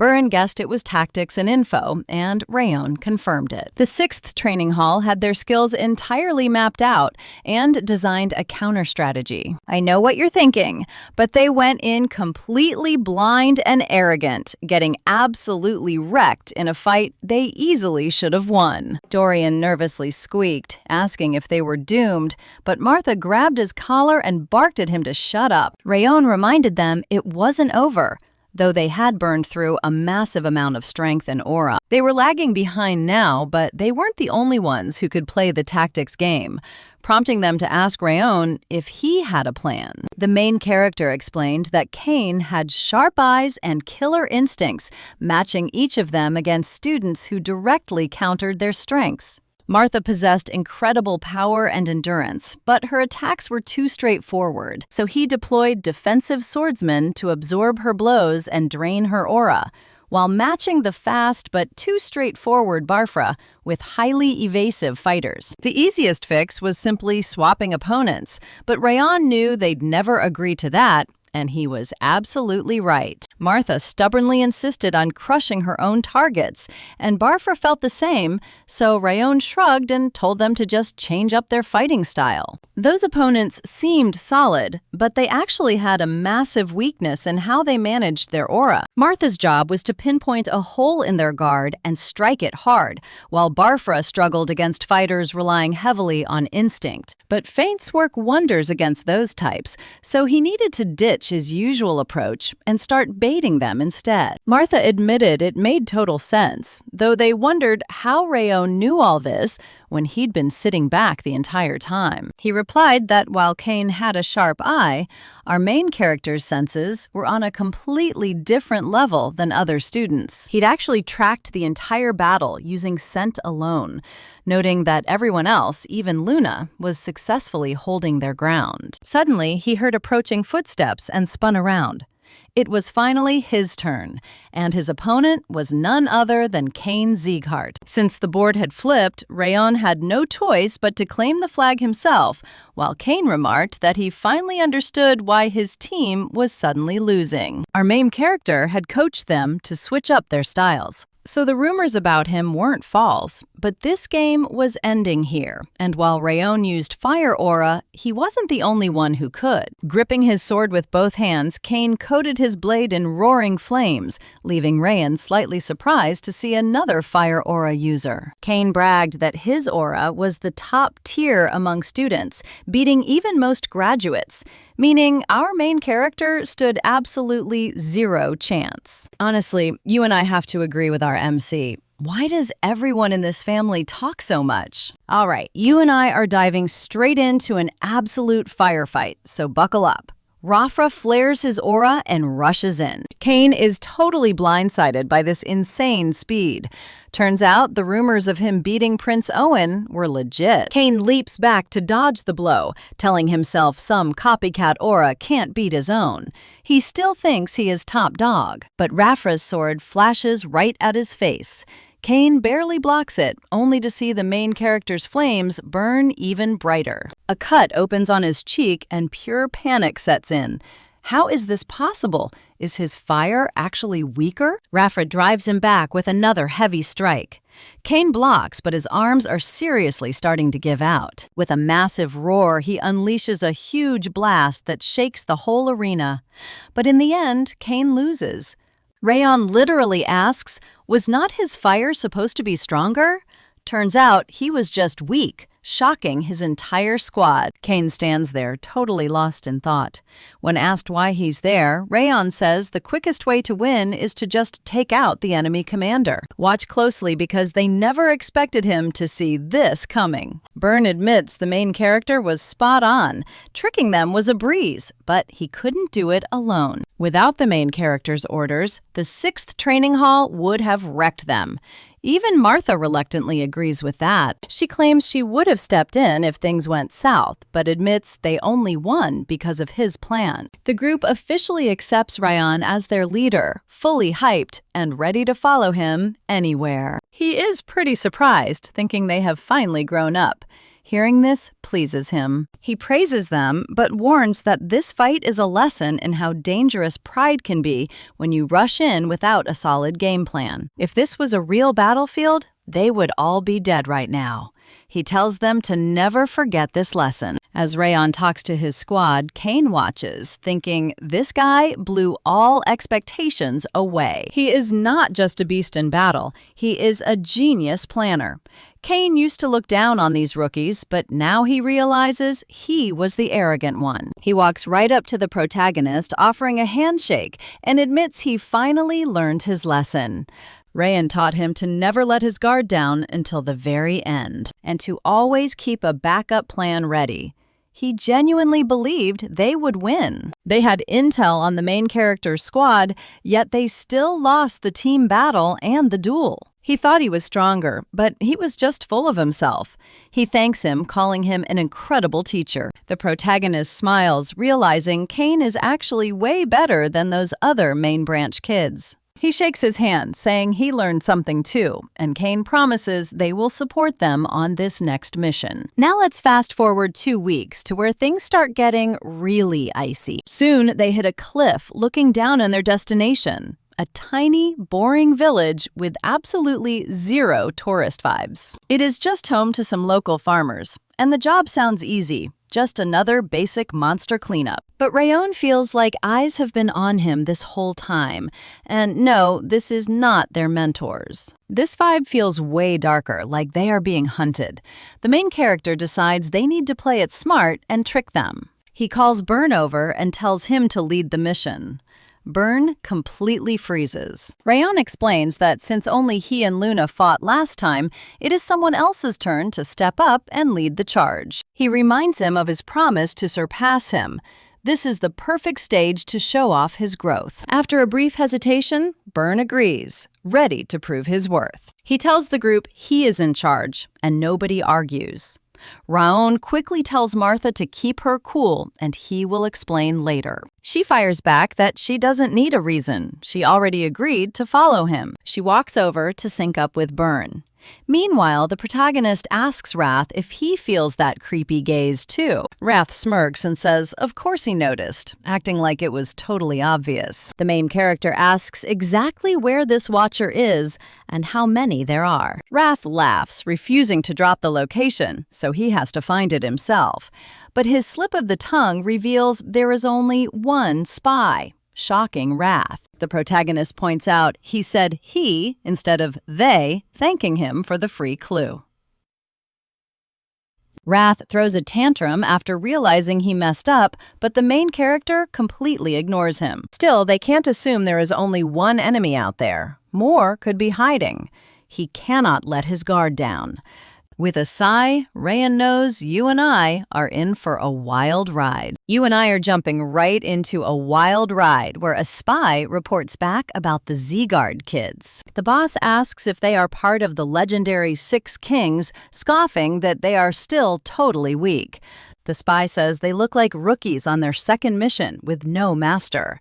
The boss asks if they spotted him. Our guy flexes no smirking that basic academy kids could never see through his top-tier disguise. The underling asks why Zegard even sent rookies when they already have the orcs completely locked down. The boss explains the villagers snitched because the orc army is growing too fast and they cannot handle it. They thought they would find the magical mana stones super fast, but they were completely wrong. Staring down, the subordinate guesses it is hidden inside the village, asking if they should launch an attack now. The boss says hold up, but his partner argues this is the golden moment to take out those kids. The boss replies that taking out rookies is literally light work. Watch closely here. They want to avoid exposing the Mana Stone, so they will let the kids slay monsters and feel like total heroes. He slaps on a helmet, morphs, and literally becomes a massive orc. He plans to destroy the village once the kids leave.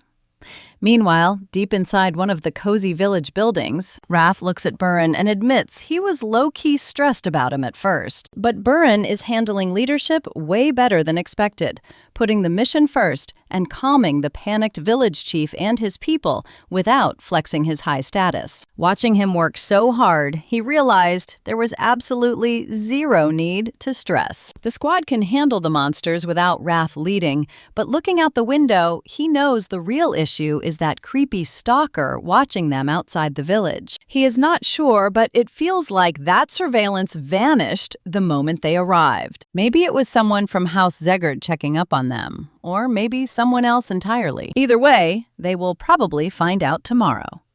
Next morning, Burin spots tracks in the snow, proving monsters are definitely on the move. The village chief said monsters visit every year, but this time there are literally 3 times more than usual. The locals cannot handle this. They already spotted over 100, meaning the total could easily pass 200. And here is the thing they do not know. These woods, so a local guide has to lead them through. He is the fastest runner in the village, so he should be a massive help to them. The guide Kanbar looks super nervous, like he sensed something shady when the chief visited him last night. Still, he agrees to lead the Zegard crew. Wrath notices his fear and promises they will get him back home completely safe. Burin gathers the group, warning everyone that the massive orcs are easily their biggest threat. But goblins and kobolds are dangerous too, since they love using poison and dirty tricks. One tiny scratch could easily turn deadly, so everyone must stay fully alert. He then orders the 6th training hall to block the paths and catch any escaping beasts. Kane agrees instantly.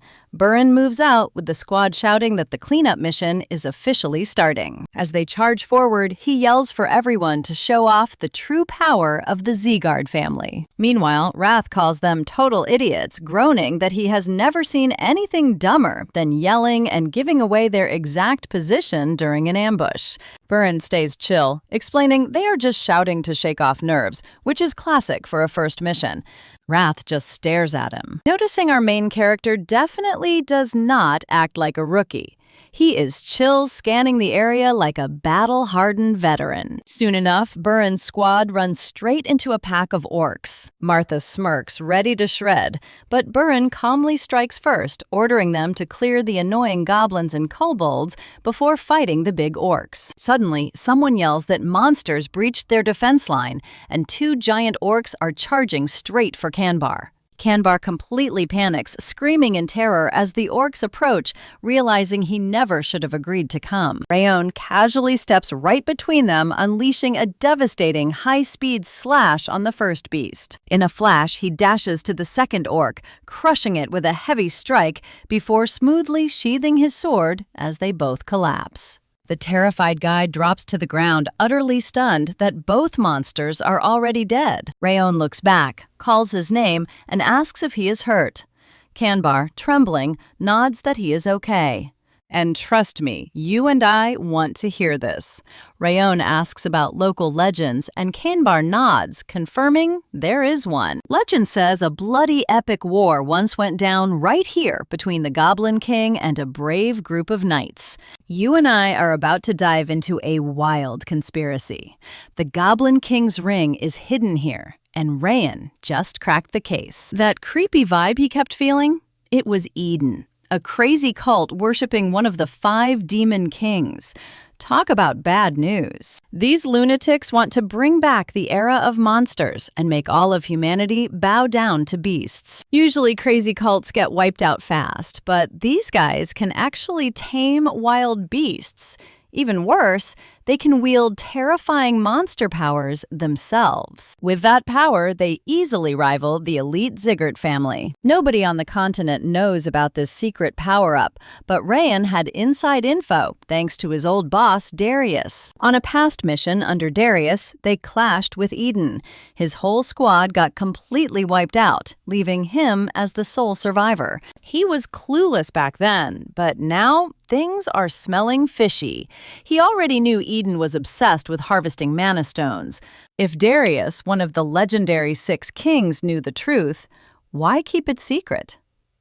Wrath noticed his distraction and asked what was up. The main character felt a wave of pure fury washing over him. Just hearing that traitor's name made his blood absolutely boil. He forced himself to cool down because Eden was the priority. He bet they were hunting for the Goblin King's ancient mana stone. Even though the king fell hundreds of years ago, Raon was positive that high-grade power source was still stashed nearby. Now pay attention, because this is where the plot thickens.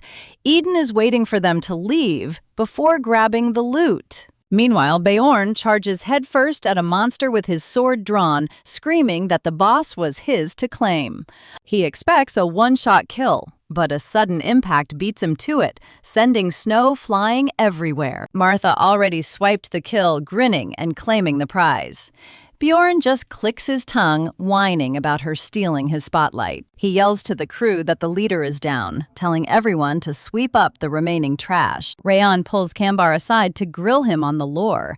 Has anyone actually found any shiny treasure or gems around here? Kambar remembers that back in the day, the village chief hiked up the mountain and brought back a bright red gemstone from the peak. Rayan's eyes lock in as he asks where that gem is. Kambar reveals it is buried right under the chief's house, which is why the village has been super warm lately. That is when Rayon realizes they are in deep trouble.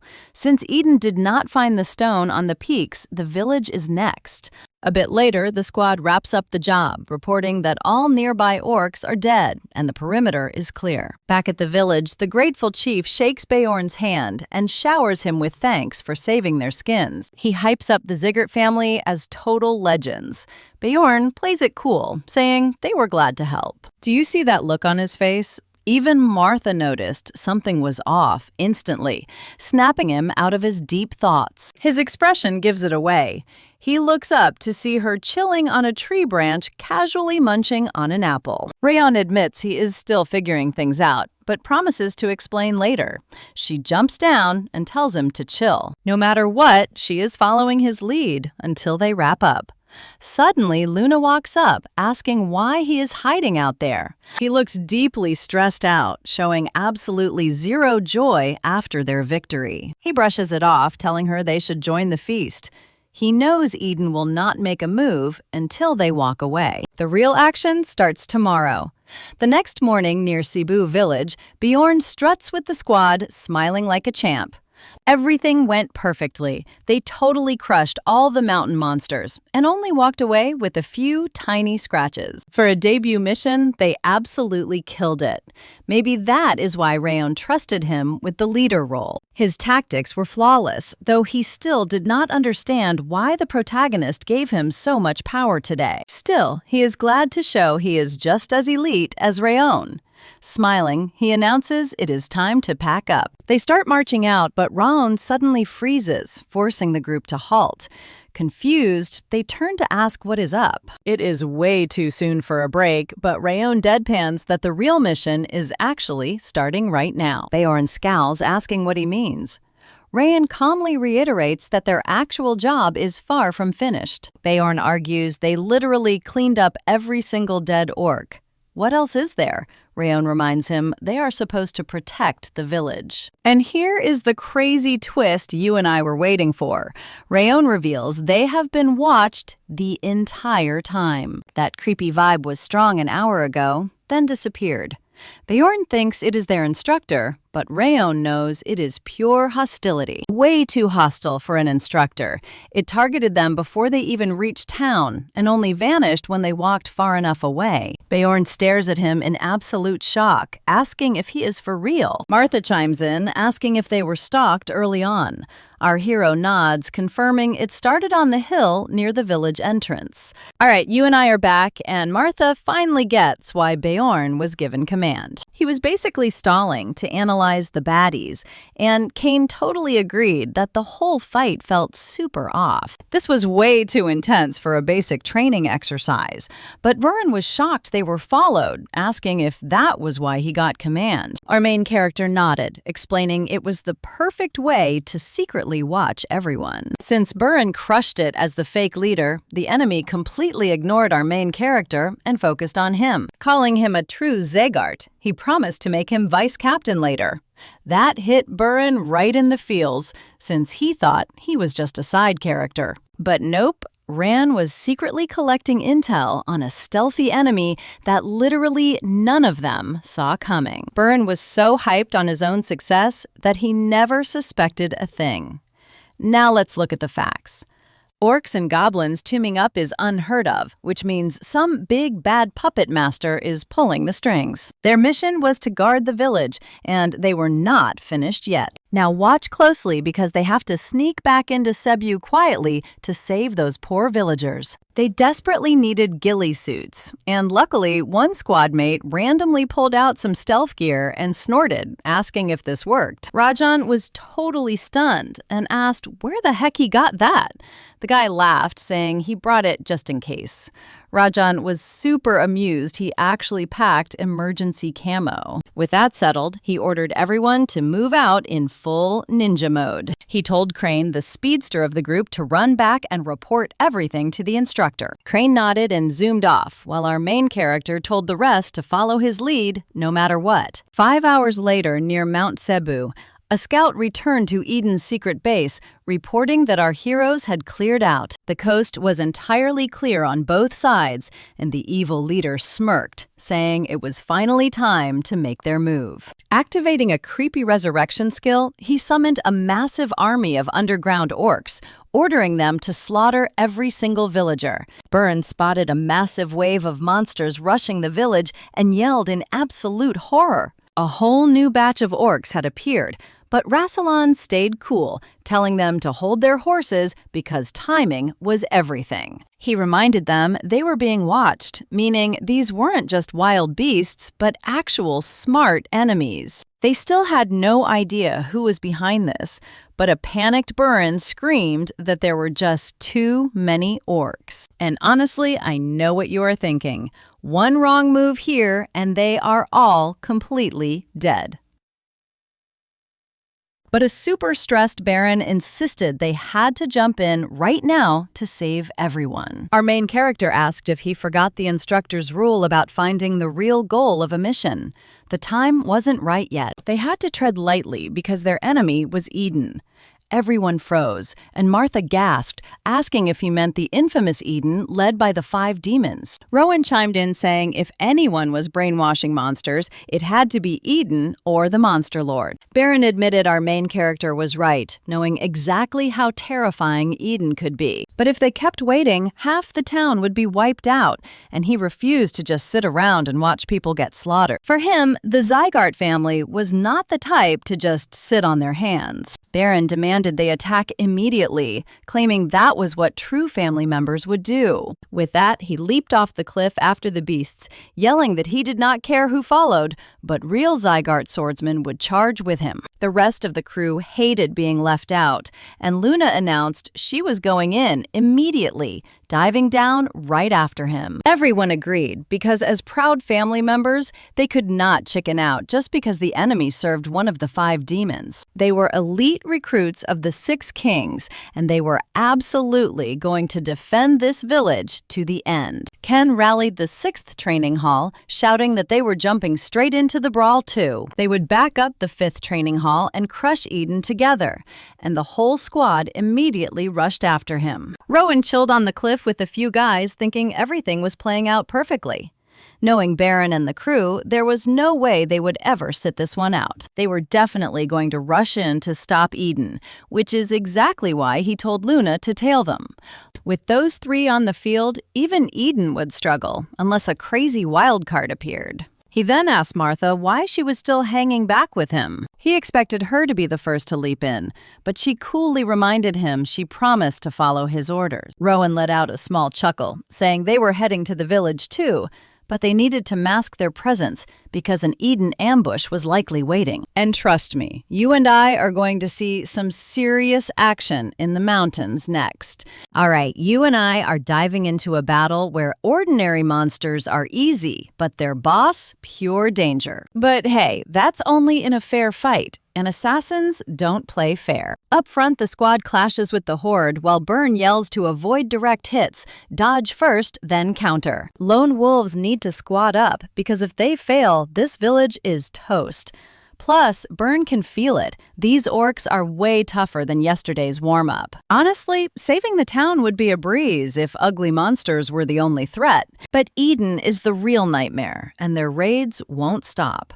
Byrne warns the crew to keep their eyes glued to the dark forest for any sudden ambushes. Right on cue, the squad spots moving shadows and screams it's Eden's creepy green phantoms. Recognizing their ugly goblin masks, Byrne realizes they are heavily outnumbered. He expected a trap, but 40 of these freaks. They need a solid game plan, fast, so he tells Kane to take charge and hold the line at the village entrance. Luna gets the signal to unleash her freezing wind and lock the enemies down right in their tracks. With a cool nod, she watches Byrne charge while she slashes her blade, sending sharp frost spikes flying with her aura. The orcs don't even flinch, but Byrne triggers continuous flow slices forward and deletes 2 monsters with autumn wind. Now pay close attention here. A sneaky coward in the trees fires a poisoned blowpipe dart right at him. He senses the danger and barely evades, while the others yell warnings to dodge or block the incoming darts with aura. Then a tiny pouch drops boom, toxic gas everywhere. Byrne instantly realizes this stuff is way nastier than normal monster poison. He screams at everyone to cover up, but some trainees are too late and inhale the fumes. They collapse, unable to even grip their weapons or channel aura. Byrne grits his teeth. The poison is hitting him, too. His own limbs are locking up, and Luna is looking ghost pale. Meanwhile, the green phantoms and orcs are totally unfazed. They are seconds from getting wiped out, but then a massive crushing pressure explodes nearby. Enter Martha. She crashes in with 3 allies, trash-talking that since those soft-hearted fools choked. It is their turn to crush Eden's freaks. This squad of 4 slams into the monsters, giving our desperate trainees a sudden spark of hope. They know that if she had delayed any longer, they would be dead. They need to stand up and fight back now.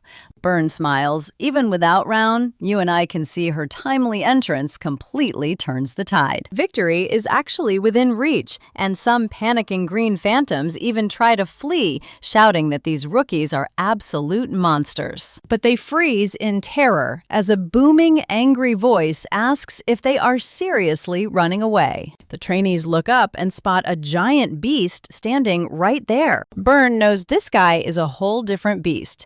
He wears a leader's crown, talks like a human, and is a literal battle green phantom of Eden. Byrne yells out, demanding to know why an actual Eden commander is slumming it down here. The monster grins, saying he only showed up because he heard they walked straight into his ambush. Glancing at Martha, he admits she is pretty tough for a newbie, but warns her to run if she values her life. He mocks them for not knowing their place before launching an attack that instantly crushes them. They can't even leave a scratch. The others watch in horror as he wrecks 3 fighters with 1 casual blow. Where is Kane? Still busy holding off orcs at the barricades. But more importantly, where on earth is Rayan? There is no way he would miss this. Meanwhile, the commander looks at Martha, mocking her for still being on her feet. He calls her the strongest of these fools, impressed that she was the only one who actually felt their presence. But to him, she is just another weed to crush a talentless insect with zero willpower or discipline. He raises his weapon for the kill, but suddenly Rayon bursts out of nowhere, slashing down and telling him to dream on. With a flaming aura sword, he unleashes Cyclone Turn Thousand Flames First Form, cleanly slicing off the beast's arm. The severed arm hits the dirt, but the beast just laughs it off, praising the ambush.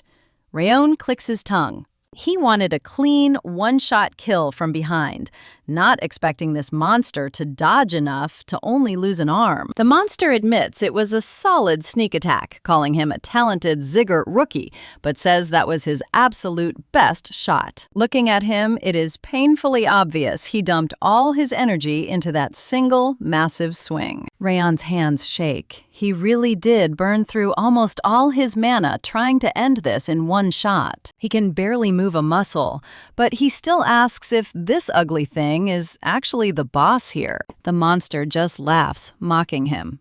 Trust me, you and I know the real threat is still out there. All right, y'all, let us dive right into this crazy showdown. This green phantom stands in front of Rayon, mocking his big mouth and wondering how long this rookie can actually keep talking smack. Raising his blade, he knows he is not at 100%, but neither is this absolute freak. When Rayon blocks the next heavy hit, the monster is shook. This kid is way stronger than expected. Rayon just roasts him, saying, "You cannot call yourself a swordsman if you cannot even block that." That trash talk ticks the monster off, and they unleash a storm of wild blows. Burin watches from the sidelines, completely losing his mind trying to process this. The Green Phantom easily wrecked their whole squad earlier, but now our main character is matching him blow for blow. He is even copying that smooth, continuous flow style Burin thought he was catching up. But Rayon is already on a whole different level than any normal rookie. Martha is staring in shock too, realizing this is Rayon's real strength. Everything he did before was just a warm-up. But even so, she knows this still might not cut it. Sure, they look matched right now, but our boy still has not recovered the crazy energy from that earlier ambush. Can he actually beat this legendary monster with zero gas left in the tank?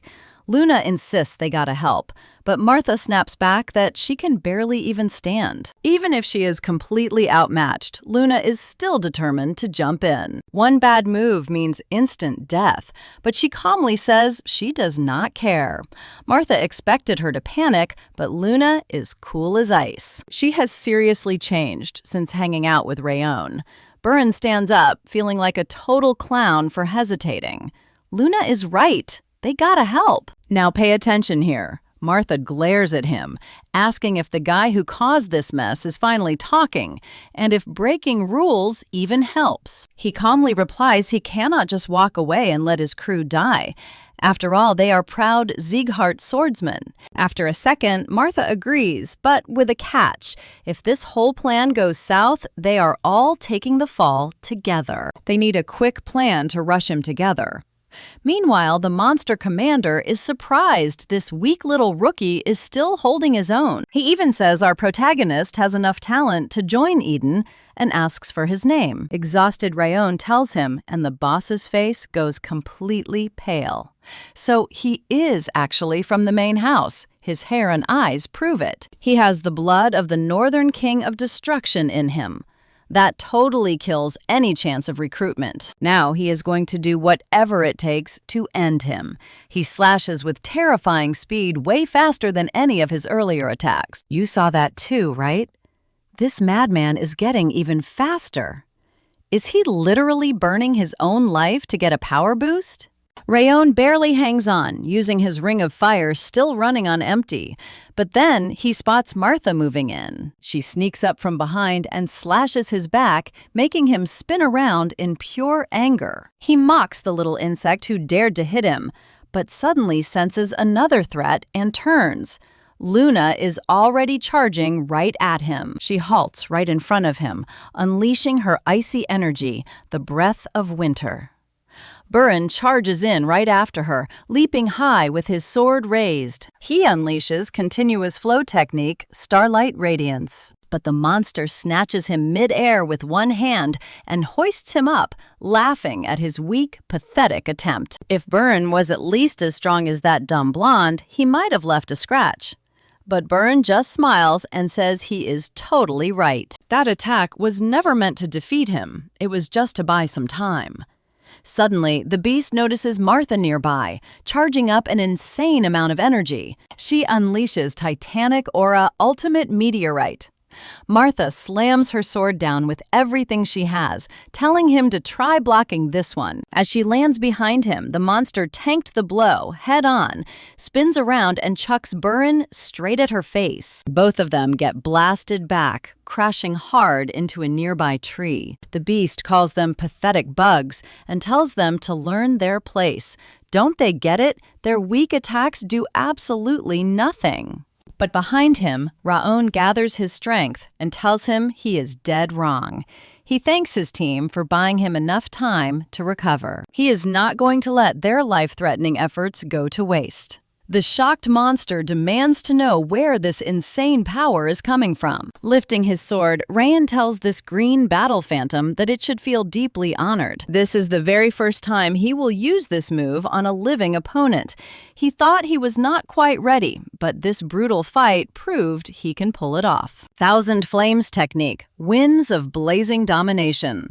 He pours roaring fire straight into his blade, locking his eyes on the target. The phantom's expression tightens with panic.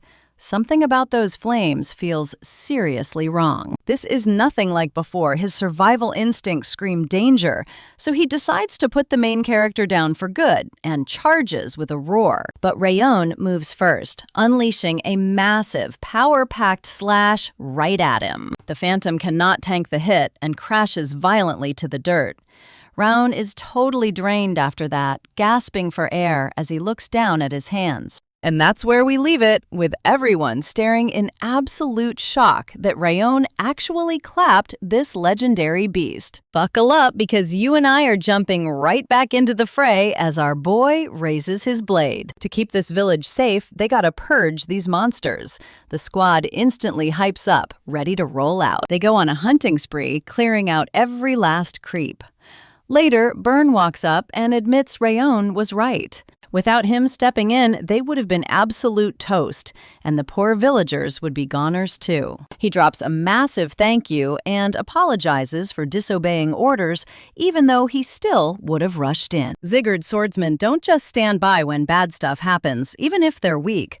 Ron surprisingly shrugs and says he did awesome. Thanks to them holding the line, he could exploit the Phantom's weak spot.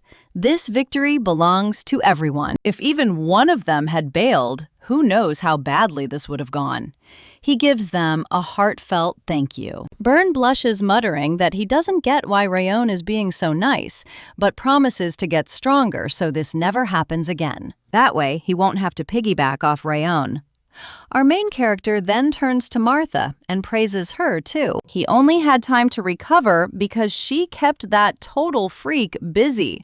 He actually thanks her for listening. She smirks, asking what kind of fighter she'd be if she couldn't handle that much, then heads off to help rebuild. No need to go hard anymore. As Raon finally takes a breather, wondering if it's over, his vision suddenly goes completely blurry. His body goes totally limp and his legs give out.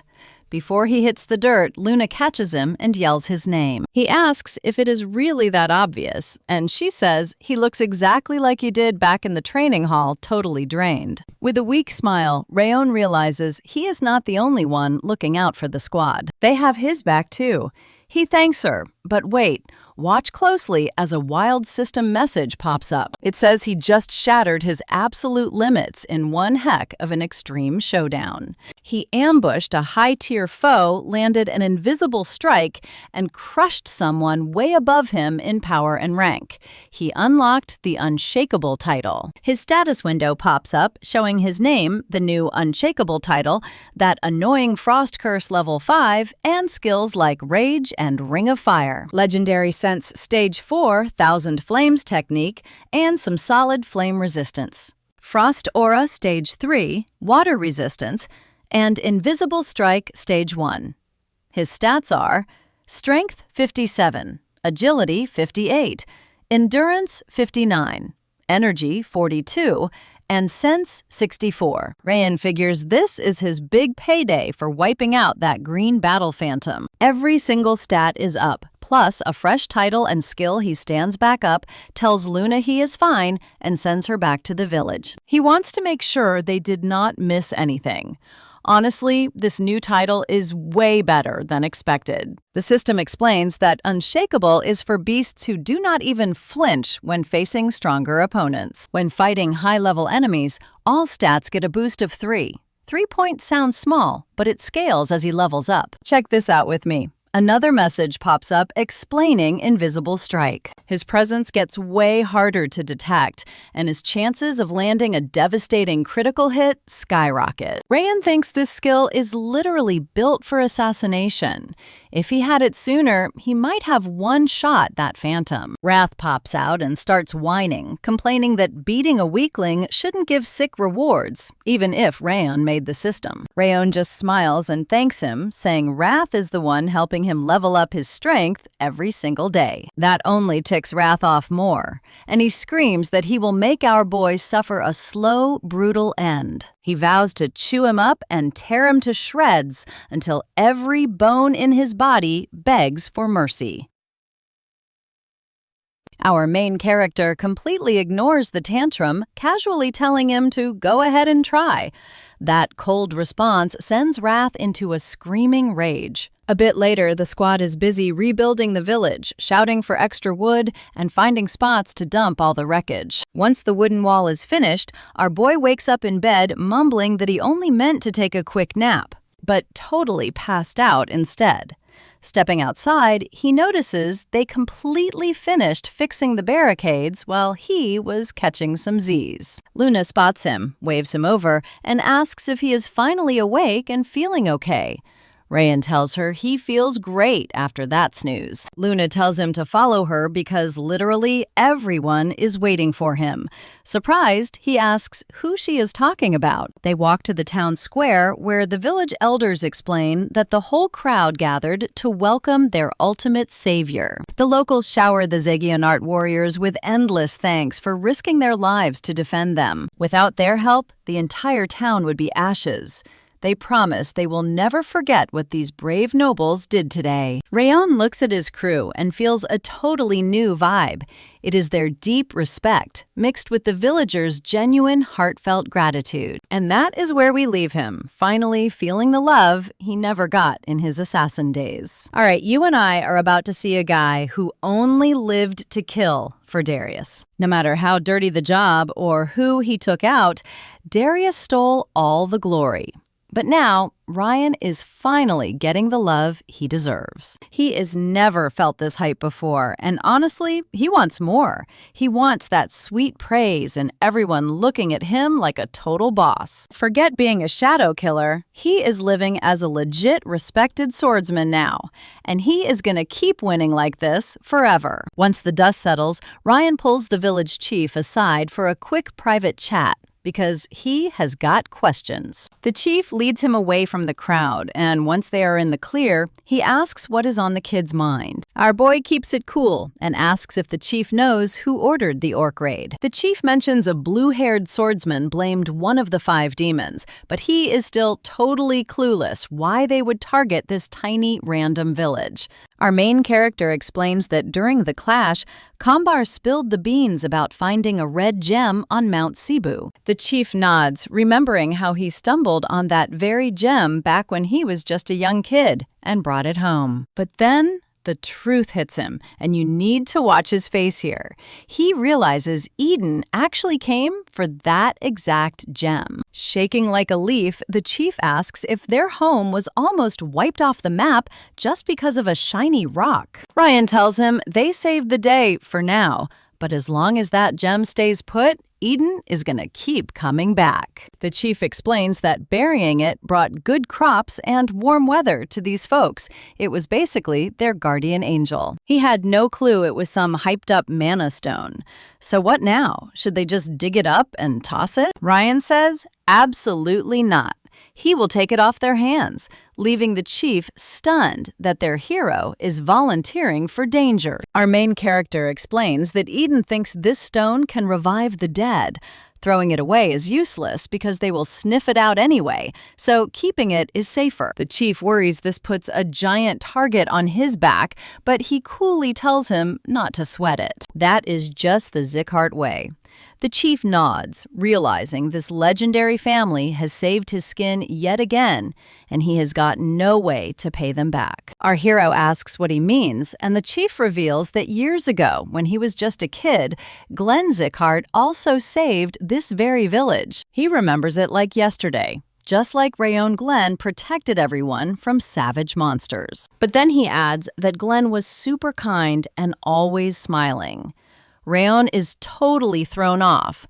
Are they talking about the same guy? The chief wraps up the chat and says they should get moving so he can show our protagonist exactly where it is buried. Once they arrive, he points at the ground and says the treasure is buried right under their feet. He laments that his little savior stone nearly brought doom to everyone. Meanwhile, Rayon spots a strange cloth and asks about it. The chief says it is a family heirloom he used to wrap the stone and block the wild light shining from it. Looking at it, our main character realizes this is the Goblin King's mana stone. If Eden gets this, they can resurrect a monster with insane, godlike power. He is about to tell the chief to wrap it back up when a creepy voice suddenly cuts in from behind. The stranger laughs that the cloth was blocking the energy, which is why he could not find it no matter how much he searched the mountain. He notes that without this wrap, the village would have been completely wiped out ages ago. He spins around, shocked. You and I know how sharp he is, so how did this guy sneak up on him? The guy pulls out a helmet shaped like a creepy orc head, smiling as he asks Rayon what he thinks. One look and Rayon knows this is the legendary Mad Blood Demon. The demon is amused that a mere rookie recognized his scary helmet so fast. He says the kid's power is off the charts, so he must be the one who took down the battle phantom. Rayon asks if this is the big boss commander everyone said was too busy to show up in person. The demon slips the helmet on, saying, "This is personal now. If our hero had not slaughtered his top guy, he would not even be here. It is all Rayon's fault for pushing him." Suddenly, the insane pressure radiating off the demon makes our main character shake. And it is not just him. Even if every single rookie teamed up right now, they would still get absolutely wrecked. A phantom of Rayon appears, telling him straight up he cannot win.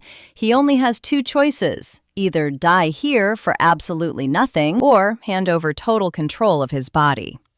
Meanwhile, the rest of the squad is busy repairing the village barricades. Burin spots Martha walking up and asks why she is here. Smiling slightly, she says she wanted to see his lazy butt actually working. She teases that he is actually decent at this. Maybe woodworking suits him better than holding a sword. Super annoyed, he tells her that if she is done making fun of him, she should scram. Martha fires back that he needs to respect his elders. If he wants her gone, he had better ask nicely, since only one person can boss her around. As she spots Luna with a basket picking fruit, you and I are left wondering what crazy twist comes next. All right, you and I are jumping right into a wild ride where Luna grabs some juicy fruit for Rayon, even though they already ate. Martha sighs and teases her about acting like a devoted wife, but Luna just brushes it off, saying she has to go. Boom! A massive shockwave slams the area with a deafening blast, making Luna whip around instantly. Realizing Rayon went that way with the elder, she bolts while screaming that he's over where the village chief is. They need to grab their weapons and call Kane and the squad right away. As they rush over, Martha yells that this is the chief's house. What on earth happened here? Burin screams for Rayon to answer if he is still alive, just as our main character comes flying past carrying the chief. chief. Everyone is completely stunned and yells his name.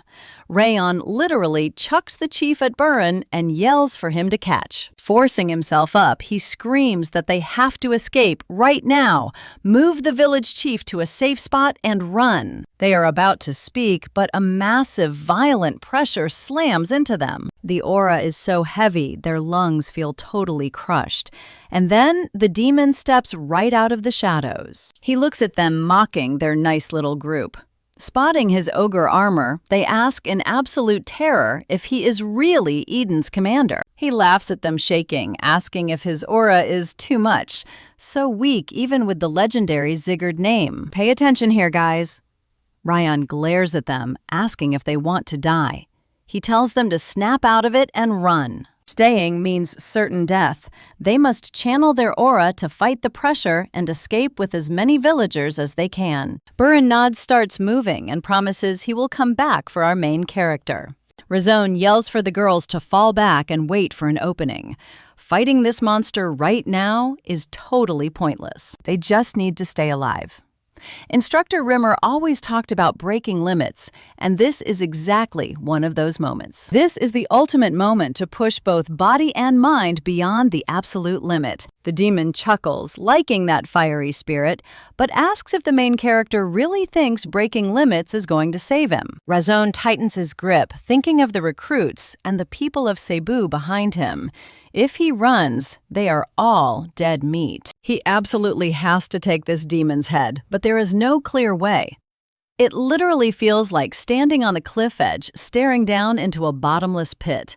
Honestly, even in his past life, a beast like this would be completely overwhelming. The demon just stands there, mocking Razone for staring. After all that big talk, is he just too scared to move? Now, you and I know what comes next. The demon drops low, mocks him, and charges at insane speed, throwing a punch to strike first. He is totally shocked by the demon's speed, but reacts in time, unleashing his trademark Thousand Flames technique. 10 fire vortexes make a heavenly tornado, but the demon charges right through it, admitting the attack was decent. Our main character is stunned. The monster completely shattered his 1,000 flames and just keeps charging forward. He blocks the blow with his sword, looking to counter, but has to spring aside to barely deflect the next strike. Without the ring of fire reading the enemy's moves, he would be dead already. It is too early to run. He has to create at least one opening for his terrified allies. Even a tiny 1% boost to their survival matters. Maybe 10%? Maybe only 1%. Razone charges back in, but the demon just laughs and dares him to try. Leaping high, he mocks flames that die in one hit. Flying back down, he swings his massive fist, demanding something much better. The main character's heart sinks, but he still dodges. Straightening up, the demon admits these flames are way beyond normal aura. Sure, the green battle phantom was a total fool, but now he sees why that guy lost to them. Still, that changes nothing. Fire cannot hurt him.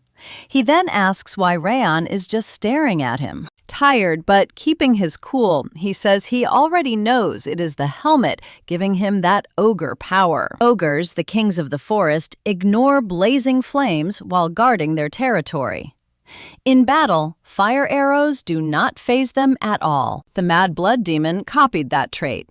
He calmly tells our protagonist that since he understands, he knows fire is totally useless. Our main character says, fine.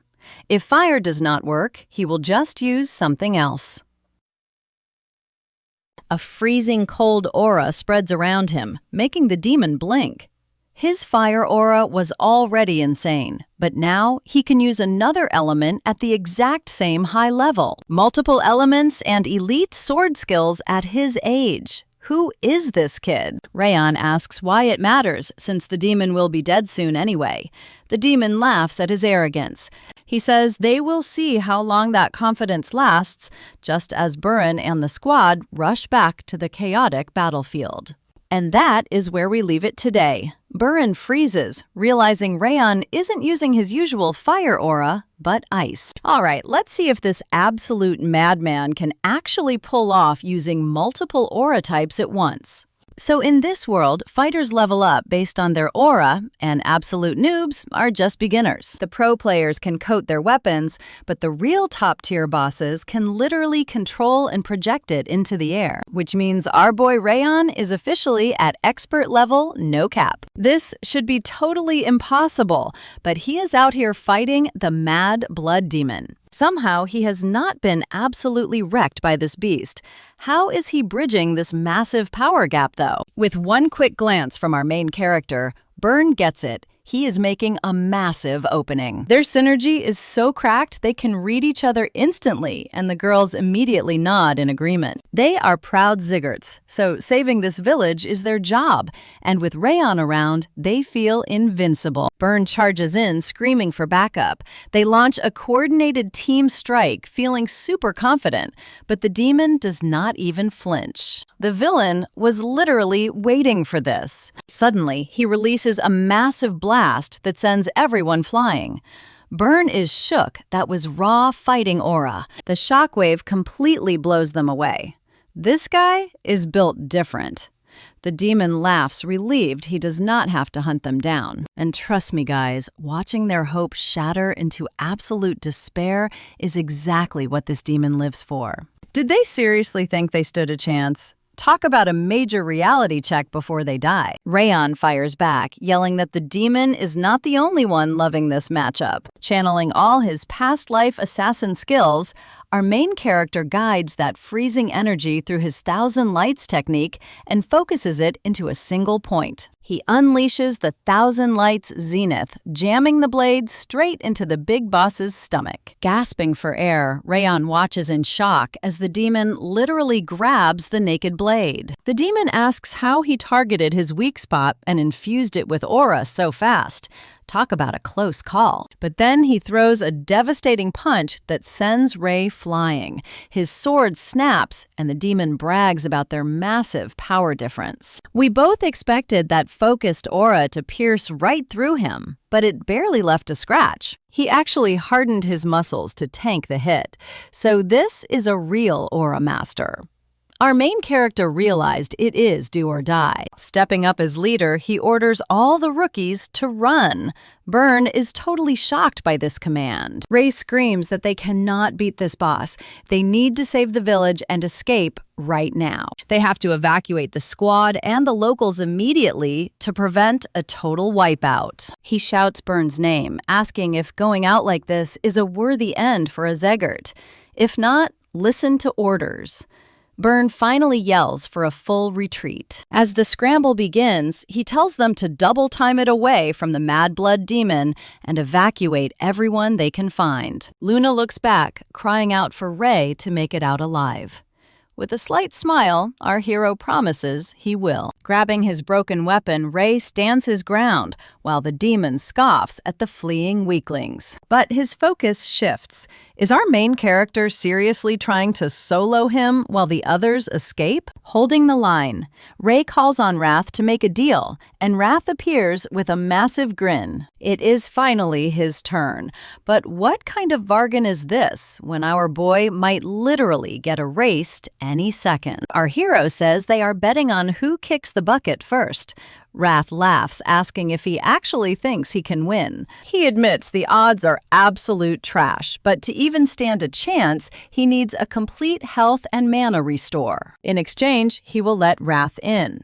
Since Ray dying means game over for both, Wrath agrees but warns him about the pain. An insane wave of agony hits Raiden, and the demon stares in shock, wondering what is happening. He did not chug any troll or ogre blood, so how is he healing? This makes zero sense. Pointing his blade, our main character tells him he was warned. No explanation needed. Now it is time to step up and fight to the death. Back in the village, Burn urges everyone to stick together, just like they were told. Help the wounded and everyone who can't walk. They are completely exhausted, but there is no time to lose. They need to find safety fast. And honestly, you and I would be stressing out just like those rookies. Burn knows things are about to get worse.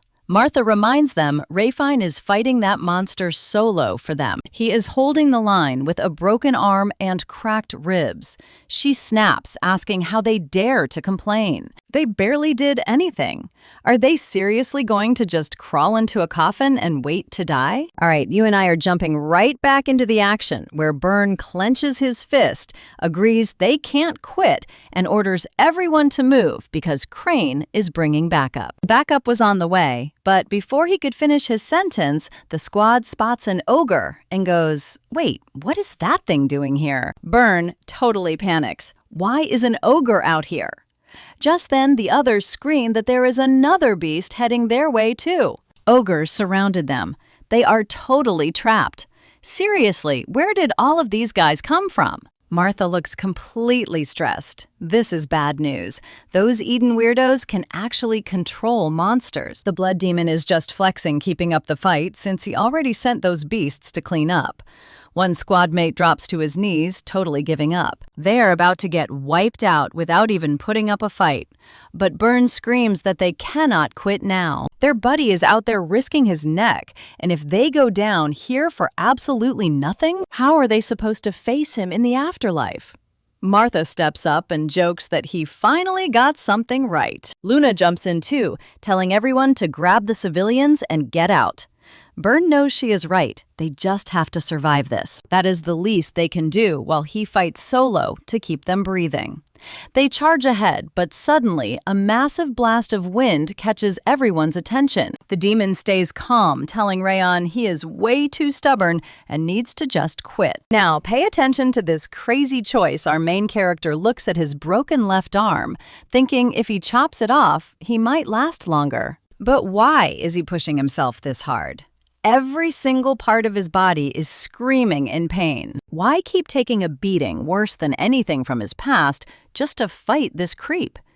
In his old life, he would have bolted a long time ago. But then he remembers Sylvia hugging him, calling his name, and telling him to show everyone that he is a swordsman who can protect the family's honor. Those words are locked in his brain. Plus, he actually has friends now, and they are the real reason he is staying. Luna acts frosty, but she is actually super nice.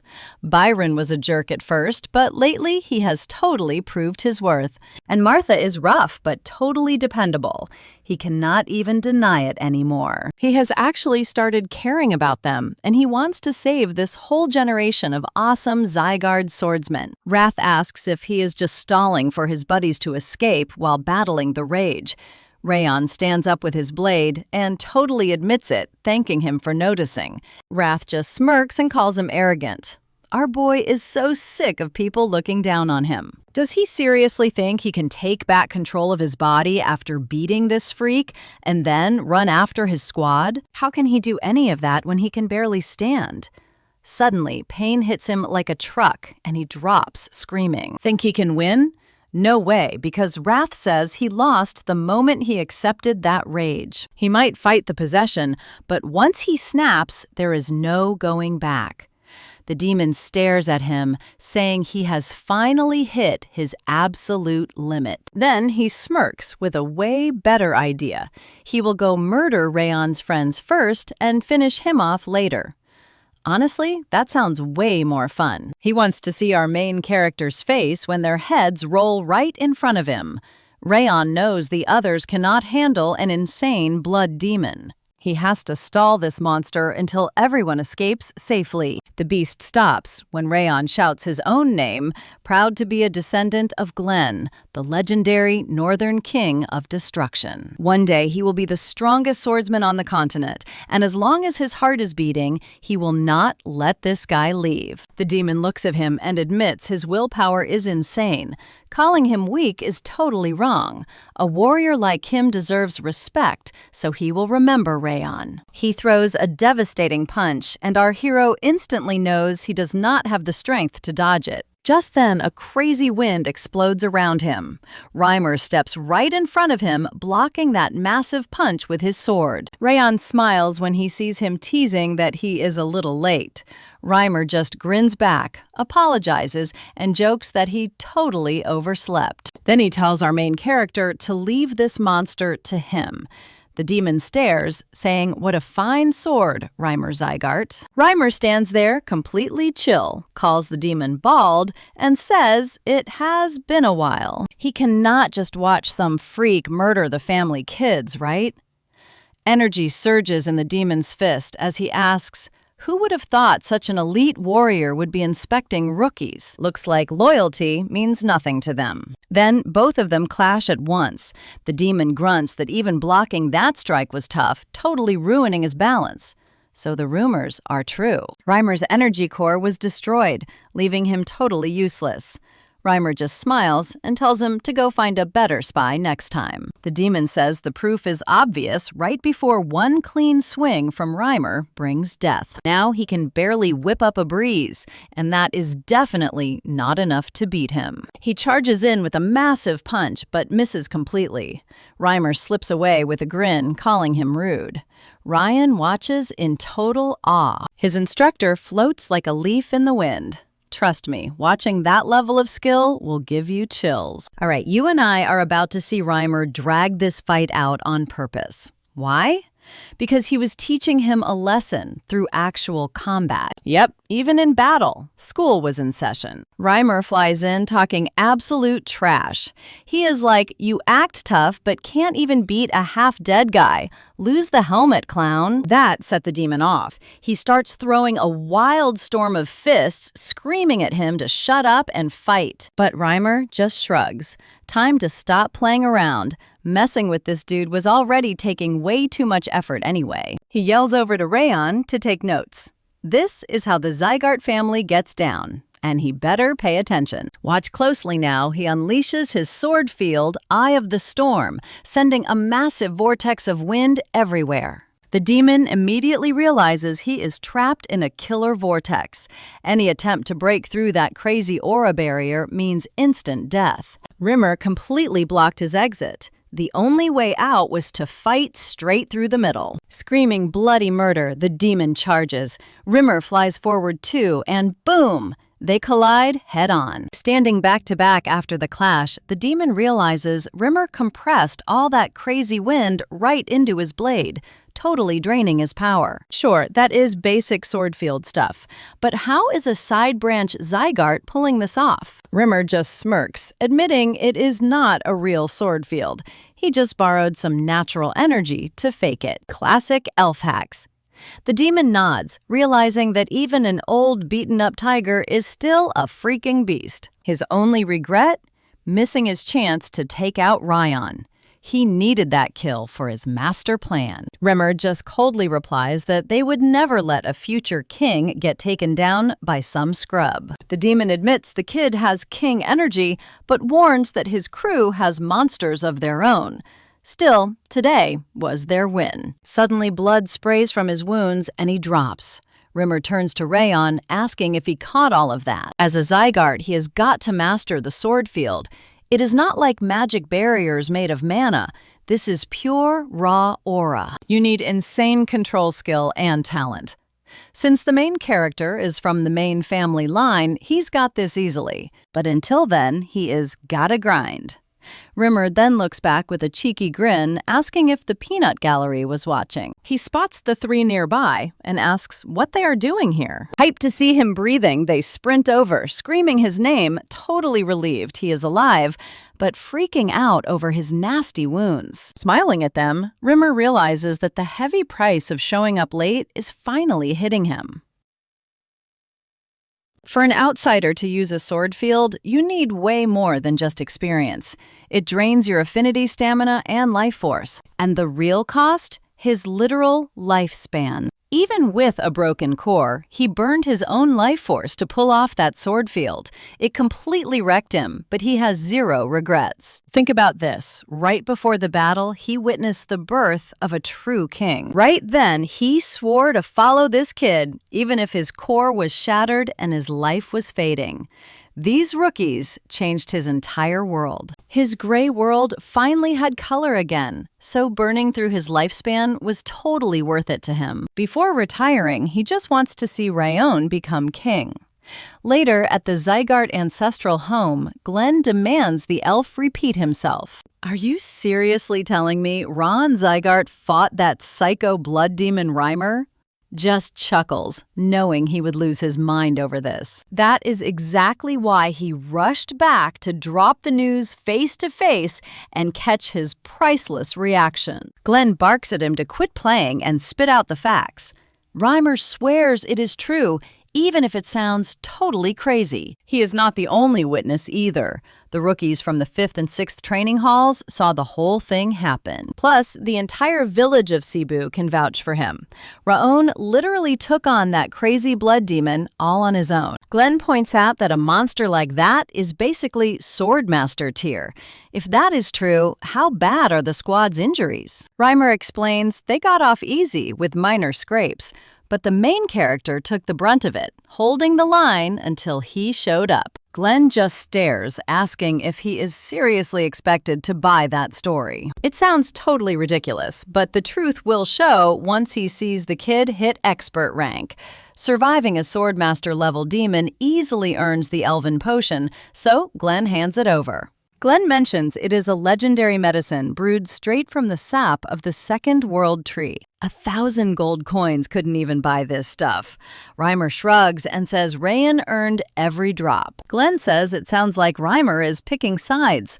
Reimer just sighs, admitting he is only worried about the kid's future and the other trainees. Glenn nods, totally getting it. He then orders Rowan to summon the lords. And trust me, you and I are going to want to see what happens when that meeting goes down. All right, you and I are jumping into this crazy recap where Glenn actually praises the elf, making Reimer grin like crazy. Glenn claps back that if he kept his mouth shut, he would get praised more. Then he asks when the trainees will arrive. Reimer figures they should be super close by now. Turns out the squad got delayed because Eden crashed the party, but they still crushed their mission in Cebu Village. After that crazy attack by the mad blood demon, they got held up even longer rebuilding the wrecked town. Meanwhile, Rowan, who took the worst of it, was resting up at the elder's house. The second he wakes up, he immediately demands his reward from Wrath. Of course, Wrath whines that the bet is off because Rimmer stole the kill. In the end, they agree on our main character getting a new trait instead. Wrath gets salty, asking why it had to be that. Our main character just stares back, totally confused. Boom. A system window pops up, granting him a bonus reward for winning the bet. The unbending will trait. Whenever he takes heavy physical or mental damage, his willpower and pain tolerance shoot through the roof for a bit. Rowan did not expect a new trait at all. Now, even if Wrath unleashes his crazy mind control effect, he can actually tank it. Now watch closely as Wrath absolutely fumes, cursing the system for handing our boy such a broken cheat code advantage. After all, this system is literally built to give the user the exact powers they need most. Without that, Cheat Fate probably would have snatched his body already. Wrath tells himself to chill because he still has time. Piece by piece, his strength is returning faster and faster, and our main character's anger is building up too. Even if the main character is leveling up like an absolute beast, Wrath is sure he will win.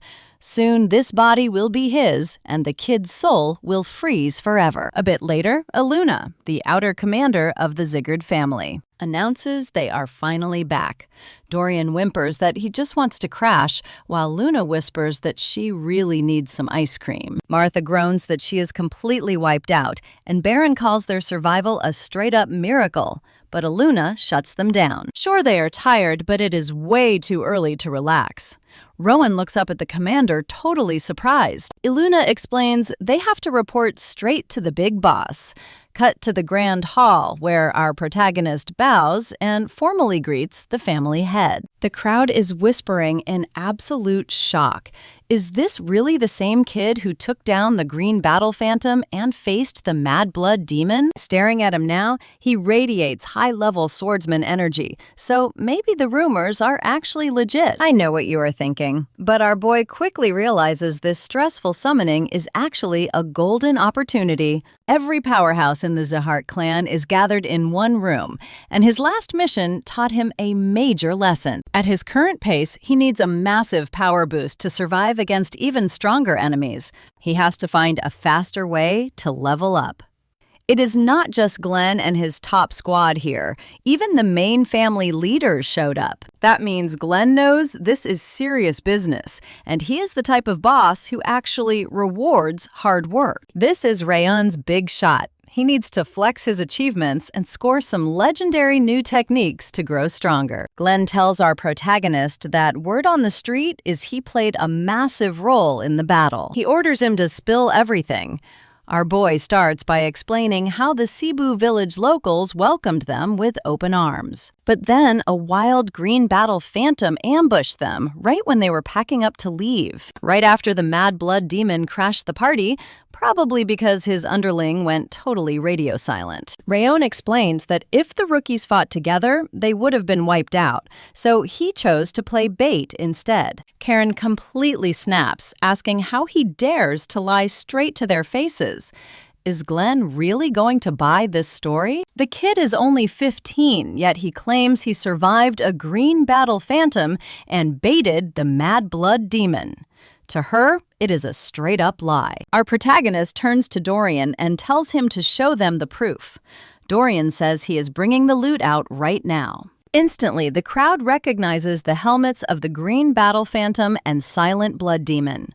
Boom proof, our boy was telling the truth. Rayon then says this might be a bit disrespectful, but he asks for permission to draw his blade. Glenn nods. He unsheathes the sword and unleashes his power, making the entire crowd gasp in absolute shock. He is channeling raw sword energy, and the flames are insanely strong. 10 years ago, during training, his mana seemed totally average. Is this really the same kid with power like that? Taking down the Green Battle Phantom makes total sense. He asks if they are satisfied. Karen curses under her breath.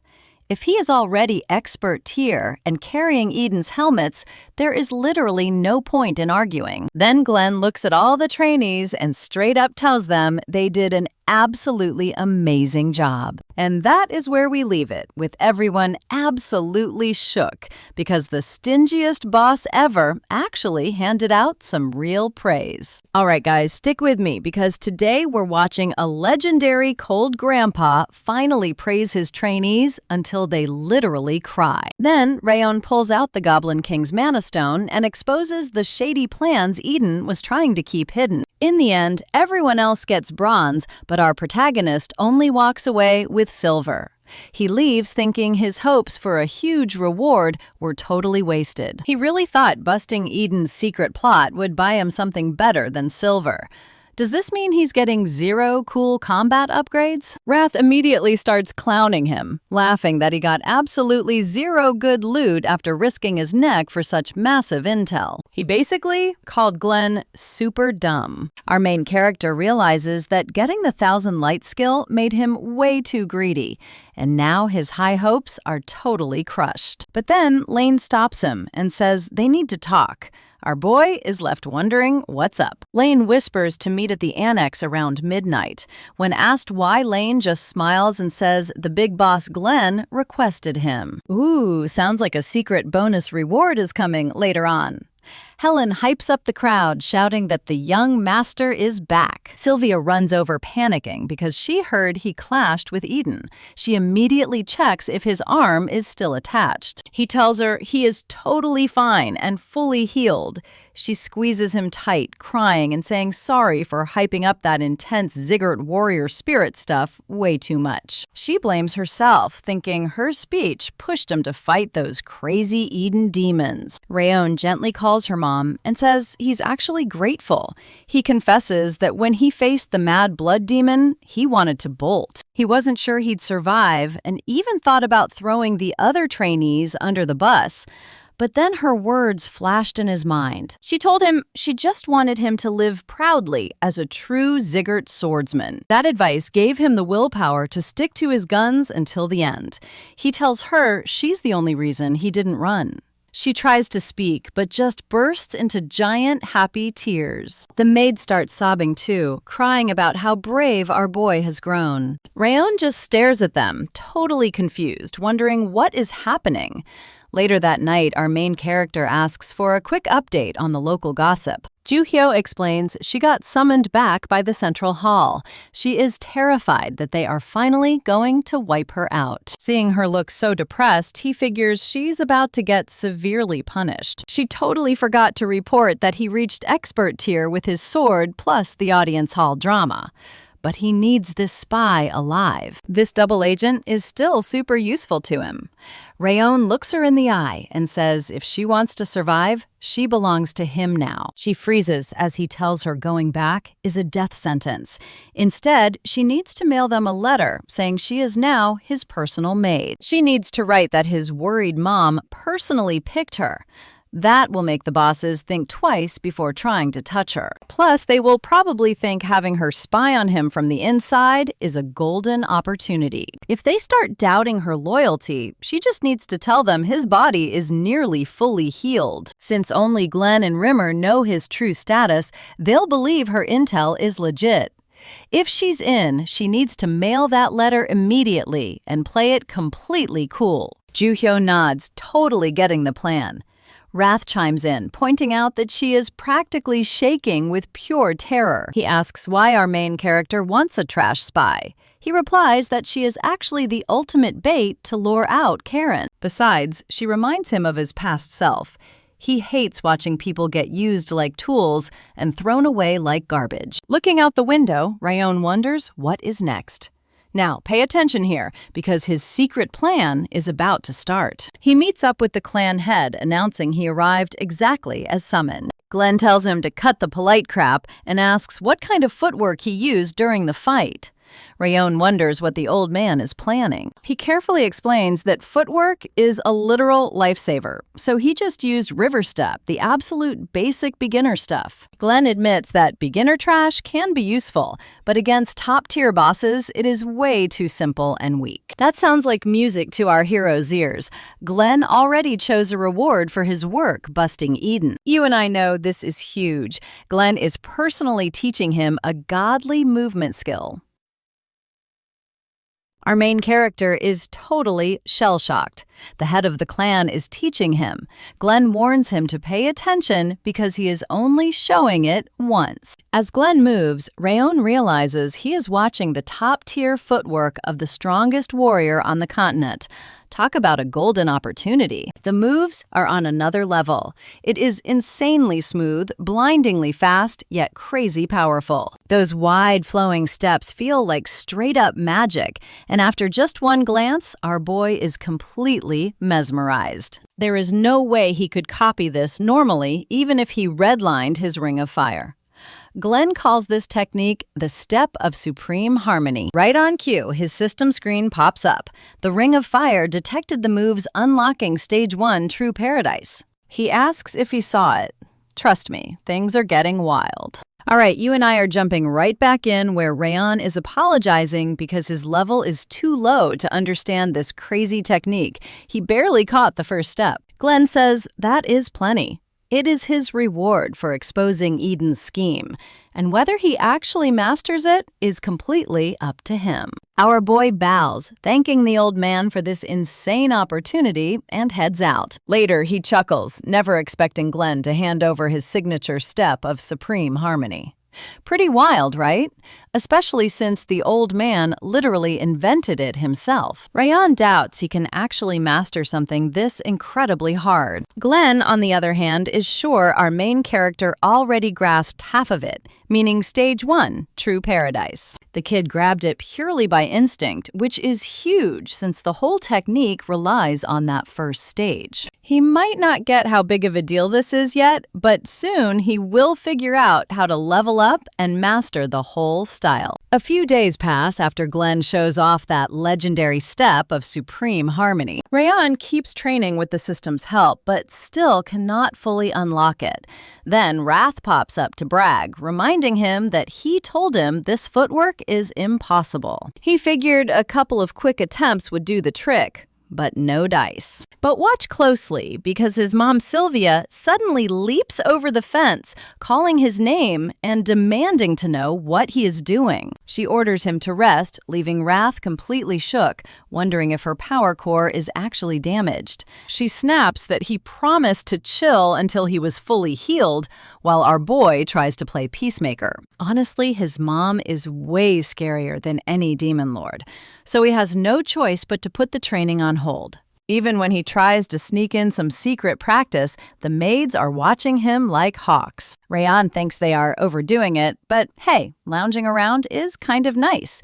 That is, until a maid runs in, yelling that Raiden Zygarde is here. Rayon remembers him as Baldur's kid Glenn's fourth son.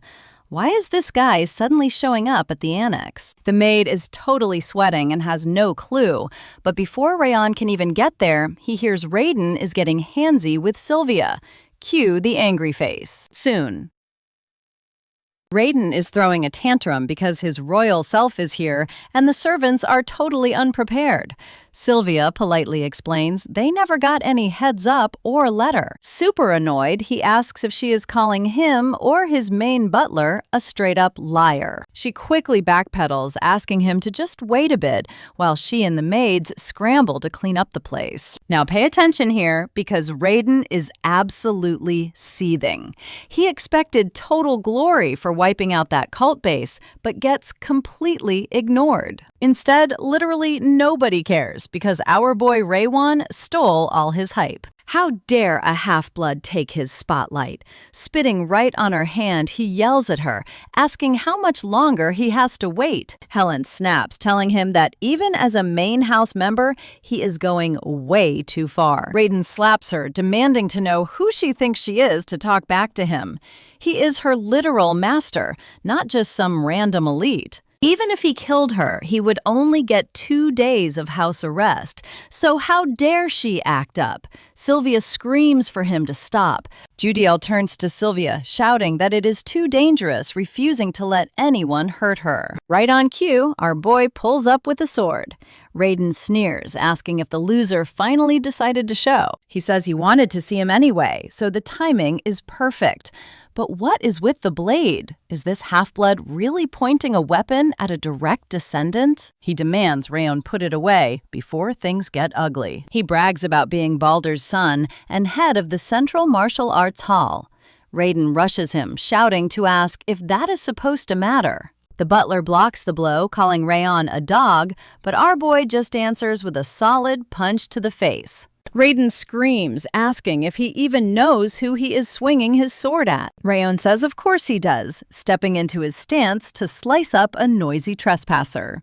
Raiden panics, screaming that he has completely lost it. He claims he owns this place, but Raon kicks him in the gut, telling him he is dead wrong. Raiden gasps that he is insane, but Rayon makes it clear that nothing here belongs to him, especially not this annex. Raising his blade, Rayon declares this place belongs to his family. Raiden screams in terror, but suddenly Rakohel steps in, ordering a halt. Rayon recognizes his gear immediately. He is from the elite Heavenly Sword Order. Why is the clan leader's personal guard here? Raiden yells that if he is from that order, he needs to execute this trash immediately. How dare a mere half-blood attack a direct descendant of the great clan leader? Rakohel says they only take the head's orders, leaving Raiden staring in pure shock. And that's where we leave it. Trust me, you and I are going to want to see how this epic showdown ends. All right, you and I are starting with Raiden grinding his teeth, swearing he will never forget this humiliating day. He was going to make Raiden deeply regret ever treating him like garbage. Our hero vowed to make him suffer pain and humiliation way worse than death. Afterward, Helena tearfully apologized to Sylvia, blaming herself for failing her duties. But Sylvia quickly stopped her, saying she was incredibly brave and did nothing wrong. Sylvia told her not to worry, but our main character stepped up, promising to take care of it himself. He knew this was way more than just a simple, cheap insult. So he asked them to trust him and leave it all in his hands. The next day, Glenn let them stand, mentioning he heard rumors about that absolutely embarrassing drama from yesterday. Raiden lied through his teeth, claiming he sent a heads-up letter, but the Annex crowd was totally unprepared and treated him like absolute garbage. Then he claimed our hero and his butler violently attacked him and he almost died. Our boy realized this clown was a better actor than a swordsman. He then politely told Glenn that Raiden was completely full of it. Even though the memory of those loud, nasty insults still made his blood boil, Raiden lost his temper, grabbing his collar and calling him trash before Glenn barked at him to remember exactly where they were standing. With two completely conflicting stories, Glenn called in a witness to settle the drama once and for all. Raquel stepped up to report the actual truth. Now pay attention here, because Raquel revealed that absolutely no letter ever actually arrived at the Annex.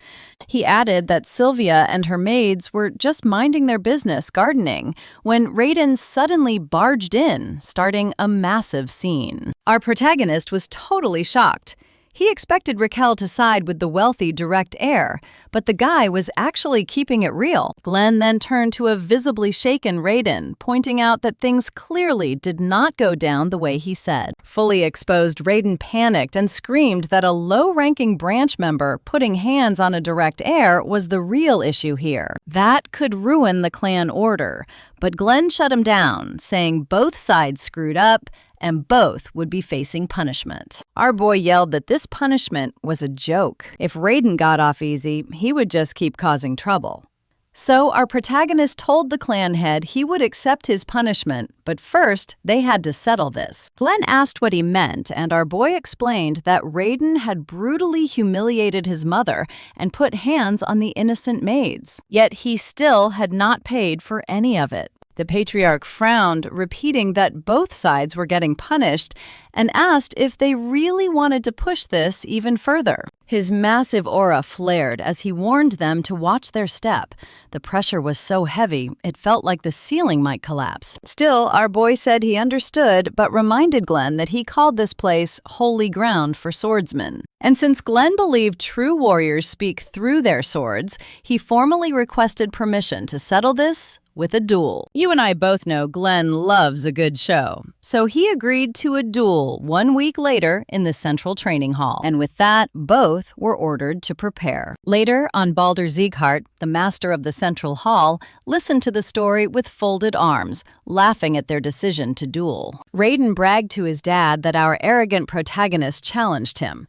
If Raiden won the fight, he got to completely destroy our boy's inner energy core. But if our main character won, then Raiden and his butler had to apologize to the Annex staff. Plus, the masters of the Central Martial Palace would be permanently banned from ever going near the Annex. Baldur sneered that no matter how gifted the kid was, he was just some random wanderer's son who needed a brutal lesson from the main family branch. Raiden smirked, saying there was nothing to worry about. He was only caught off guard last time, and now he had already reached intermediate expert level. Hearing this, Baldur laughed in absolute delight. Still, he warned his son not to accidentally kill him. Just destroying his entire life as a swordsman would be more than enough. He wanted our boy left with zero hope for the future. And Raiden smiled, promising to deliver just that. Later, our main character trained hard in the garden, while Sylvia and Helen watched from the window, terrified about this crazy upcoming duel. Could he really win? Raiden was already an intermediate expert, while our boy had only just reached entry level. Helen begged to stop him before things ended in tragedy. And honestly, Sylvia knew she was right. The duel was incredibly risky. Our boy surprised him last time, but in an official prepared match, the odds were stacked against him. Raiden's sword style looked rough, but was super unpredictable, especially because Baldur trained him personally. Predicting a serious match was almost impossible, but looking into our hero's confident eyes, Sylvia chose to fully trust him. Helen cried out in panic, but as we leave things here, Sylvia confessed that she was secretly terrified too. All right, you and I are diving back in as she tries to calm down, fully trusting our hero has a solid plan for this crazy fight. Then Judiel brought him a quick lunch, just a simple sandwich he could scarf down. She warned him not to eat too fast after training or he'd ruin his stomach. Surprised by her kindness, Rayon thanked her and asked what it was. The main character realized the book laid out the opponent's flexible sword style so clearly that he could master the whole thing at a single glance. Did she seriously put this whole guide together in just one day? Plus, she even stepped up to shield his mom from danger before this. He never asked for her help, but she kept showing up for him, and he was seriously grateful. A week flies by as everyone preps in their own way, and when duel day finally hits, the entire family gathers around to watch. Raiden smiled to himself, thinking he had waited a long time for this. The idiot had no idea Rayon wanted to absolutely finish him. He planned to completely wreck his body so the punk could never even hold a sword again. The ref asks if they're ready. The bully sneers, wanting to see our hero's pathetic face, but Rayon fires back that he won't get the chance. And just like that, the referee starts the match. Now pay attention here. The bully rushes in with a smug smirk to mock him. But the second he uses his movement skill, our hero vanishes. The main character pops up right behind him, whispering that this is his first death. The bully freezes in shock, wondering how he got there. Raising his fist, our guy says he'll make him die as many times as he deserves, then slams a brutal punch straight into his face. The punk reels back, completely clueless about what just happened. Standing over him, Rayon asks how long he plans to stay down and tells him to get up. Since he promised the dude would die multiple times today, that first strike was payback for lying about the letter. Absolutely furious, the bully swings his sword, calling our guy arrogant trash and swearing he'll regret not ending this fight sooner. They clash again, and once more the bully completely loses track of him, even though he was sure he only grazed him. Smacking him with his sword hilt, Rayon calls out that he's on his left, adding that this strike was for ruining his mother's beautiful flowers. He lands another hit as extra payback for trampling them, then drives a massive fist straight into his face for laying a finger on Helen. The bully couldn't comprehend what was happening since this supposedly weak kid was only supposed to know basic footwork and flexible sword techniques. Our hero was a lower-level expert, so he should have been weaker.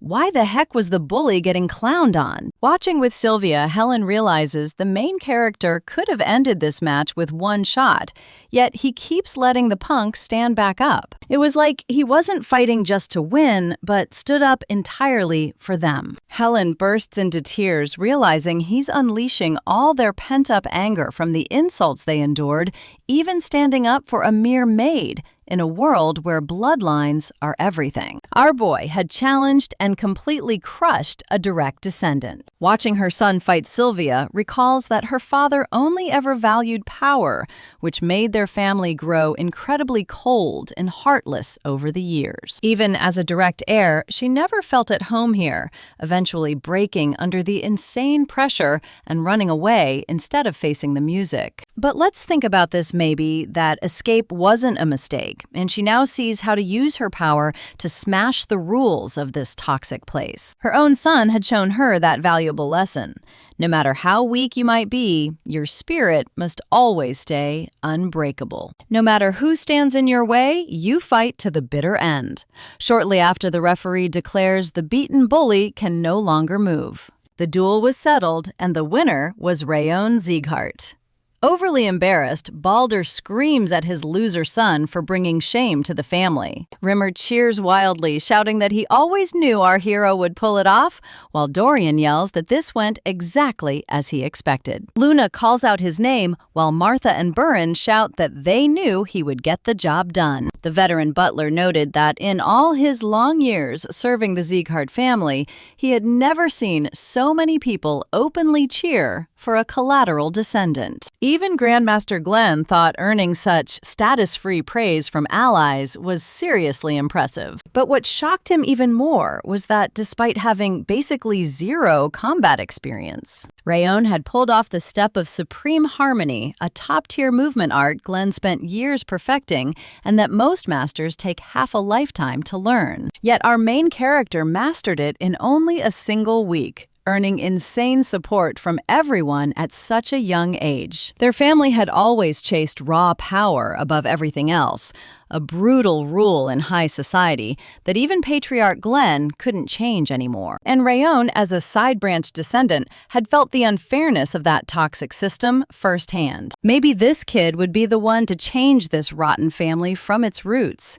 Rising from his throne, Glenn declares the result is clear. Now all that's left is to enforce the high-stakes terms they agreed on before the duel. Right after he orders his butler to find any excuse to slash the rival hall's budget straight in half, making the butler grin with delight. And that is how, under Glenn's watch, the harsh terms are carried out epic right. All right, you and I are diving into the aftermath, where Raiden is forced to kneel and apologize to Sylvia and the maids, while Glenn bans the Central Martial Hall from ever coming near the annex again. The maids can finally breathe a sigh of relief, smiling after all that tension. With the drama over, they head home, and right at the gate, Sylvia smiles and grabs Roan's hand, asking when he got so incredibly strong. Totally flustered, he tells her to stop clinging to him and promises to explain it all later. A swordswoman laughs, saying he looks just like a regular kid now,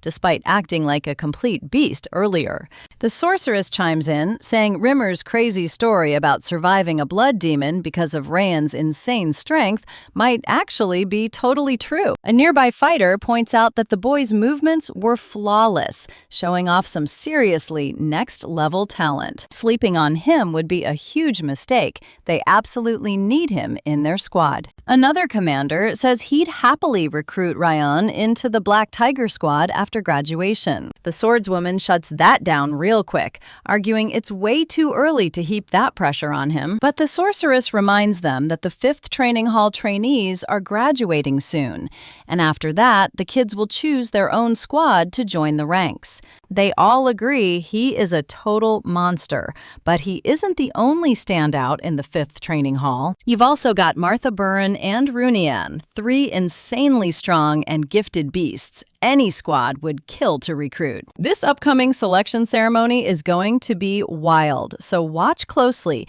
because later in Rayon's room, Judiel asks if he planned this whole duel from the start. He basically admits he did, saying he never had a single doubt about his victory. Sighing, she tells him he is terrifying, but still way nicer than anyone else here, making him ask if he is really that sweet. With a smile, Judiel thanks him for saving her from Karun back then, before leaving him to rest, while he notes how genuine her expression seems now. It seems her desperate moves to protect Sylvia and her reactions were actually totally real. He briefly wonders if he should confess he lied about that terrifying rage worm, while later in the main hall, Rimmer cheerfully greets Glenn. Glenn demands to know where he got all that gold, and Rimmer brags he won it off that fool master of the Central Martial Palace, all thanks to Renan. And get this, he even scored a massive stash of premium training pills for his hall. Glenn instantly realizes this lazy instructor is just using his grandson. But knowing Rimmer did not come just to brag, Glenn tells him to cut to the chase, prompting Rimmer to nod and pitch a crazy proposal. Glenn asks what he is plotting since training is already in his hands, but Rimmer replies, this is about something else. You and I both know Rimmer is crazy, but now he wants to change the entire graduation exam, leaving Glenn suspicious and demanding an explanation. Rimmer points out the current test is too simple, just getting the instructor's okay or winning a basic duel. But these kids already clashed with the elite Owen Knight, nights, and even took lives in a brutal, real-world deathmatch. They have already gone way past normal trainees, meaning the 5th training hall deserves a completely different challenge. Glenn is intrigued, and Rimmer explains he wants a brutal survival exam where the prestigious Sieghart name won't save them. If they can survive this ordeal entirely on their own, it will prove they are ready to become true knights. Rimmer grins, asking if that is not genius, while Glenn stares at him quietly and notes that he has really changed. Rimmer looks confused, but Glenn explains that after his core shattered, he just hid away from the world, acting like a ghost for years. But after taking in this year's batch of trainees, he is no longer dull. He is packed with fire and eager to teach. Rimmer laughs, claiming that kind of praise makes him blush, though he honestly has to agree with Glenn. His vibe has definitely gotten brighter, and though he tries to deny it, he admits he might actually have a gift for teaching. Who knows, maybe one of his own students will end up sitting in the clan leader's throne, prompting Glenn to ask if he means Burin. Rimmer shrugged, saying nobody knows. It could be Burin Martha or even Runan, which Glenn actually finds pretty amusing. He gives him 1 week to draw up the exam plan, warning that if he fails, this deal is completely off. Rimmer grins and whips out a stack of papers showing he is already prepared. Later, the 5th training hall trainees wonder why Rimmer called a meeting but hasn't shown up, though it's classic him to be late. They guess he spent all night drinking and gambling again, when suddenly Rimmer kicks the doors open, happily apologizing for his delay. He makes up some wild excuse about being late because he was visiting local orphans. Burin snaps at him to make his lies at least somewhat believable, but Rimmer insists he is telling the truth, before dropping a major bombshell. He explains he's been planning this for ages, and their recent crazy achievements finally gave him the green light. With their graduation exam here, trust me, they cannot remain trainees forever. All right, you and I are about to see Rimmer drop a bomb on them. This exam is nothing like the usual test. When they asked how Rimmer said they had plenty of experience fighting those Owen trainees already. Plus, they fought the South-North Union as total rookies and survived Eden's crazy ambush last time. So forget chasing his approval. They were going out into the wild alone. Smiling, he announced, the graduation test, pure survival. In 1 month, they would leave the academy behind and survive across the continent with nothing but their swords. But hey, if anyone was too chicken, they could take an easier test. Luna looked back and asked Rayan if he was in. He said absolutely, and Luna smiled, saying she was too. Byrne figured the instructor had a solid reason, so he joined, while Martha laughed, saying survival was just her daily life anyway. Rimmer was genuinely shocked that the main character and the rest of the crew decided this fast. Did they even think about where they were going? Rimmer warned Rayan that since he was top dog, his choice influenced everyone else. They might just follow him blindly. Rayan replied that he knew it would be tough, but Rimmer never gave them completely impossible tasks without a very good reason. Rimmer praised his attitude, but made it clear he would not go easy on him.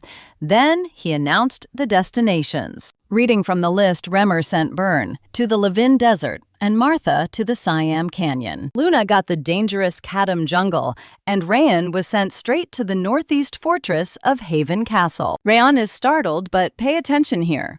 Haven Castle is a literal hell where monsters swarm from the sea and Mount Stalin daily. People literally called it hell on earth because you basically never had time to put your sword away. It was going to be tough for everyone, but brutal for Rayon. They had 1 month to prepare. Later in the annex garden, Helen asked Sylvia if the young master was overdoing his training. He had not slept for days, and honestly, she wished he would just skip this super dangerous exam. Sylvia understood her worry, but knew this was a huge chance for him to level up. She knew he wanted to go all out for Haven Castle, so their job was to help him focus completely. Meanwhile, Rayon kept pushing himself like crazy, and after a week of nonstop grinding, his body was already feeling totally worn out. Yet even with all that blood and sweat, something still felt totally missing. Those Haven Castle monsters were massive, with hides so thick that normal swords could barely scratch them. Relying on the Zeke-Hart sword style with its balanced attack and defense would put him at a major disadvantage. Thousand Lights was super deadly, but it drained way too much aura for drawn-out fights. The Ring of Fire helped, but he could not just rely on those two tricks forever. With 3 weeks left, he needed to study Haven Castle and figure out how to upgrade his Thousand Lights. He needed a hyper-aggressive sword style, and to build one from scratch. He had to push himself past his limits. Later, Glenn asked if he wanted a new sword art for his silver medal. Rayon agreed immediately. Glenn reminded him the medal was his, but asked if he had other plans for it. I know what you were thinking, and yeah, Rayon originally wanted that medal to restore his mother's descendant status. Glenn asked if he was really sure about spending it now. Rayon said he learned a valuable lesson from Sepia Village and his last fight, so Glenn told him to go on. Rayon explained that despite his achievements at his age, he only got a silver medal, not a gold. He remembered Glenn saying how hard it was, since only gold medals could restore his mother's place. Saving silvers was useless, so it made more sense to use them to power up and win gold medals later. Seeing his point, Glenn agreed the logic was solid and handed Rayon a book to help at Haven Castle. If he did not like it, he could swap it. Raon looked at the title, Fangs of Madness. He realized that Glenn definitely was not stingy when giving out proper rewards. Since Glenn handpicked it, Raon trusted it and accepted. The clan head told him to give everything to master it. Raon promised he would, but as he turned to leave, Glenn stopped him with a question. If he was hunting for a new style, did that mean he did not realize what was waiting at Haven Castle? Was he not scared? He could have just walked away, but Rayon said fighting Eden's demons changed his perspective. He answered that life-or-death battles bring more growth, and trust me, you and I cannot wait to see him prove it. All right, you and I are about to watch our main character realize he needs brutal trials to truly grow. But hey, Rimmer would never send them into something they could not survive. Sure, the path ahead was going to hurt like hell, but it would build character. Glenn totally got it. Before taking off, Glenn dropped one last nugget of wisdom, telling him a sword has endless uses, so he needed to think outside the box. Our main character thanks him, and right on cue, Rimmer jumps out of hiding, yelling that this is exactly why he loves him. Every teacher wants a student who actually gets them right, unlike Moody Buren or total worrywart Martha. Glenn immediately fires back, asking what kind of trash teacher roasts his own kids. Rimmer is also shocked that Glenn handed over the legendary Fangs of Madness, laughing that this gift deserves a gold medal. Talk about grandfatherly love with zero limits. Glenn just huffs and tells him he talks way too much, though he admits Rimmer has been less annoying lately. He then warns Rayon that this new sword style is absolutely savage. Whether our main character can master it is entirely up to him. Glenn did his part by giving him the manual. Rimmer just smirks, knowing Glenn will totally bail him out anyway, because he low-key loves his grandkid. Glenn suddenly roars that he is done with his mouth. If Rimmer can talk this much, he must be fully healed from his last fight. Rimmer panics, instantly begging him to stop and claiming he is still totally broken. Glenn just raises a hand with a cold stare. Rimmer looks perfectly fine to him, which means class is officially in session. Rimmer begs for mercy, but a second later, a soul-crushing shriek echoes all down the hallway. Now pay attention here. Back in his room, Rayon realizes this silver tier art is way too overpowered for its rank. Fangs of Madness is the perfect name. It is a wild, beastly style that uses pure instinct to rip enemies apart with deadly strikes. You do not learn this from textbooks. This style has to be forged in real, brutal combat. So Rayon starts spamming duels with other students to lock in the brutal style training non-stop as the graduation exam creeps closer. He needed to become sharper, wilder, and way more savage to truly make it his own. down. He trains so hard that literally nobody wants to spar him anymore. But right at the buzzer, he finally unlocks the core of the style. With his prep time officially up, the final night before the big graduation exam finally arrives. Judil spots all the nasty bruises covering his body, pointing out that he went way too hard for tomorrow's test. Plus, Sylvia would totally lose her mind if she saw him like this. Our main character admits he definitely got carried away. To master Fangs of Madness, he had to scrap every single day. He asks her for a quick heal, and she sighs, saying she does not really have a choice. Before she goes, Rayon stops her. Closing his eyes, he drops a massive truth bomb and confesses he totally lied about the frenzied worm. But looking at her face, it seems she already had a hunch. I know what you are thinking. Did she actually know? Well, Judil admits she suspected it, though she was terrified it was real at first. Back then, she was way too scared out of her mind to even hope it was all a bluff. She was just trying to survive day by day, but slowly the cozy warmth of the annex started to melt her cold heart. Rayon treated her like an actual human being without wanting anything in return, even covering for her at the Central Martial Arts Hall. Living there made her realize that everything he did, from teasing Sylvia to protecting the family, was all to keep the annex safe. That was the exact moment she realized there probably was not a scary parasite inside her after all. She had zero proof, but still wondered why he lied. Our main character simply smiles and tells her it is because she changed. He was keeping tabs on her too, and saw that the fake cold mask she wore was slowly slipping away. When things got crazy at the annex, she risked her own neck to shield Helen and Sylvia.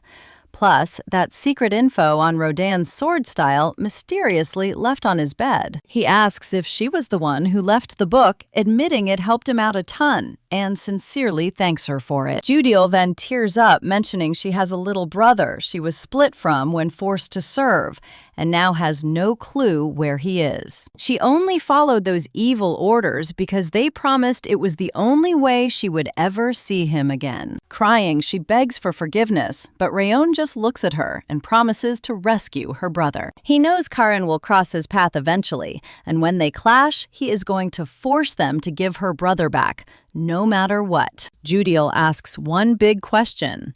What if she snitches on him to Karin? Why even confess the worm was fake in the first place? Our main character smiles and says it is because he trusts her. She admits she never expected that answer. Rayon asks what she will do now, and she swears to follow him anywhere. And that is where we leave it. Trust me, this alliance is going to be epic. All right, you and I are ready for graduation day. He left his annex in her loyal hands. She swore to protect it. And the next morning, boom, the big exam. Time for the ultimate test, people. Their mission is super simple. Just survive for a whole year and get back. Pulling this off would be huge, so Reamer orders their representative to step up and give an epic farewell speech. Robert is secretly crying inside because his instructor always drags him into this spotlight stuff. Still, our main character steps right up, reminding everyone that whatever doesn't kill a fighter only makes them way stronger. Sure, fate threw them into the meat grinder, but they survived a real-deal battle. Dodging death while on duty is proof they are tougher now. He tells his crew to keep leveling up and bring glory to their family and the 5th training ground. The grads shout back that they'll return, no doubt. Reamer just smiles, thinking how he always knew Rodin was built different. His crazy skills weren't even the most special thing about him. He is insanely calm for his age and has this wild energy that pulls people in. Despite being a prodigy, he never acts smug and grinds harder than anyone. What Rodin whipped out in their last clash looked exactly like Fangs of Madness. Watch closely because this absolute beast always goes way beyond expectations. Reamer recalls how the main character beat everyone and even scratched his own mentor. What a total mad lad. He just hopes the kid makes it back alive. It would suck to miss the rise of a new king. Then the main character tells everyone it's time to bow to their instructor. They show some serious respect and thank him, while Reimer smiles, saying he'll be waiting for their big success. They need to stay safe. Barn looks at Ran and swears he's going to train until he drops this year. Martha chimed in, saying she still owes him, so the main character better keep pushing forward. If he dies, she'll drag his soul back to settle the score. He's just thinking, wow, these guys really cannot be honest. Then Rodan calls him over and hands him a box. Shocked, our guy asks, wait, is this actually ice cream? She nods, saying she's got plenty left, so it's cool. Rodan thanks her and promises to eat it later. Rodan tells him to stay safe, and he promises he will.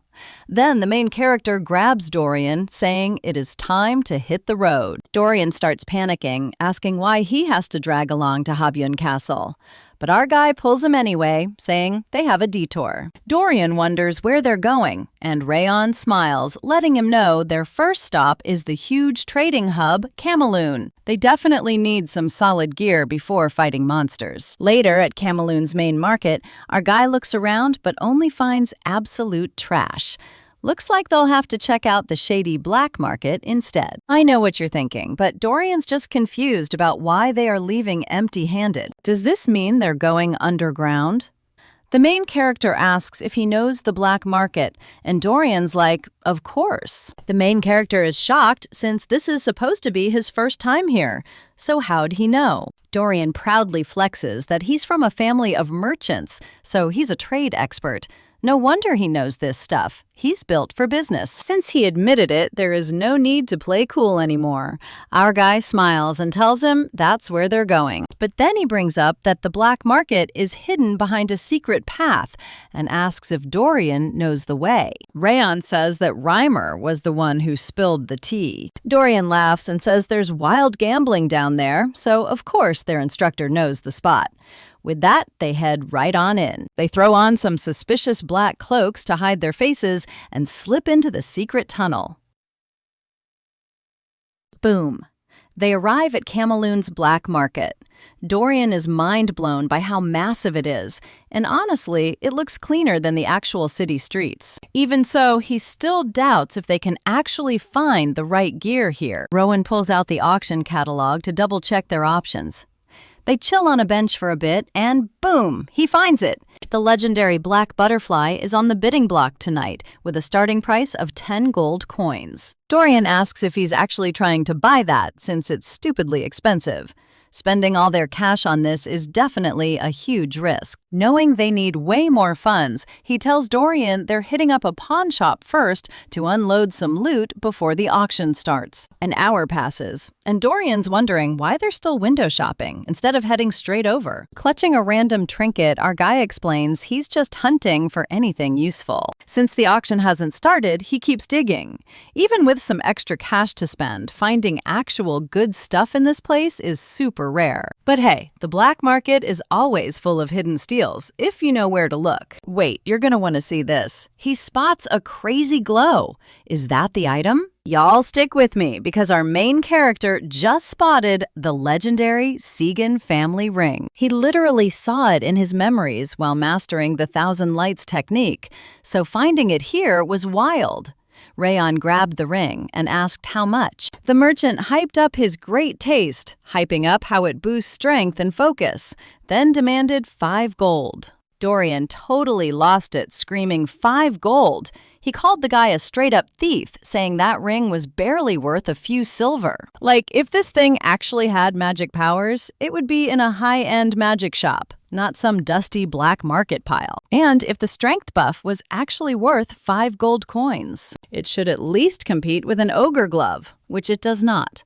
There are no fancy engravings, just a super basic plain look. 0 style, 0 charm, and it is even chipped. Dorian mocked it as cheap brass that belongs straight in the garbage bin. So 5 gold is a joke. Dorian aggressively lowballs him to just 1 gold coin, and after some sweating, the seller caves. Rowan is quietly impressed. Wrath notes the ring is clearly special, but honestly, Dorian's scary haggling mode is kind of terrifying. Our hero is amazed by Dorian's haggling skills, even if the guy does not know its real worth. This is a massive win. Suddenly, a masked girl slides in asking if they bought it. Now, pay attention here, because this random girl suddenly offers 10 times the cash on the spot. She wants that ring. Seeing his basic outfit, she figures he is a broke adventurer who could really use some quick cash. Dorian is screaming in shock at the insane offer, while the merchant cries out that he sold it for 50 silver. Is it actually that valuable? The merchant begs him to take the deal, but our guy knows this girl realizes the true value. This thing has to be worth at least 100 gold. Even so, our hero politely says, no deal. She bumps her offer to 20 times, then 30.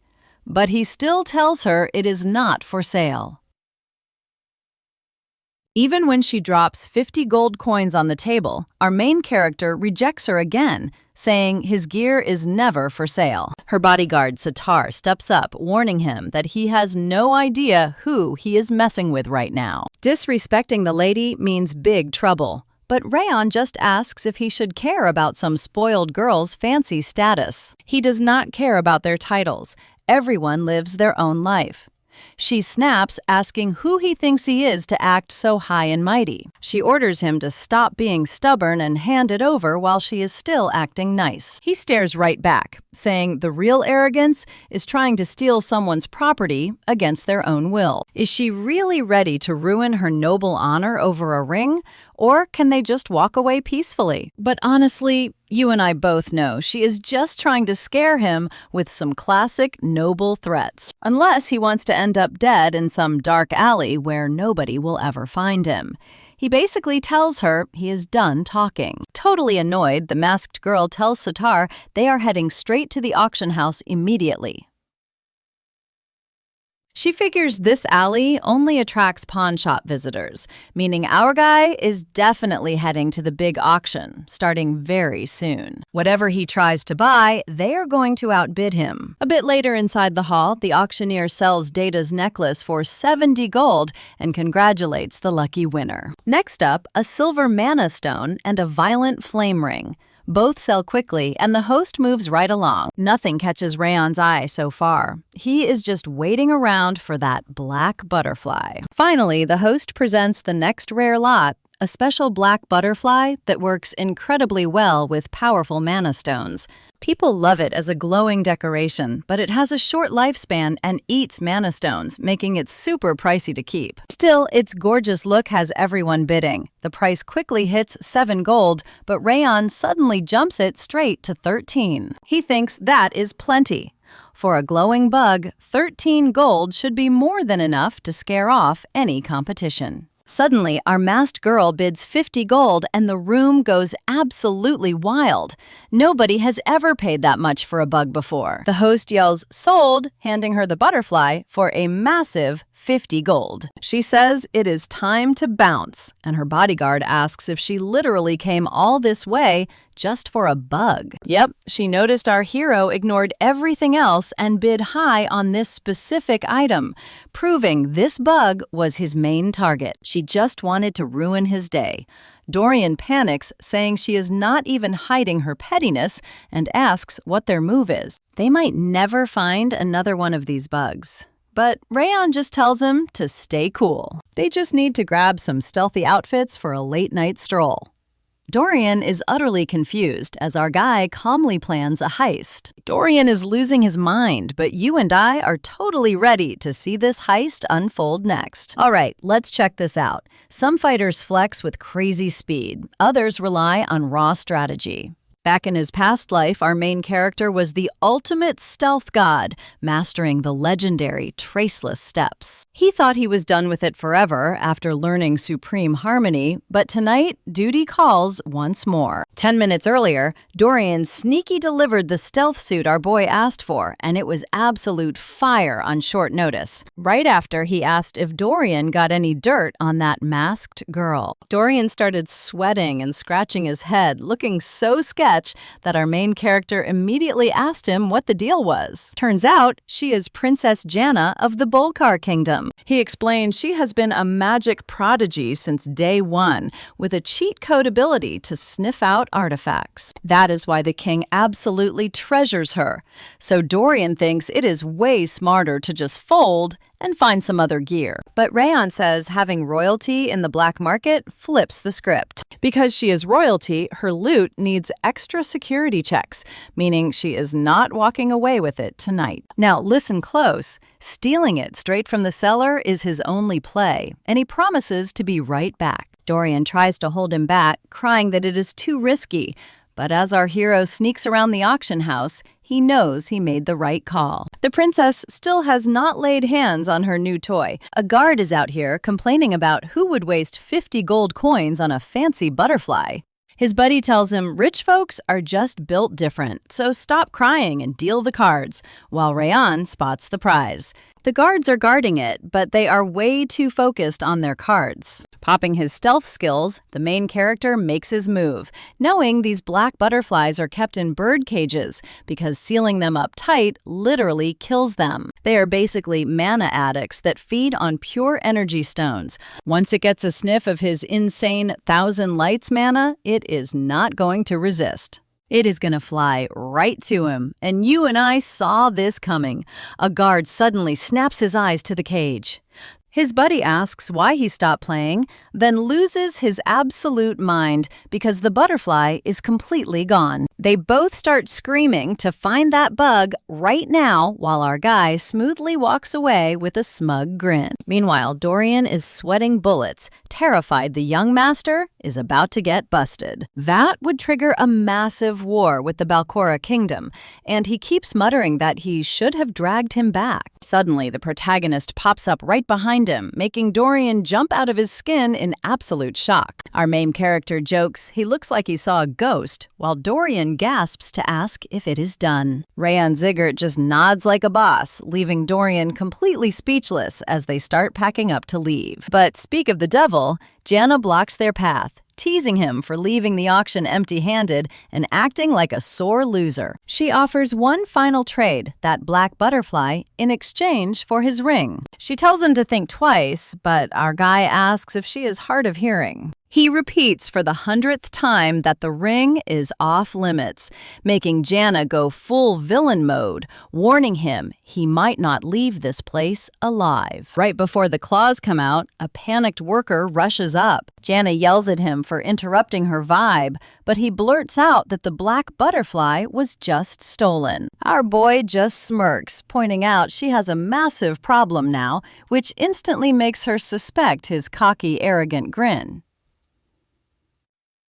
She crosses her arms and calls him a cheap thief, saying he is not proud at all, just a common criminal. The main character coolly asks if he is supposed to care who she is. Jana rips her mask off, drops her royal name, and asks if he really thinks he can flex in front of her. She vows to teach him a lesson, while Satar cracks his knuckles and gets the green light to smash him. The big guy charges in swinging, but Rayon just squares up and asks why her name is supposed to scare him. Our main character drops the giant with a single punch to the jaw, leaving Jana screeching at her folded bodyguard. Before she can finish complaining, Greer steps in to break it up, asking if this is actually Rayon Ziggert. He recognized that voice instantly, then notices Jana and wonders if these two are actually acquainted. Jana turns to Greer, asking if he really knows this guy, and Greer is like, "Of course I do." He is the legendary swordsman of the Ziggart family, and trust me, watching her face go completely blank is priceless. Trust me, you need to see this. She suddenly remembers the Northern Destruction King's blonde hair. Is this guy actually from that legendary bloodline? Rayon Ziggart asks what she just called him. A thief, right? Jana has no comeback. Our main character is totally done playing nice, asking if her behavior means her kingdom is officially declaring war on the Ziggerts. He gives her one final pass. Apologize right now, or he will treat this as a spoiled royal throwing a childish tantrum. Totally shook, she claims she did not know who he was. He fires back that she can explain that during the official protest for calling him a thief, insulting him, and picking a fight. Gritting her teeth, Jana finally bows and apologizes. Before heading out, the main character accepts her apology because he does not want this drama blowing up any further. But he warns her to watch her mouth unless she wants to embarrass her entire kingdom. She just hangs her head, swallowing her massive rage. Later, Greer asks if he interrupted at a bad time. Rayan says not at all, since Greer actually saved him from getting framed. Greer is glad to hear it and tells him not to sweat Jana anymore, promising to personally deal with her himself. Our hero thanks him, and Greer asks what brings him all the way to Camelon. Greer is on a mission too, so he is curious how someone from the distant Zygarde territory wound up here. Our boy explains he is on his graduation exam assignment, traveling with a buddy to buy some proper equipment. Greer nods, noting it is graduation season, and asks what equipment he needs. Our guy says he needs a new sword since his current blade is totally worn out. Greer mentions a sweet spot, a tiny workshop over in Camelon's Western Craft District. It is simple, but watch closely. That smith is a master, and Greer wishes he could introduce them. Sadly, his own mission is keeping him way too busy. The main character thanks him, and Greer tells him to visit Owen down the road. Rayan promises to do that after his exam, and Greer wishes him luck. As soon as he leaves, Dorian exhales a massive sigh of relief, saying they barely avoided a total disaster. He cannot believe how wildly reckless that was, but our main character reminds him it was all calculated. Though he admits Greer showing up was pure luck. Dorian asks if they are heading straight to the smithy, but the main character says they will wait until tomorrow. He has got one crucial task to finish tonight. Back in his room, the main character decides it is time for the black butterfly to do its thing. See, the black butterfly can suck up mana, but it cannot actually absorb that power for itself. The dual-colored buds cannot store mana either, but together they make magic happen. Once the flower absorbs the butterfly's gathered mana, it mutates into an insanely rare hot and cold elixir. Rayan brings the glowing plant to his lips, fully aware that almost nobody in this world knows this secret hack. He only figured it out himself through memories locked inside the legendary Thousand Lights technique. And just like that, look at this one Frost Curse node is destroyed. His mana pool and core durability spike immediately, boosting his energy, willpower, and overall stats by a crazy amount. The screen updates showing his Frost Curse is down to only 4 nodes, and his insane traits are fully listed. Fury Stage 5, Ring of Fire, Stage 5000 Lights Technique. Stage 3, Flame Resistance Level 3. Frost Aura Level 3, Legendary Sense. Water Resistance Level 4, Invisible Strike, and Unbreakable Will Level 1. His stats now hit Strength 72, Endurance 66, Sense 79, Agility 73, Energy 70, and Rage 10. Rayan says it is finally time to visit that workshop. Dorian is completely blown away, wondering what on earth happened to him. In a single night, our hero's energy and aura have grown massively. Honestly, at first, Dorian was just plain curious about him. Back then, everyone treated the main character like a complete embarrassment, and the main family looked down on him hard. But the main character took all that disrespect in silence, pouring every ounce of sweat into pure training. After getting close to Rayan, Dorian realized something huge.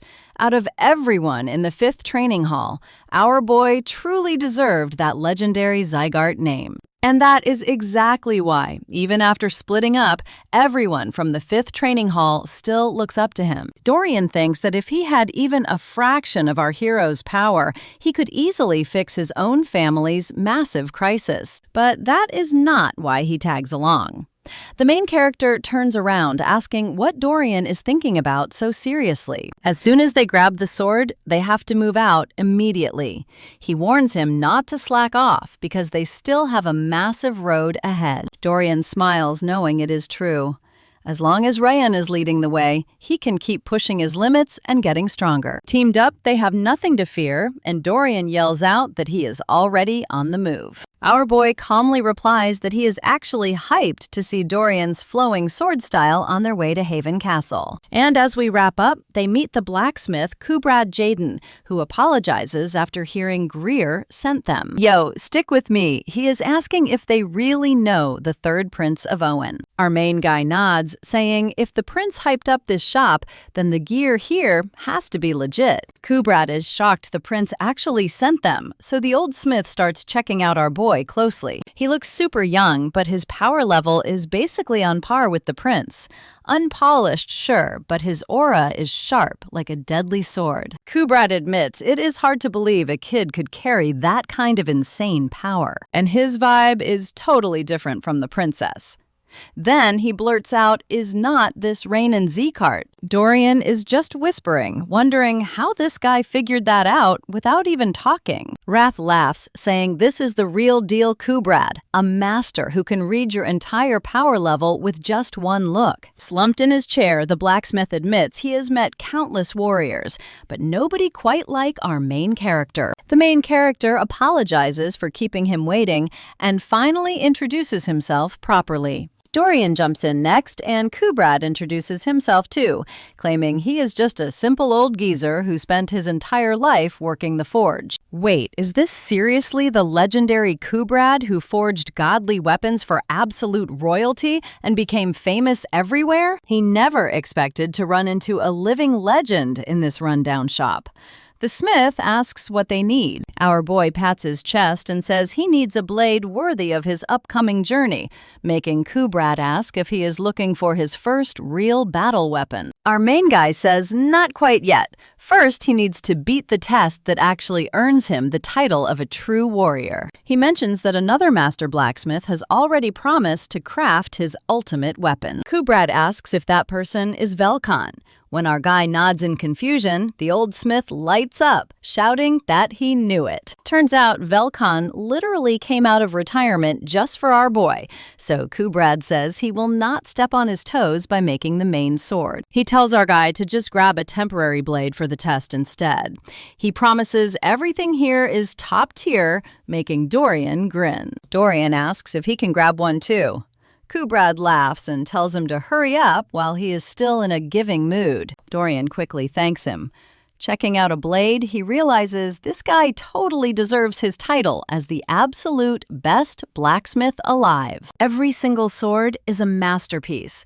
But then our main guy spots a creepy dark blade sitting in a barrel and asks about it. Meanwhile, Dorian is pointing around like a kid in a candy store, completely overwhelmed by all these sick weapons. Grinning Kubrad says that is only natural because he made them so Dorian could pick blindfolded and still do fine. Suddenly, the smith freezes. He snaps his head around, yelling about some crazy energy in the room. Pay attention here. Raynon is holding a sword wrapped in a dark, creepy aura, and the smith is screaming at a confused Dorian to arm himself. When Dorian asks what is up, Kubera screams that our main guy is holding a straight-up possessed sword. They need to snatch it away before that evil energy consumes his soul.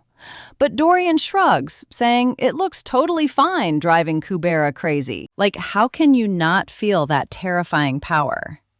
But when the old smith looks back at Rayon, he completely freezes in shock. The blade is radiating this absolutely horrifying energy, but it is not even trying to take over our boy's mind. Wrath is furious, calling the blade worthless garbage and shouting that it dares to touch a body that belongs to him. Now check this out. Wrath stomps over, threatening to freeze and shatter it, but our guy warns him to back off. Annoyed Wrath rants that this creepy sword is trying to steal his property, so why would he not step in? He even brags that our boy would be possessed right now without his help. Our hero calmly reminds him that this is not his body, and the sword could never consume him anyway.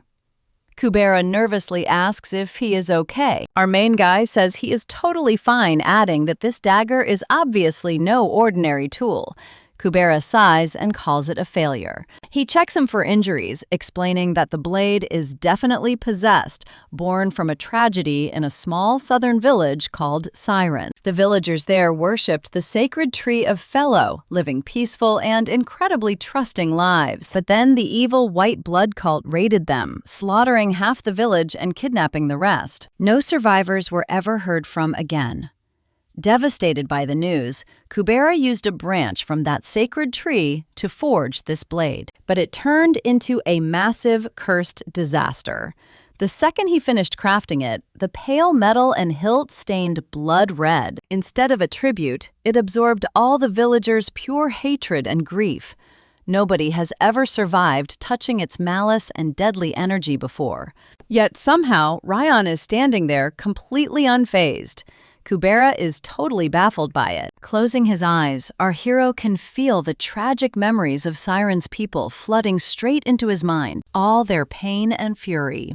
And that is where we leave it. Did they really suffer that much from the cult? All right, you and I are jumping right in. Rayon is too busy for an immediate revenge quest, but vows to destroy any white blood cultist he crosses paths with. Staring down at the blade, Rayon asks if it is ready to follow him. Kuberad stands there, jaw dropped, as that murderous aura completely vanishes. Did this legendary weapon seriously just accept a teenage kid as its master? Rayan says the sword was forged to honor the dead and welcomes Requiem to his side, making sure to thank Kuberad for his top-tier blacksmith skills. He packs up Requiem and a standard sword, too. Kuberad notes that nothing beats the pride of a blacksmith watching a future legend wreck house with his gear. Rayon turns around and promises that if Kuberad ever visits the territory of House Zigert, he will get a royal welcome. The old blacksmith wishes him luck on his upcoming test, hoping everything goes smooth. Watching them walk away, Kuberad is amazed. Rayon didn't just survive that possessed blade, he totally tamed it. Is there some crazy psychic link going on between his mind and the sword? Or is his willpower just on another level?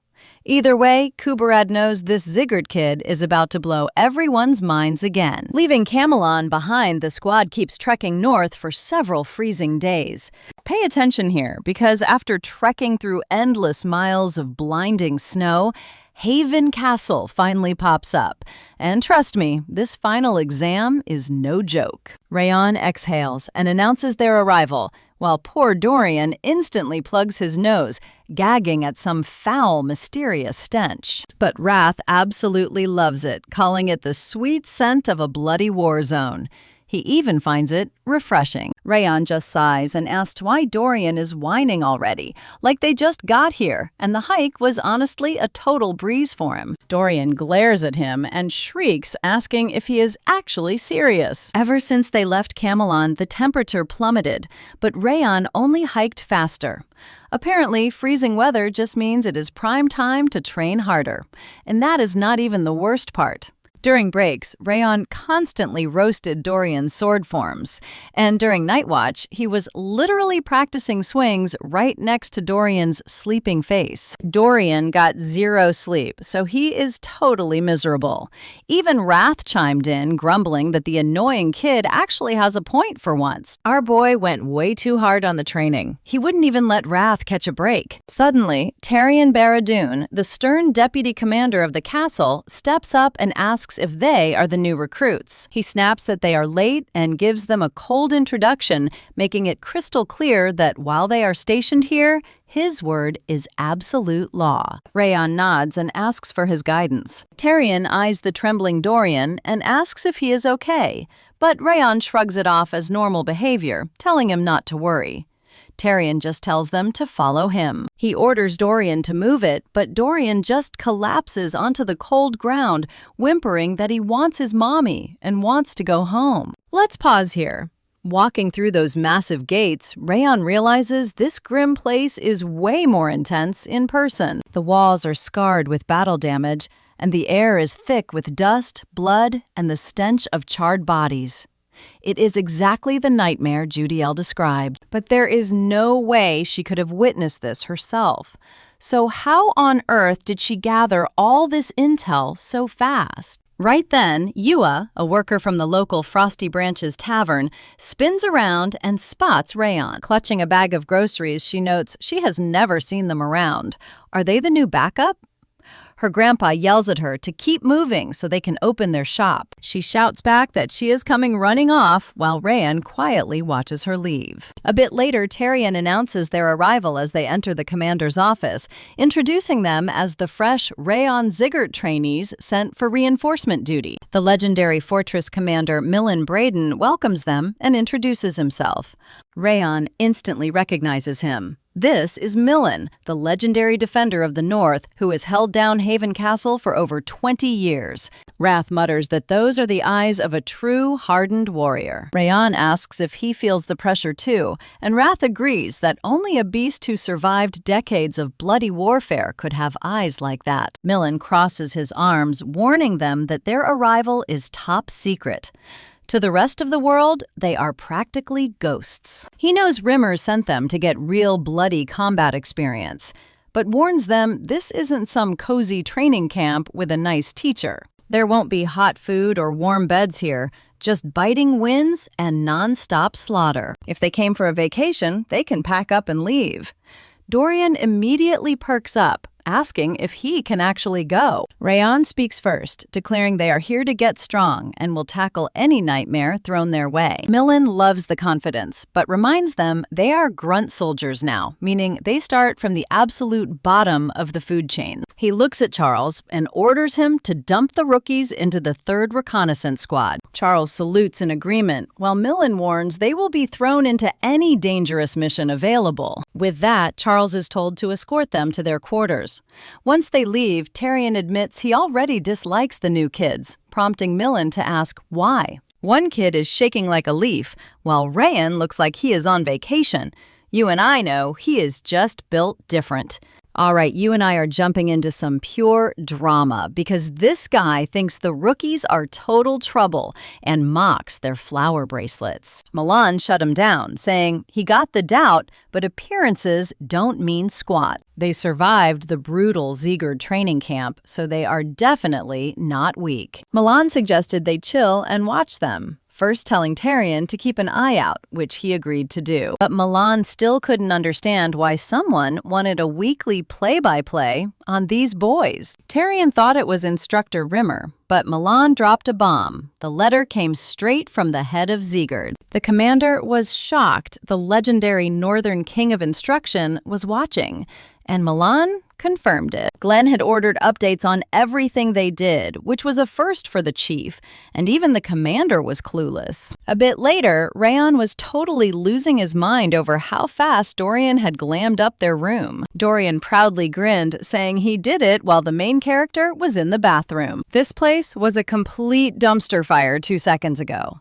Rayon pulled back the curtain, demanding to know where he got it. Rayon saw it came in multiple colors, and Dorian nodded, calling them a total must-have. Offering red, yellow, and green, he asked which vibe our hero wanted, leaving him wondering what kind of magic bag he had. Now pay attention here, because this is where Roden, the scout squad captain, pops in to check on them. He introduced himself and told the rookies there was 0 time to rest, even if they just arrived. Orders were in, and they were shipping out. Meanwhile, back at the castle, Glenn asked Rimmer what he wanted. Rimmer just smirked, saying he already knew the whole scoop. Glenn had secretly put spies on Rand, and now he was face-palming, majorly regretting letting our main character near those gambling houses. Since his secret was out, Glenn told him to keep quiet, but Rimmer just kept hyping up how awesome the kid was. He mentioned how the main character used those special dual buds to completely wreck Princess Bolkar in their fight. Glenn sarcastically replied that the kid was indeed a master thief. What was so great about beefing with a neighboring princess, Rimmer shot back that she started it and Rayon just handled it his way. He added that the spies couldn't even track how he swiped that butterfly, so his next stunt is bound to be legendary. Glenn doubted it, saying he already recalled his watchers. You and I both know Rimmer was shook, asking why Glenn isn't hyped to see what happens next, especially with Kubera's sword. Glenn calmly explained he only sent them to stop internal family drama. Since that was settled, there was no reason to watch. Rimmer smiled, saying Glenn's spies inside Hoven could just send reports instead. Glenn looked horrified while the butler screamed that he never leaked that info. Rimmer kept teasing, saying it was obvious Glenn had spies.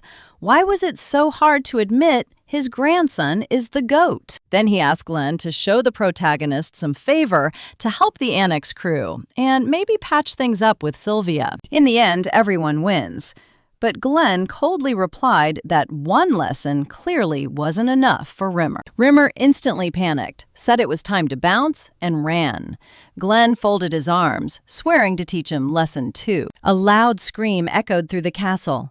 At the same time, Rand turned his head, wondering if he was just hearing things. Later, Roden announced they had finally reached Mount Sterling. With all the snow and monsters, Castle Hoven was basically hell, but Roden loved the view, and our hero agreed. Roden then asked if they wanted to do a quick test before their scout mission. He wanted to check their skills, pointing at some tracks, and Dorian immediately guessed they belonged to a massive ice troll. Roden covered his mouth thinking and said it definitely wasn't a troll. Kneeling by the print, he explained that troll tracks look more like human footprints, usually way bigger and deeper than this. These came from a four-legged animal, specifically a mountain goat named Kari.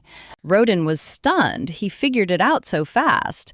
Asked how old the print was, our boy said the ground was soft, making it fresh. If they went west, they could probably catch it. Roden pointed to some tree scratches, and our hero explained they were claw marks from a fierce wolf marking its territory, but added that the beast was already dead. Roden was completely stunned as the main character kept talking. And that is where we leave it, with Roden totally speechless, wondering who on earth this insane kid actually is.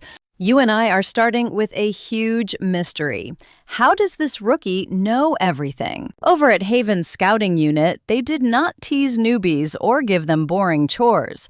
Nope, they just tossed them straight into the fire to show them that textbook stuff means nothing, and this place is pure death.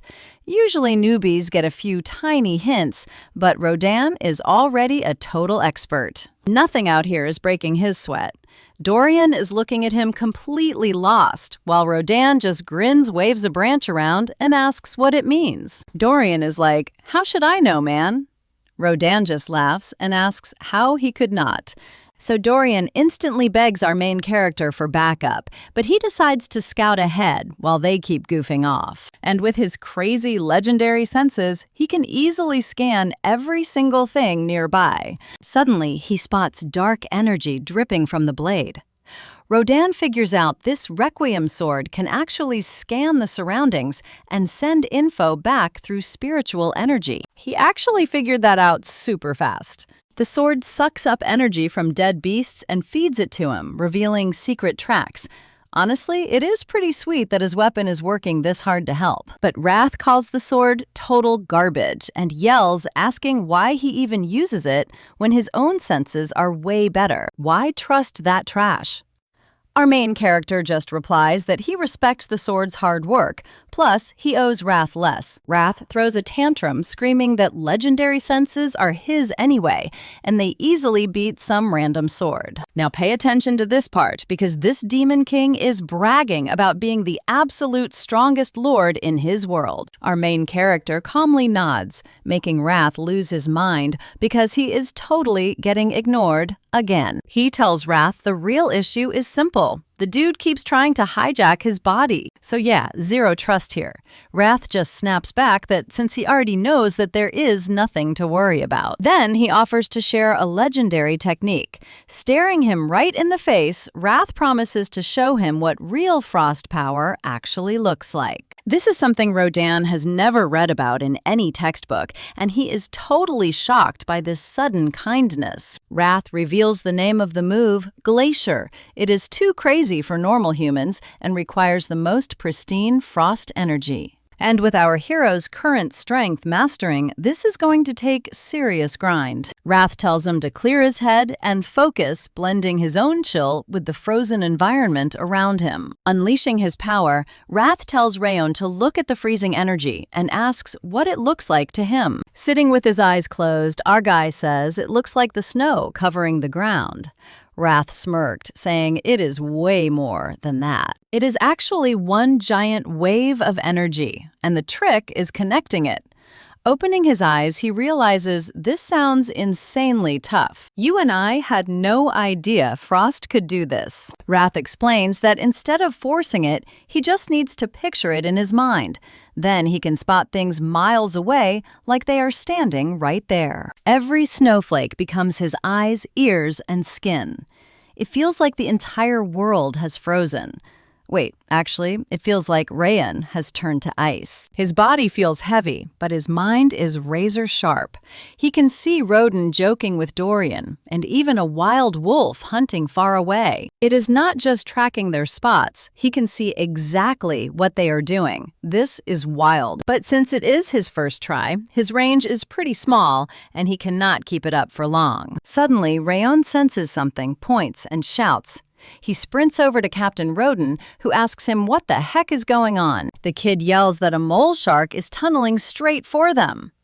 Rodin just frowns, totally unable to believe a mole shark is here. We are on Mount Sterling, so why would a water monster be chilling up here? He cannot even feel the ground shaking, but our hero insists that the monster is coming right now. Rodin starts questioning how that is even possible, but then water suddenly erupts right behind him. He spins around, totally shocked that it is real. They all stare at the massive beasts.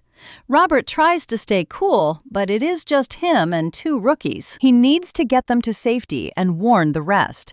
But as he tries to move, a beast growls. Robert panics because his legs are suddenly completely frozen up.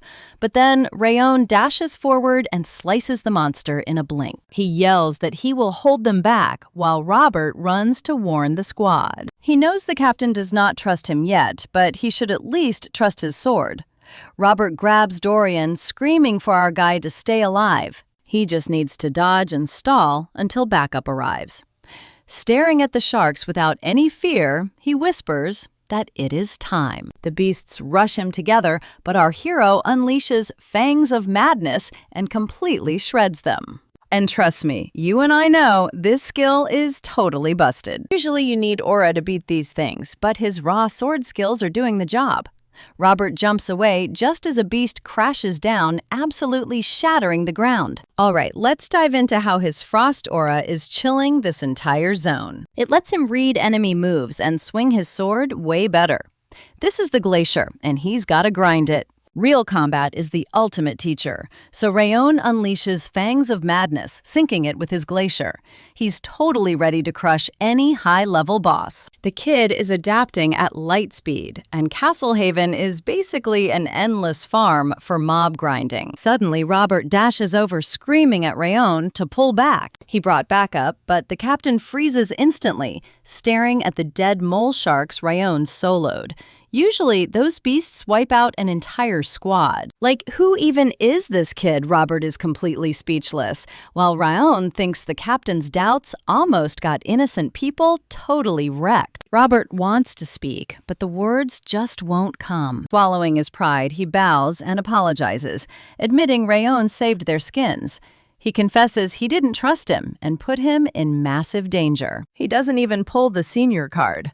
Rayon thanks him, secretly shocked the apology came this fast. Placing a hand on Robert's shoulder, he says it's cool admitting he wouldn't trust a new guy either. Robert stares at him, totally amazed, saying he finally gets who Rayon really is. Now, watch closely. Rayon tenses up, but the captain just grabs his hand and calls him a literal angel. To celebrate the rookie's big first win, he orders everyone to hit the tavern on his tab. The assistant gasps gasps, shocked. Their cheap captain is actually paying.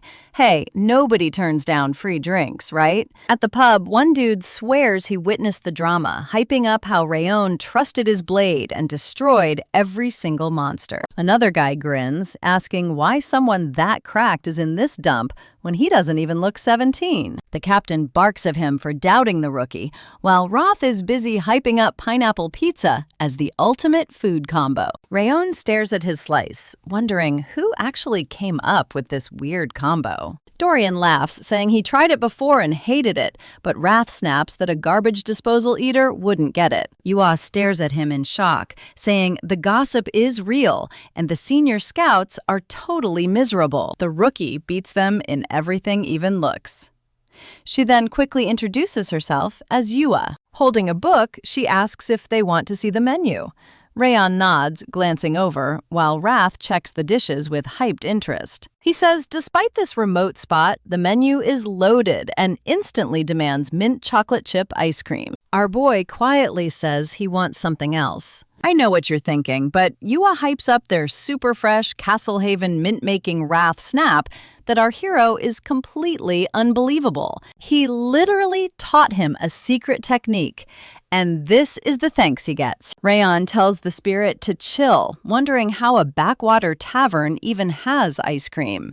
He shrugs, raises a hand, and orders one serving. A guy smiles and calls out to the newcomer, asking if he actually soloed 6 mole sharks. He says not to take it bad, he's just curious how a young kid got so insanely strong, and wanted to say thanks for keeping them safe. Rayon thanks him back, saying there's no need for all the appreciation. The man chuckles, saying with crazy skills like that, a promotion is coming fast, so he's chatting him up while he still can. Another ally nods, and Dorian raises a fist with a grin, hyping up how Rayon did something totally legendary. But our boy still isn't used to all this praise.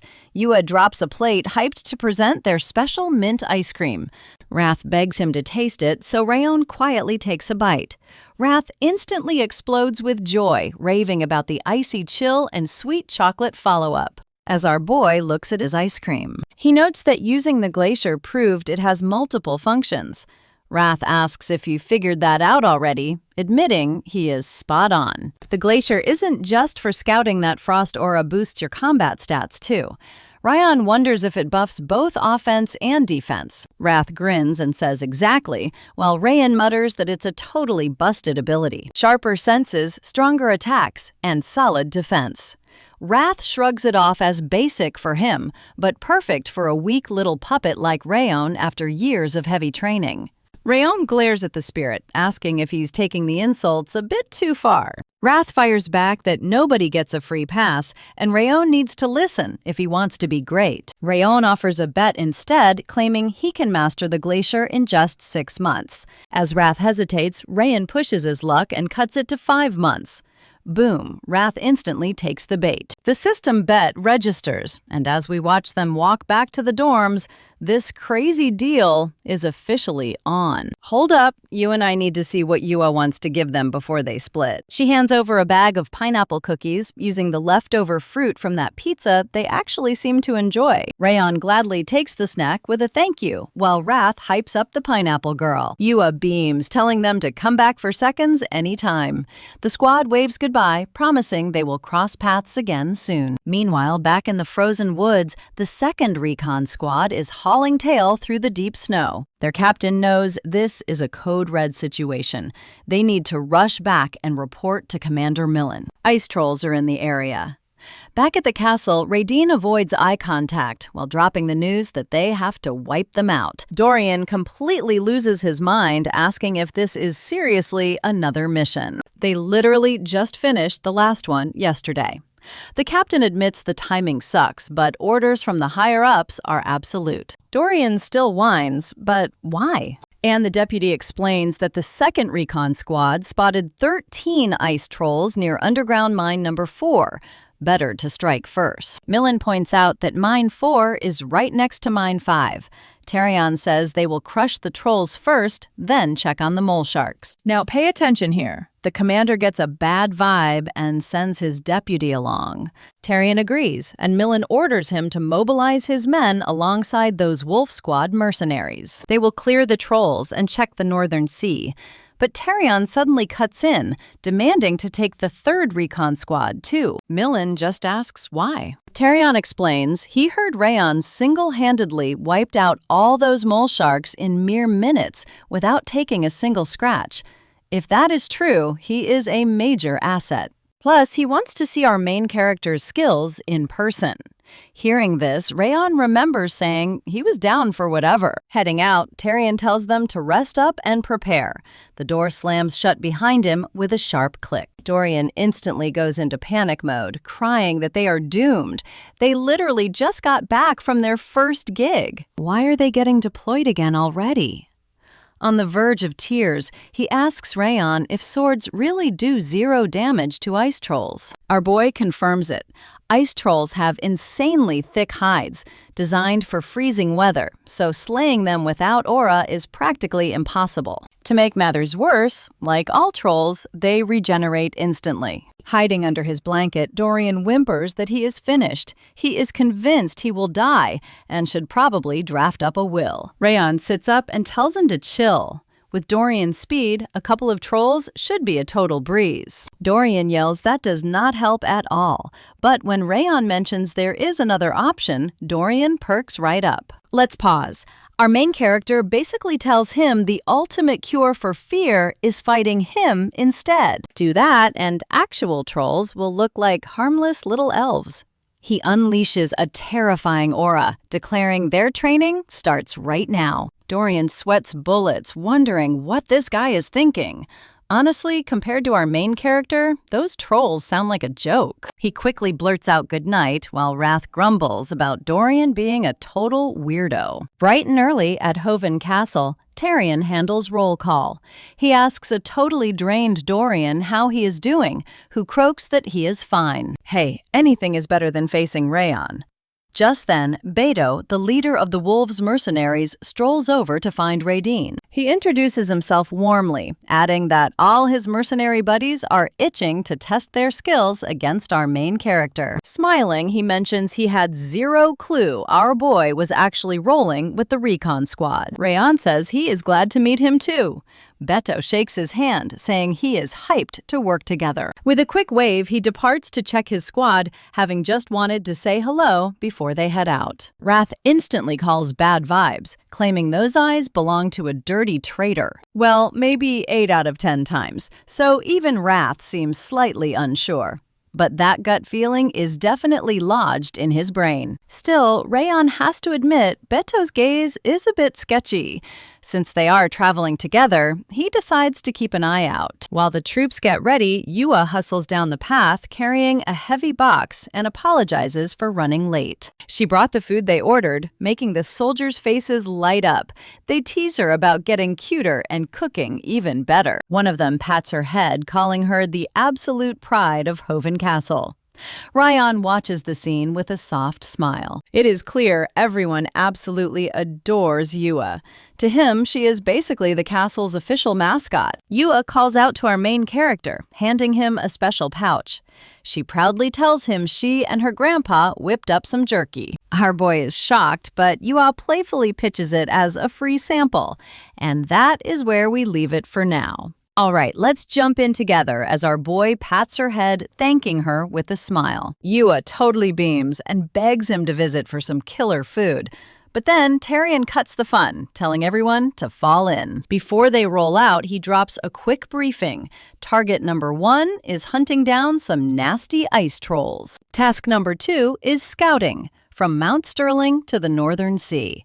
But the biggest rule?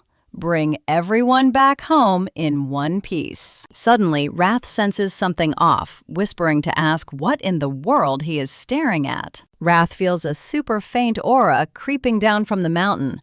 Could it really and truly be that legendary guy? But he immediately shakes it off as nothing right before Tyrion yells for the squad to finally move out. Down the road, some loudmouth frontline soldier points at the scouts and demands they haul all their heavy gear. He talks smack, warning them to protect these packs like their own girlfriends, while the other jerks laugh and say losers like them wouldn't get it anyway. Rathon looks over to the captain, asking why on earth the heavy hitters are dumping their baggage onto the scouts. Rathon knows this is our main character's first gig, so he decides to fill him in. See the heavy attackers get to slack off to save their energy for the real fight.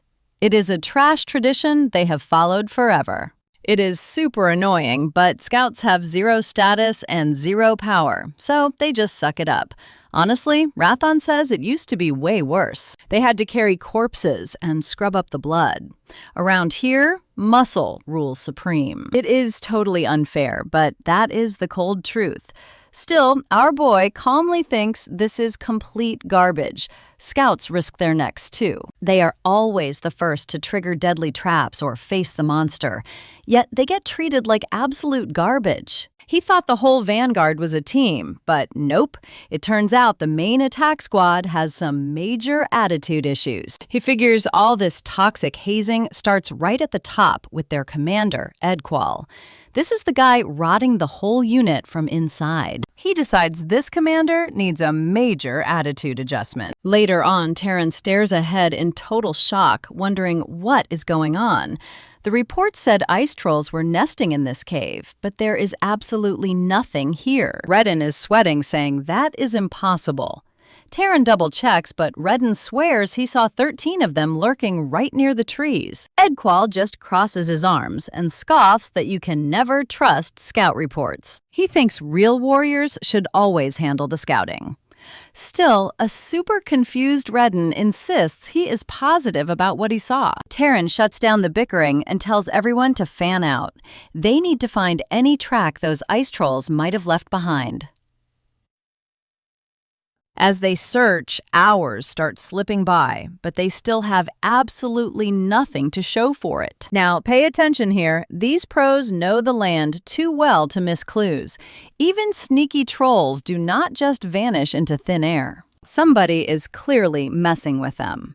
Our boy turns to Taryn and asks if he can take a crack at finding them. Taryn is listening, but Edqual cuts right in and barks at him to stop sticking his nose where it does not belong. He sneers that our main character should just go pitch some tents since the sun is setting, unless he wants to embarrass himself like his useless scout buddies. Taryn shuts Edqual up, saying they might as well let the rookie try, even if it is just a big waste of time. He drops his hand to the snow, shuts his eyes, and triggers his glacier skill before snapping them wide open. An annoyed Edqual asks what he is even looking at and tells him to stop playing around, but our boy just says he found them. Edqual glares at him, demanding to know what that means, but our main character calmly points out they are in a valley northeast of Mount Sterling. Edqual totally loses his mind, screaming that this weirdo is claiming to know their exact spot without even looking. Our guy just calmly asks if there is an issue, making Edqual grind his teeth and scream that this is no time for lies. Is he actually ready to back up that crazy claim?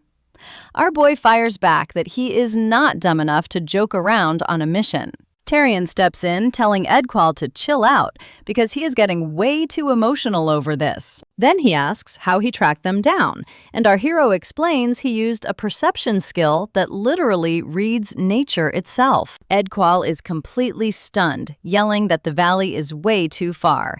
He calls it absolute garbage and asks Tyrion if he is seriously falling for this crap. You and I both know standard sensory tricks can't reach that far, especially when coming from a total rookie. But looking into those confident eyes, Tyrion knows he is not lying. And that nature reading trick, it reminds him of one legendary guy, Rimmer. If our main character actually trained under that beast, then maybe it is possible. Beto smiles, saying he is hooked now too. He asks how long a march we are talking about. Our boy replies it will take 30 minutes plus 10 more to secure the perfect spot. Grinning Beto realizes this kid already planned a whole ambush.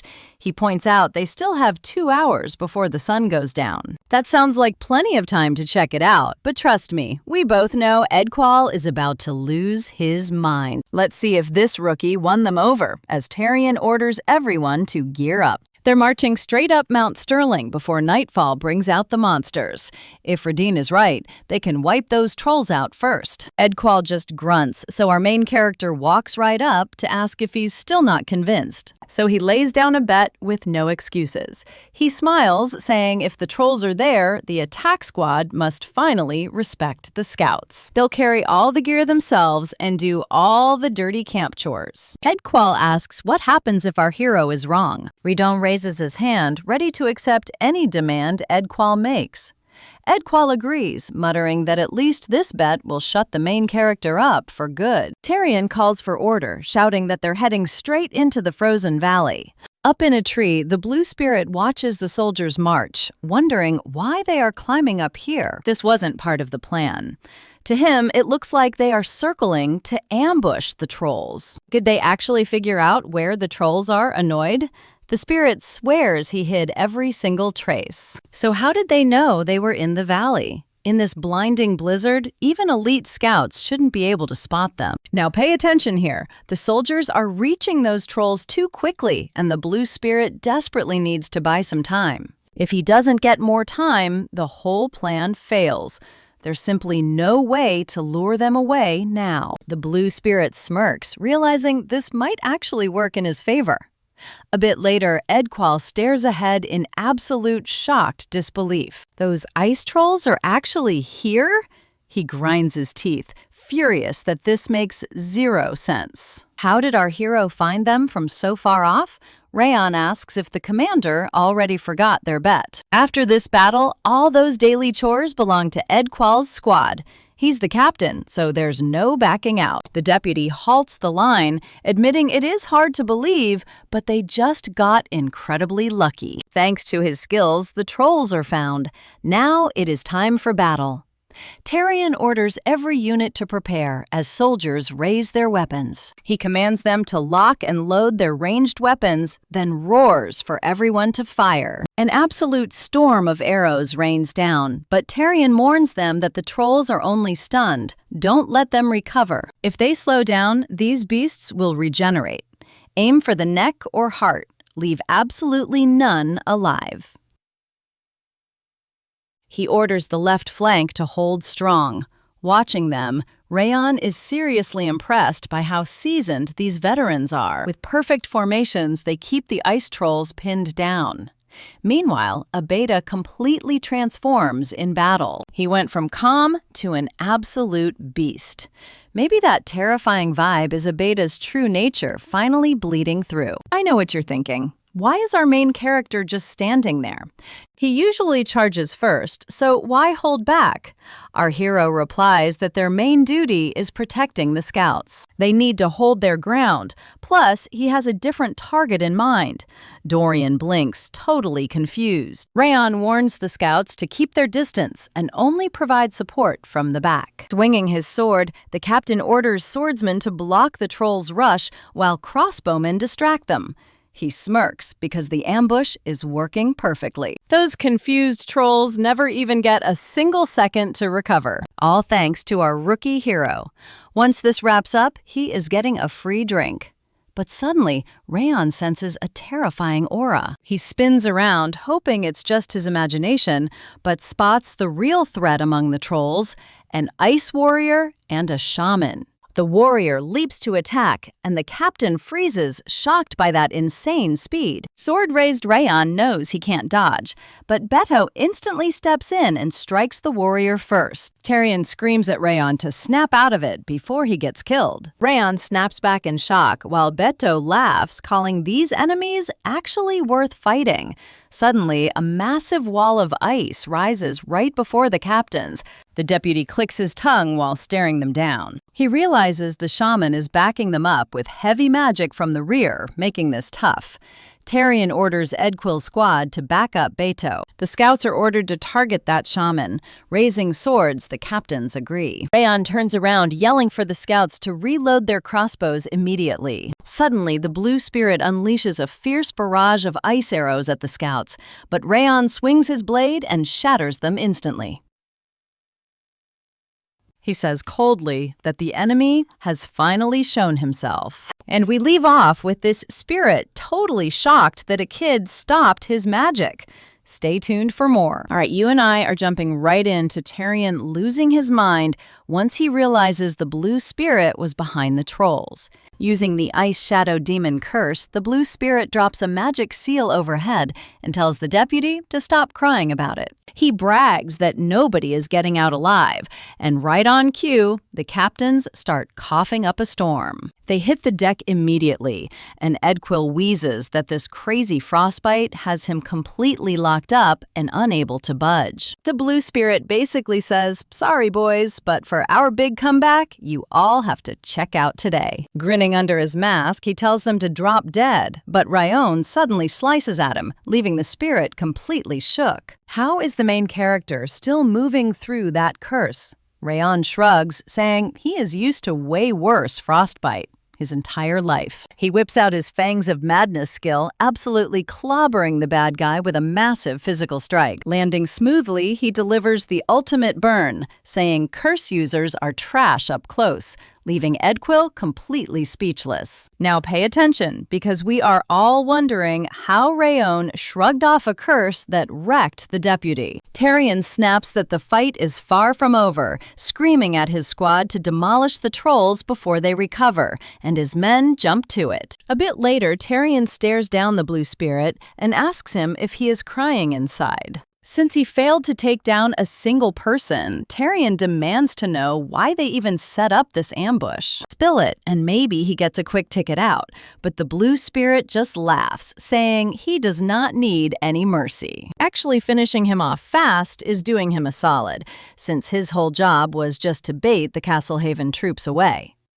Suddenly, a soldier points toward the base. The blue spirit grins, saying, since the cat is out of the bag, he is going to leave them a parting present. Because of their weak mercy, Castlehaven is going down today, right as massive explosions start rocking the fortress area. Edquil panics, pointing it out to Tyrion, while thick smoke billows from Castlehaven, leaving the deputy completely paralyzed. Rodin screams that Castlehaven was supposed to be completely invincible. The blue spirit smirks, bragging that this whole squad was just bait to drag Milan's army way out here. Once things went south, he pivoted and sent a massive troll army straight to the castle. It should be a wasteland by now, prompting Tyrion to punch him dead in the face. He barks at the guy to shut his trap, yelling that a couple of dumb trolls cannot tear their fortress down. Rodin agrees. Even with their elite squad gone, Commander Milan and the main army are still holding down the fort back home. A bunch of basic ice trolls cannot take them. Now, I know what you are thinking, but the spirit laughs and asks, what if it is more than just a few trolls? Right as the ground starts shaking, Edquil looks down, totally spooked, shouting that the ground is moving, while Better yells, is this an actual earthquake?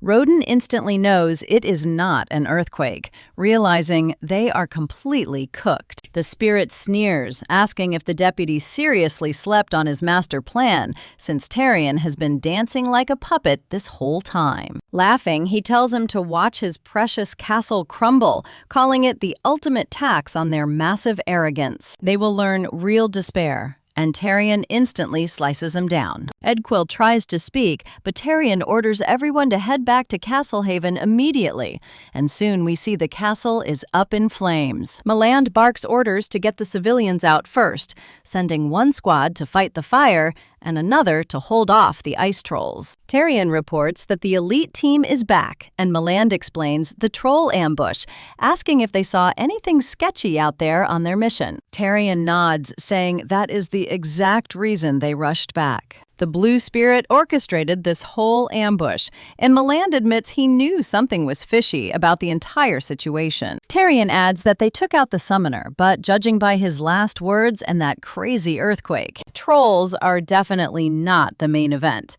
Meland still finds it sus, wondering what they actually gain by destroying Castle Haven. Tyrion apologizes, admitting they could not get that intel, but warns that this mess is speeding up the upcoming monster wave. Meland freezes putting the pieces together. Trolls summoned beasts, and now a massive quake. There is a massive chance a giant wave of monsters is heading their way, sending the soldiers into a total panic. The castle is already trashed, and now a monster wave is coming.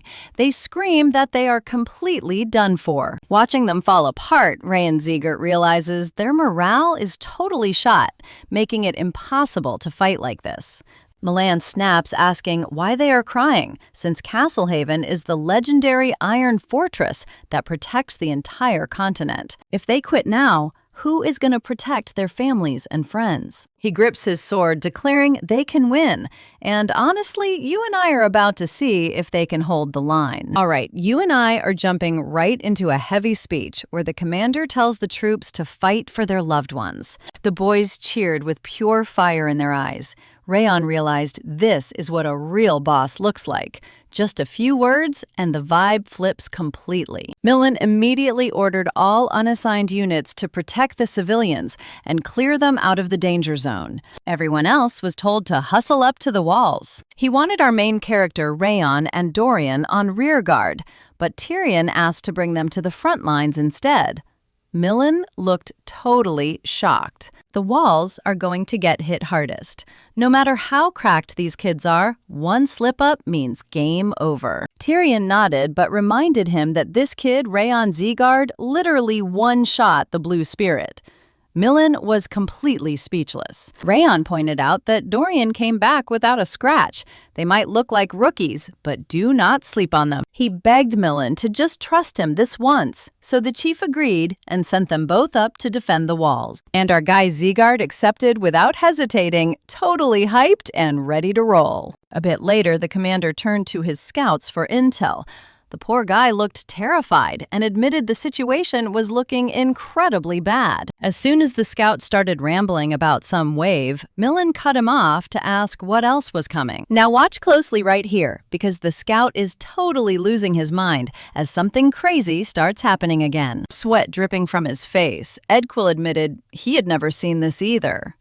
Rhaon just stared out at the unfolding nightmare. It instantly brought back what Rimmer had warned him about, that Haven Castle in the northeast would be his battlefield, where people fight monsters daily from the Northern Sea and Mount Sterling. They call it absolute hell on earth, and for him, it was about to get worse.